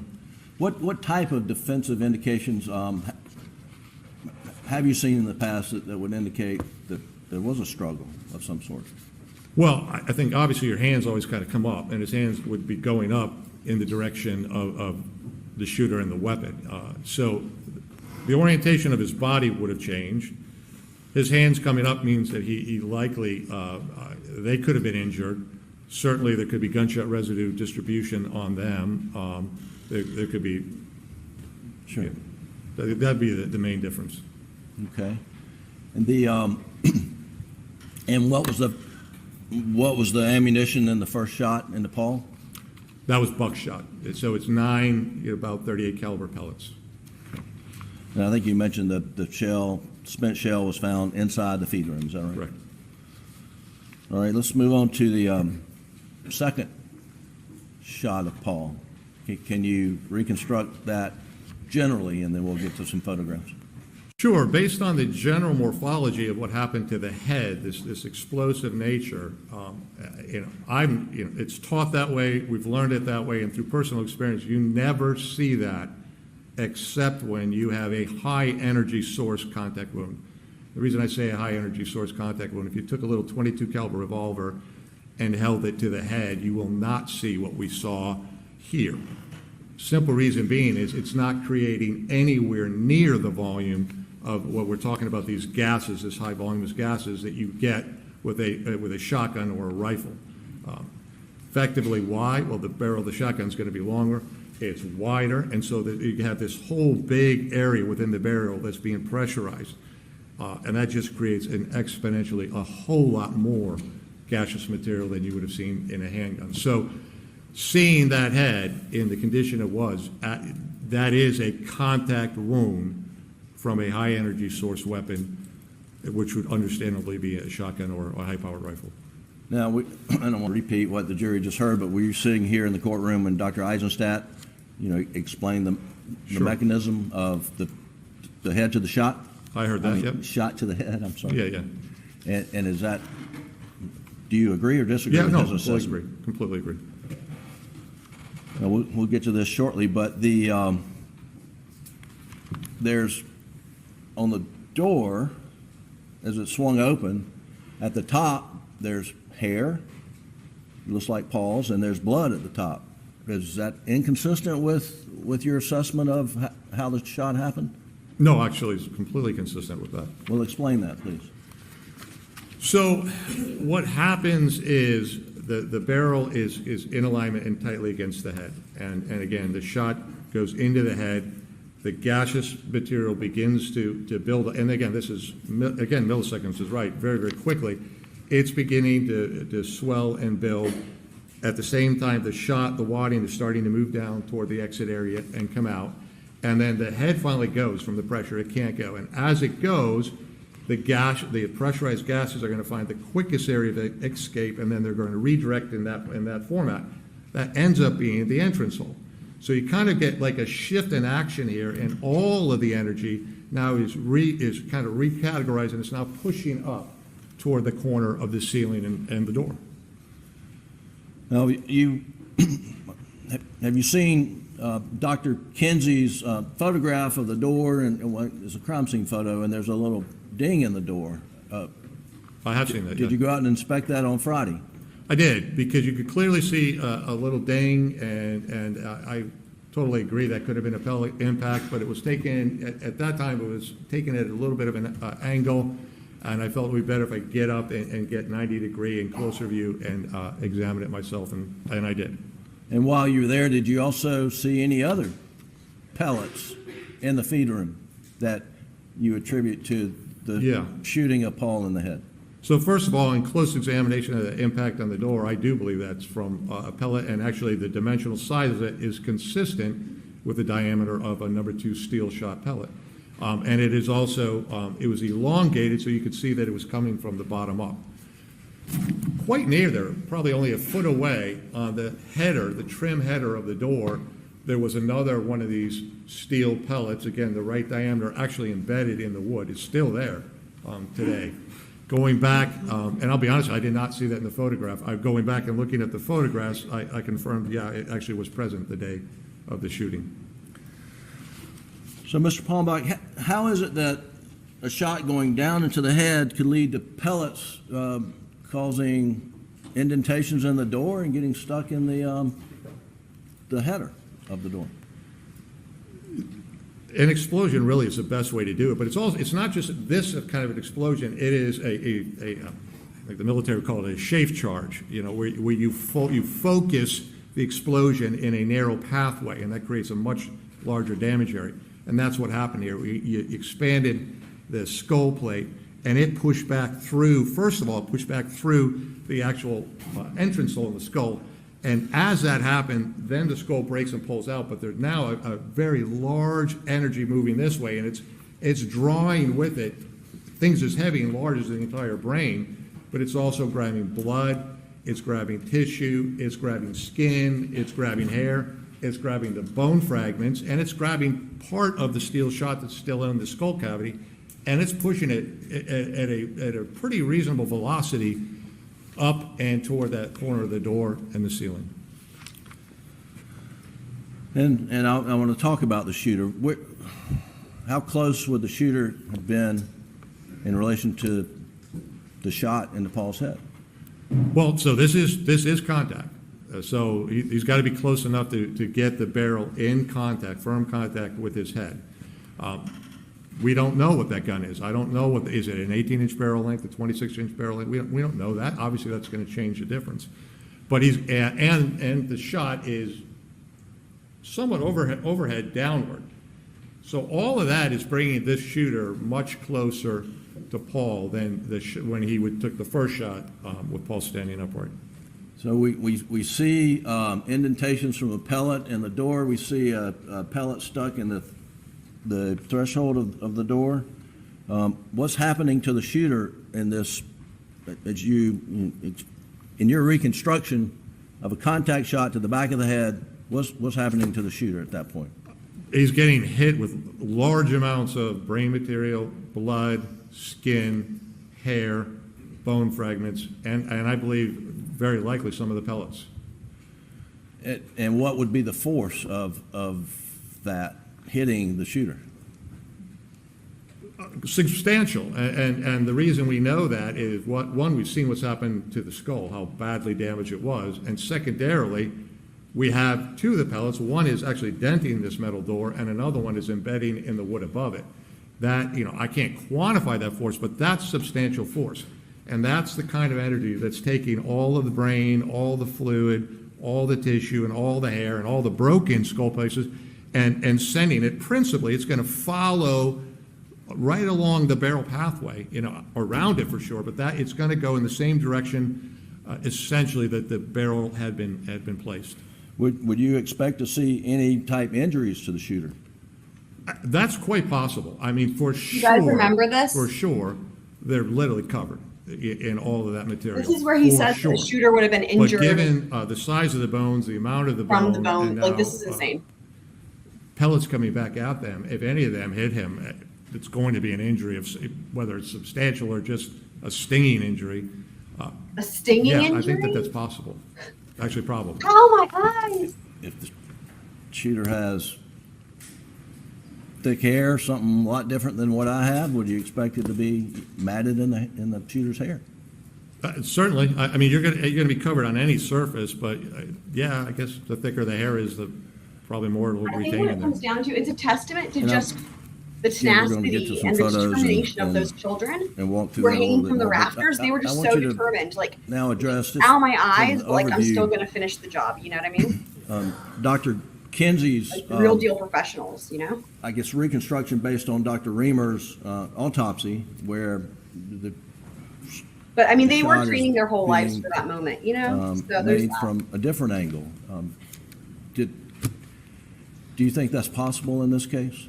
I don't think at all it's possible that the shot came the way that Dr. Reimer articulated. I think probably Dr. Kinsey, and I don't blame him, relied on that information that was provided to him by Dr. Reimer, and he began to conduct his analysis based on that information, which was wrong. But as to the angle of the gun, do the angles work out where you could take this shot from the outside? So you have to look at the shot distribution evidence. We'll talk about gunpowder residence. We'll look at where blood spatter is located, and then we'll look at where we see, this pellet and other projected spatter coming back. None of that is consistent with the lower trajectory upward shot that Dr. Kinsey articulated, and all of it is consistent with an overhand contact shot to the back of Paul's head. Okay. Can you enlarge that? Yes, thank you. Can you tell us what this she is? said. So there's a couple things going here. One, it might be, can I come down a point? Yes, please. It might just be easier. Your Honor, is that okay? Thank you. Go regular size, and then don't make that so tight. But okay. First of all, again, these areas here are the vertical drip patterns that I was alluding to, and again, you can see them beginning to move in this direction, and you'll even see a couple of the larger droplets here, again, moving toward the door. Again, these are coming from Paul as he's moving away more or less kind of from the center part of the room toward the doorway. But an area I think that's really worth paying attention is this area of the floor here, and then this little bit of trim here. And this is a second impact area. This is not directly related to what we're seeing up on the ceiling, although it is related to the overall event of him receiving that headshot. And I believe what we're seeing here is after I think he's moved sufficiently that he's now moving toward the doorway, and the door jamb right here. And in this area here is where he's going to receive this shot. And as he receives this shot here, it's going to exit from his lower face and it's going to hit the shoulder. As it's coming out of the lower face, it's coming with a volume of blood and tissue. And then that's going to get slammed basically right into the shoulder where the shots are. And that's going to create another projection, independent. And that's going to line up for us that his head is located right in, it's about a foot or so off the ground, and pretty close proximity to the edge of this trim board. And you can see the resulting spatter in this area, which all supports that impact site and is consistent with that being the projection of the shot out of his head through his lower side of his face and into the shoulder. So are you saying that the blood spatter on the floor there that you just pointed out is from the exit wound from the chin and back into the shoulder? Right. I mean, if I'm standing here and blood is being projected all the way up and showering all the way down, in addition to this big stream of it's coming this way. Where he's demonstrating this is from him. Of course, droplets can still kind of make their way up and come down and come here and around. So good. Just not as many. He uses My the presence yardstick here is to going to absorb a demonstrate lot of those droplets, blood but not spatter. all of those droplets. And so we see much less of that blood here. And if you look at the face of the door, the lower half of the door, there's much less than there is above it. Again, will you see some droplets on it? Yes, but actually most of those droplets, when you really look at them, have a downward trajectory, which is, again, very consistent with them coming up and over and downward. So it's by volume, there's less blood there than we're seeing in the immediate adjacent areas, and the scientifically defensible explanation for that, the reasonable explanation for that, is that we have a voiding effect taking place. So this is following the barrel back up to the shooter. This is the area right in alignment with this that you're seeing up here on the upper part of the door, and that's where there is a very substantial amount. Does that indicate it went above the shooter? Well, as I was going to say, if that volume is there and that much is coming back, then logically, why are we seeing such diminished below that? Why is that, yes, there's blood there, but the volume difference between that is substantial.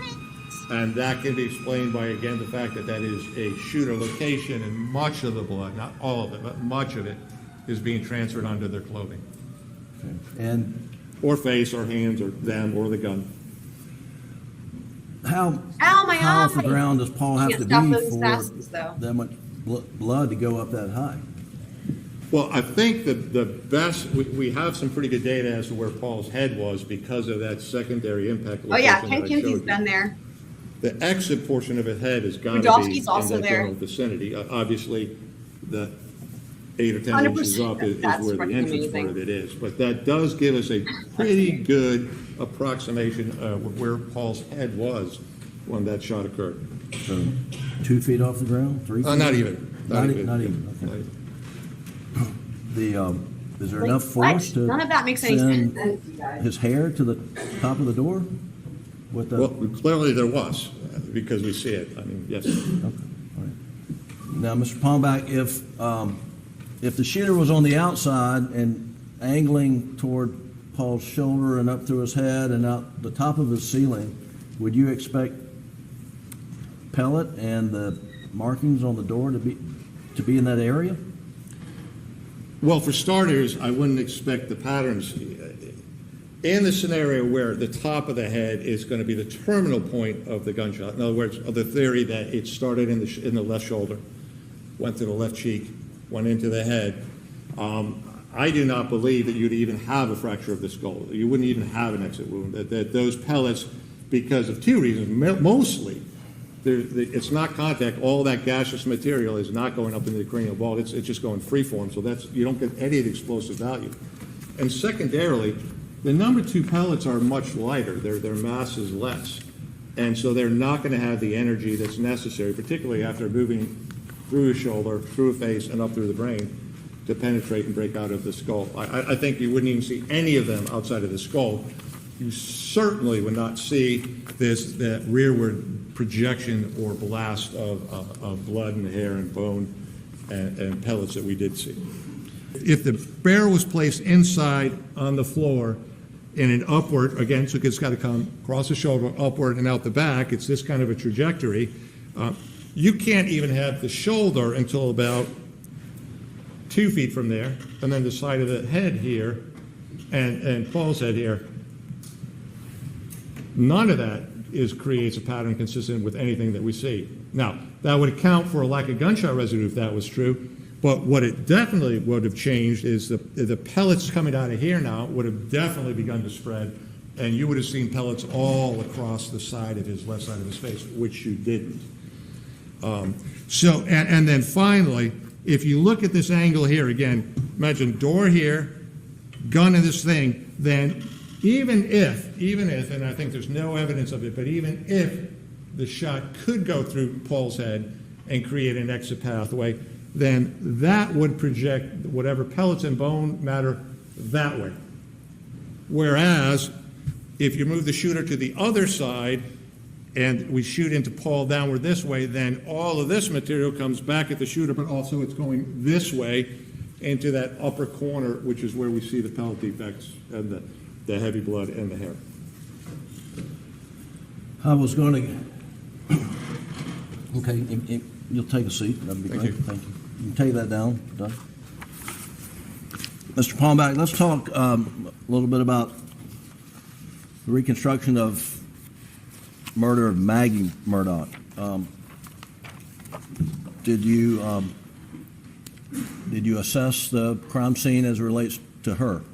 I did. And what your observations? Well, generally, there's a couple really key observations. One, all of her wounds were facing the direction of the shooter. So at all times during this, her shooting, she's facing the shooter. Now, she is moving, for sure. There is some degree of movement, from where the initial shooting most likely occurred, which is, we can't give you an accurate estimation for that. We can give you a really good estimation where it ended, and that's where we find her. And I'll talk about which wounds were associated with that in a minute. But so you have her facing the attacker the entire time. At no point did she turn or blade or anything other than face him. and moved a little bit in the area, although not much. And then the shooter, based on the overall distribution of the shell casings, also moved, again, somewhat, moving, toward where the ultimate location where we find Maggie. Mr. Palmbach, do you have an opinion Great point, you guys. based upon more probably than not, whether there was one or two shooters who murdered Maggie and Paul on the night of June? Yes, objection. That's not how I did it. Give me the pointer. I mean, my mom has late stages Alzheimer's. Oh, and she was in a boat wreck. I love that we've transitioned from Paul being in a boat wreck to Alex's mom being in a boat wreck. I never even thought of that. That's amazing. She has. It's like, oh, and my mom has late stages Alzheimer's, and she was in a boat wreck. I mean, sorry, my son was in a boat wreck. Like, it's great. I do have an opinion on that. And what's your opinion? My opinion is the totality of the evidence is more suggestive of a two-shooter scenario. And please explain the basis of your opinion. Okay. Does anyone have questions from jury instructions for So we'll also go back to Paul. In Paul's scenario, we know where the shooter of the shotgun had to be, and that would have been orientated really directly over Paul's head. And we also got a chance to see what the hanging what from was the effect of rafters. this It's like literally dynamic the only explosion in the contact, and you can see outside and even in throughout the feet area in multiple and many large pieces of skull. We also saw large amounts of tissue that were projected all the way up onto the ceiling and the door. You see hair all the way up. They would have gotten on them because again, they're in the ceiling. That's the only way. It had to be in the ceiling. And finally, you see the pellets.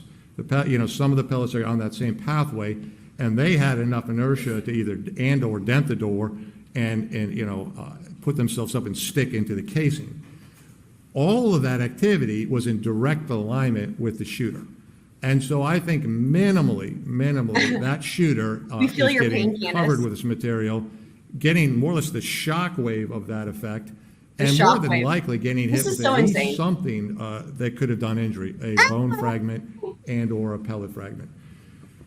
Therefore, I think that particular shooter, for a brief period of time, is kind of out of this. It's not as if they can instantaneously suffer that, drop the shotgun, run to wherever they are. This is insane. The blackout rifle is, pick that up, and then in any kind of a reasonable time period, engage in a meaningful assault, an effective assault, able to shoot straight. The thing that the part he's not taking into account is the fact that they had trained for this their entire lives.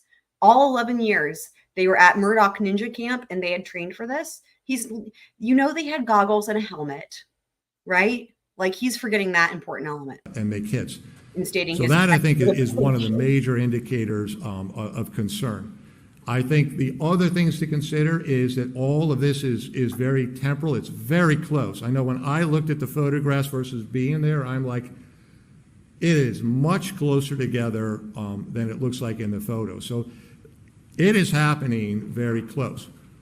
With Paul, as I articulated, I believe he was shot first. I believe he had no idea it was coming. And he took the shot to the chest and very soon thereafter the one in the back of his head. Anybody in the near proximity to that, if Maggie had been anywhere in that area walking around down there, she would have heard that. Right. And her response would have been in the direction of the shooter or the activity, or run, or do something different. So I think that the temporal location suggests that these things more probable than not happen fairly quickly, and that that the individual who shot first with the shotgun minimally was stunned, probably blood and material in his eyes, and maybe have been injured, and would have. So his whole thing is it had to be two people because whoever shot Paul with the shotgun would have been stunned and probably had blood in his eyes. This is some degree of time to recover. Creative. And lastly, I think it would have taken him time to recover. In the anybody who deals with firearms, a logical argument here. Why would you bring one shooter bring two long rifles, two long weapons to the event? You can't handle and shoot two of them. So you either got to put one down, use one, and then swap out and grab the other one. Or I suppose you could have one on a sling, but that's quite awkward, and it's flipping around and it's banging around in an environment we know is very, very tight. finally, I mean, I just have to say, we know he wasn't in the feed room, right? I mean, I guess with his theory, they're inside the ceiling. So yeah, that would be tight spaces. But in that case, how could you have room for any gun, right? if one of the weapons is the Blackout 300, well, that comes with Incorrect. It's a 300 Blackout. a high magazine capacity.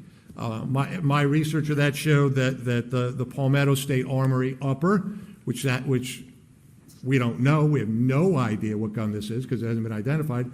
But if the state, I think, has alluded to that, if that's the case, then a weapon that had that Palmetto State Armory in a 300 Blackout, a person could purchase a 10-round capacity clip, a 20-round capacity clip, or a 30-round capacity clip. Where I live in Connecticut, we are really restrictive on what kind of weapons we can have and what kind of clips we could have. We'd have to, even if we could have an AR, which is very restrictive, we'd have to get a 10-round clip. Other than that, it wouldn't make sense for anybody to buy a 10-round clip when you could buy a 20 or 30.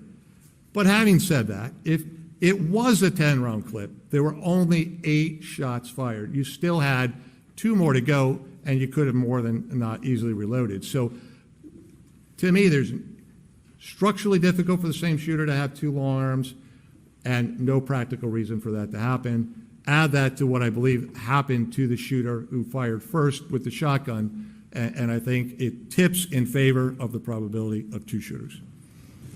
Thank you. That's all I have. Please answer any questions the state may have. By the state. Is it Dr. Palmbach? No, ma'am. I'm not a doctor. Okay, I want to get it right. Now, you said you were hired by the defense to investigate and come up with your own conclusions here.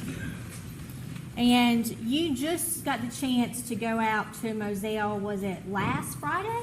That's correct. And so between last Friday and today, you've had the chance to determine all of these things you've testified about. No. Before I arrived here, everything else was predetermined, and I had done all the work in the analysis. What I didn't know or didn't perceive was these 2 pellets and the fact that the energy was able to project 2 pellets upward. That was the only new information to me. And you form your opinion by reviewing reports and things that were provided to you by the defense. Correct. Do you know if you reviewed the entire case file? No, I wouldn't know that. You just reviewed materials that were provided to you. Correct. Did you prepare any kind of report? There it is again. You did not. Correct. But you did review reports made by Dr. Kenny Kinsey and a pathologist. And Love you, Dr. Kinsey. You're the best. All right, let's talk about the feed room a little bit. You testified a lot about that. Now, you said the shooter stepped in the feed room, could have stepped in the feed room to shoot Paul in the back of the head. She's not having any of it. Shot Paul, he would have been covered in blood. As a result of the backspatter from the headshot, yes. Covered in blood. Yes. And in the picture of the feed room, were there any other bloody footprints clearly apparent? Any other? Yes. Other than what? Other than Paul's footprints. Well, all I've seen is partial footprints that have been observed in the feed room. I've yet to read a report that said conclusively they were Paul's. I'm going to show you states 27, and there has been testimony that those footprints we're looking at do belong to Paul Murdaugh.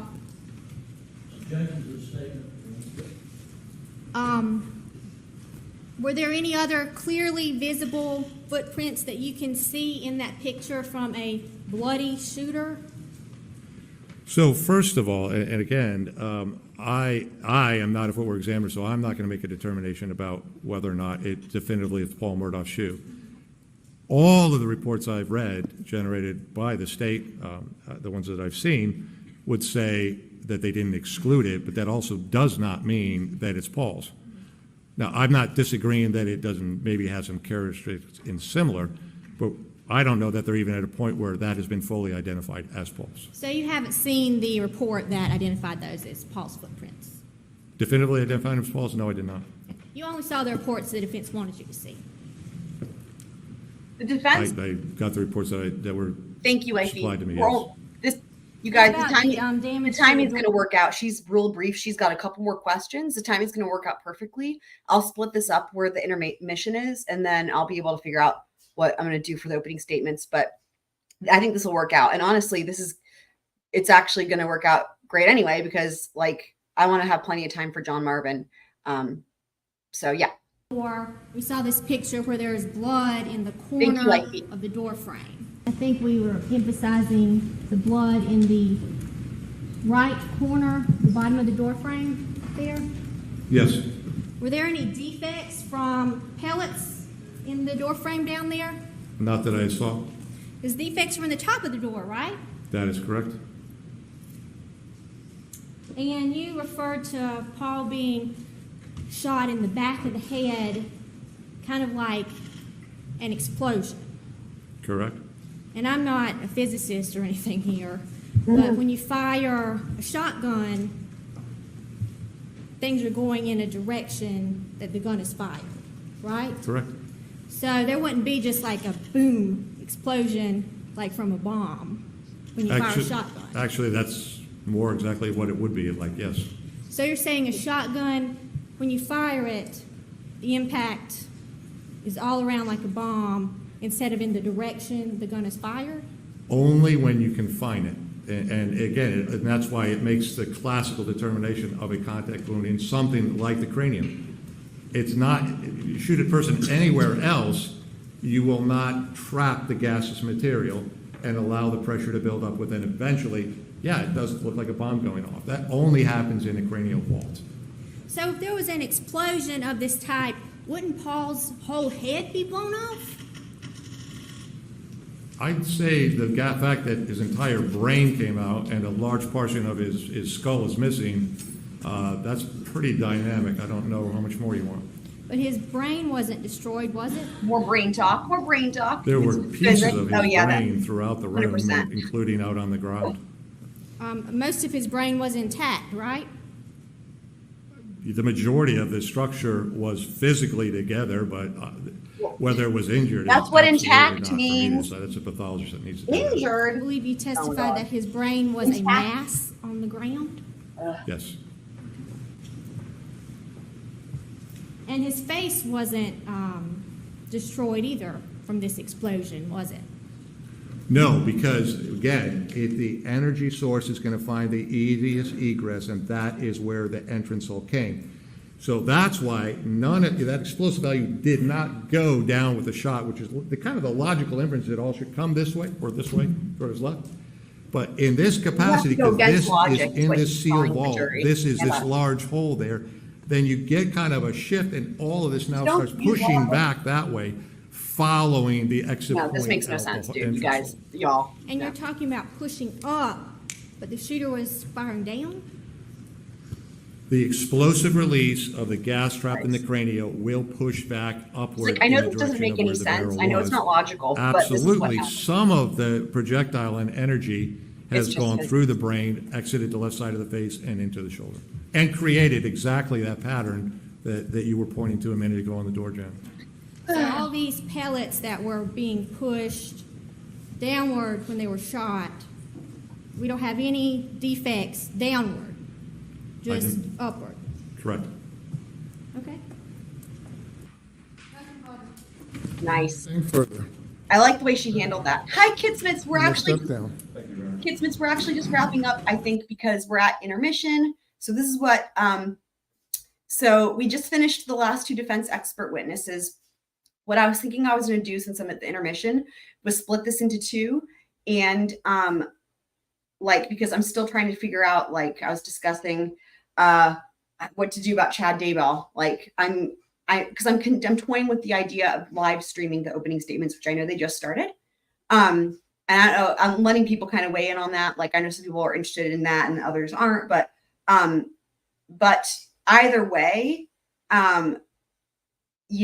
it's a good breaking point, because because I want to make sure I have plenty of time. I think because the next witness is John Marvin, and I think and we're going to also do our new segment, What the Truck. So I think that will be good to make a stream all on its own, because there's going to be a lot to discuss. I have a lot of ideas and a lot of stuff I want to talk about. So it'll end up working out anyway, but I'm kind of just toying with the idea of live streaming the opening statements / doing like a recap, you know, at the end of the day or the end of the week. I don't know. I'm still not sure how I'm going to do it, but I feel like I'll have a plan once I kind of see, once I take a look, I might, you know, but I don't know. I'm just kind of playing it by ear. This was supposed to actually be a stream last night, and then technology interfered. So, but I'm so happy that you're here. And, you know, you can, of course, as always, I'll have this timestamps in the description. For those of you guys that were back and forth or just now joining, or a replay crew. Again, if you guys have any last thoughts on how you guys feel, if y'all are planning on watching Chad Daybell, or how you feel about it, and if you have any preferences, if you don't care. Again, like I said this yesterday, but the priorities of course, obviously going to be this series without question. I'm sure you guys don't have any worries about that. So, so this would just be, I'm just toying with the idea of like, because I haven't done any actual like live commentary at, you know, like contemporaneously, you know. I'm kind of just wanting to see, I mean, it could be a disaster. I don't know. It's really just kind of like, it was just an idea, and I made that thumbnail, and the thumbnail's funny. So, I put it in the Discord. So, but then I was like, after I made that thumbnail, I was like, well, now I have to do something, you know, because regardless, I'm planning on watching it gavel to gavel anyway. So it's like, well, I could just also try to comment on it, you know, but again, I'm going to try to figure out a way where I can work it in, but we are wrapping up. Like, the thing is we only have 3 days left in terms of trial for the Murdaugh. So, you know, it is, who is Chad Daybell? You're joking, right? Kitsmans is asking who Chad, you're joking, right? This has to be a joke. Lori Vallow, Daybell's husband. So like, this question is like, okay, well, maybe I should just do a deep dive. Maybe I should just do an entire series like I've done with Murdaugh on this whole thing. But what would complicate it is that so far we're on the second trial and there's more to come. So it's like, it would be a lot of trials. Like, I don't know. You're not kidding. Guys, I don't even know how to answer that question. Well, okay. They're having opening statements for his trial started like a few minutes ago. I've had people letting me know, like, because they were doing jury instructions. Yeah, it is my second favorite case. Like, I would say like Murdaugh, and then like in terms of also like me knowing all the family details, like, and stuff, like this would be my second most like knowledgeable, I would say, in terms of the cases that I have studied and trials. Like, this would be like my number 2. You know, Murdaugh's always going to be number 1 in my heart, but there's a lot of things that make it unique similarly to Murdaugh. And like, there's a lot of the family history too is like a similarity that I was thinking about too. Like, there's a lot of backstory, and there's a lot of just unique situations there. So maybe that's like the thread that I tend to like when it comes to trials. Like, and I also, the other things too, we still don't have all the answers on certain things, on actually many things. So yeah, maybe that's what I like, the mystery. I like the real life mystery. So maybe that's what it is. But you know what? Just to know that you don't know anything about it. Yeah, holy crap is right. So now you're making me really want to cover it. I mean, again, I was planning on watching gavel to gavel anyway, but like, if no one cares, I'm not, you know what I mean? Like, I don't have to cover it. I can just watch it. Right. So that's why I was like, it really depends on what you guys are interested in. And I know you guys have different, you know, Daddy Short for example, is like, you know, I'm just want to stay up to date on Chad Daybell, but like, I don't really care. But like, yeah, I don't know. For me, this is a gavel to gavel situation, you know? And with Lori's trial, it wasn't cameras, it was just audio, but we listened gavel to gavel. Anyway, so I don't know. We'll keep up to date and keep in touch with the Discord as usual. I'm going to check it out and see. And again, I may end up live streaming it. But in the meantime, I'll definitely I'll be over there watching it on STS because I think Tim Jansen's there and I love him. And like his commentary is better than anything I could ever do. So like, again, if that's the case, then I'll probably just do a recap later. But either way, I'll be over there in the chat commenting on stuff probably. And then if I feel like really compelled, then I'll just probably start streaming it from wherever they are and do my own. We'll just have to see. I really don't know. But if I don't live stream it, just know that I'll do something. I'll either do end of the day recaps or I'll do like weekly recap. I'll figure it out, but we're going to make sure we can do that as well. So, okay. Y'all are awesome. Thank you guys for being here. Again, next time we will pick up where we left off. We'll have What the Truck. We'll have John Marvin. But let me go ahead and roll the outro. And again, if y'all are, I'll see y'all over at STS in the chat. And then again, I'll kind of go from there if I want to do some squirrel things with it. But again, at the very least, there will be something there. It's just a matter of, do I want to test out doing it live during the trial? That's really what it is, because I'm so used to being in control making videos unless the technology fails. So, okay, you guys, I'll see y'all on the next one. Squirrel out.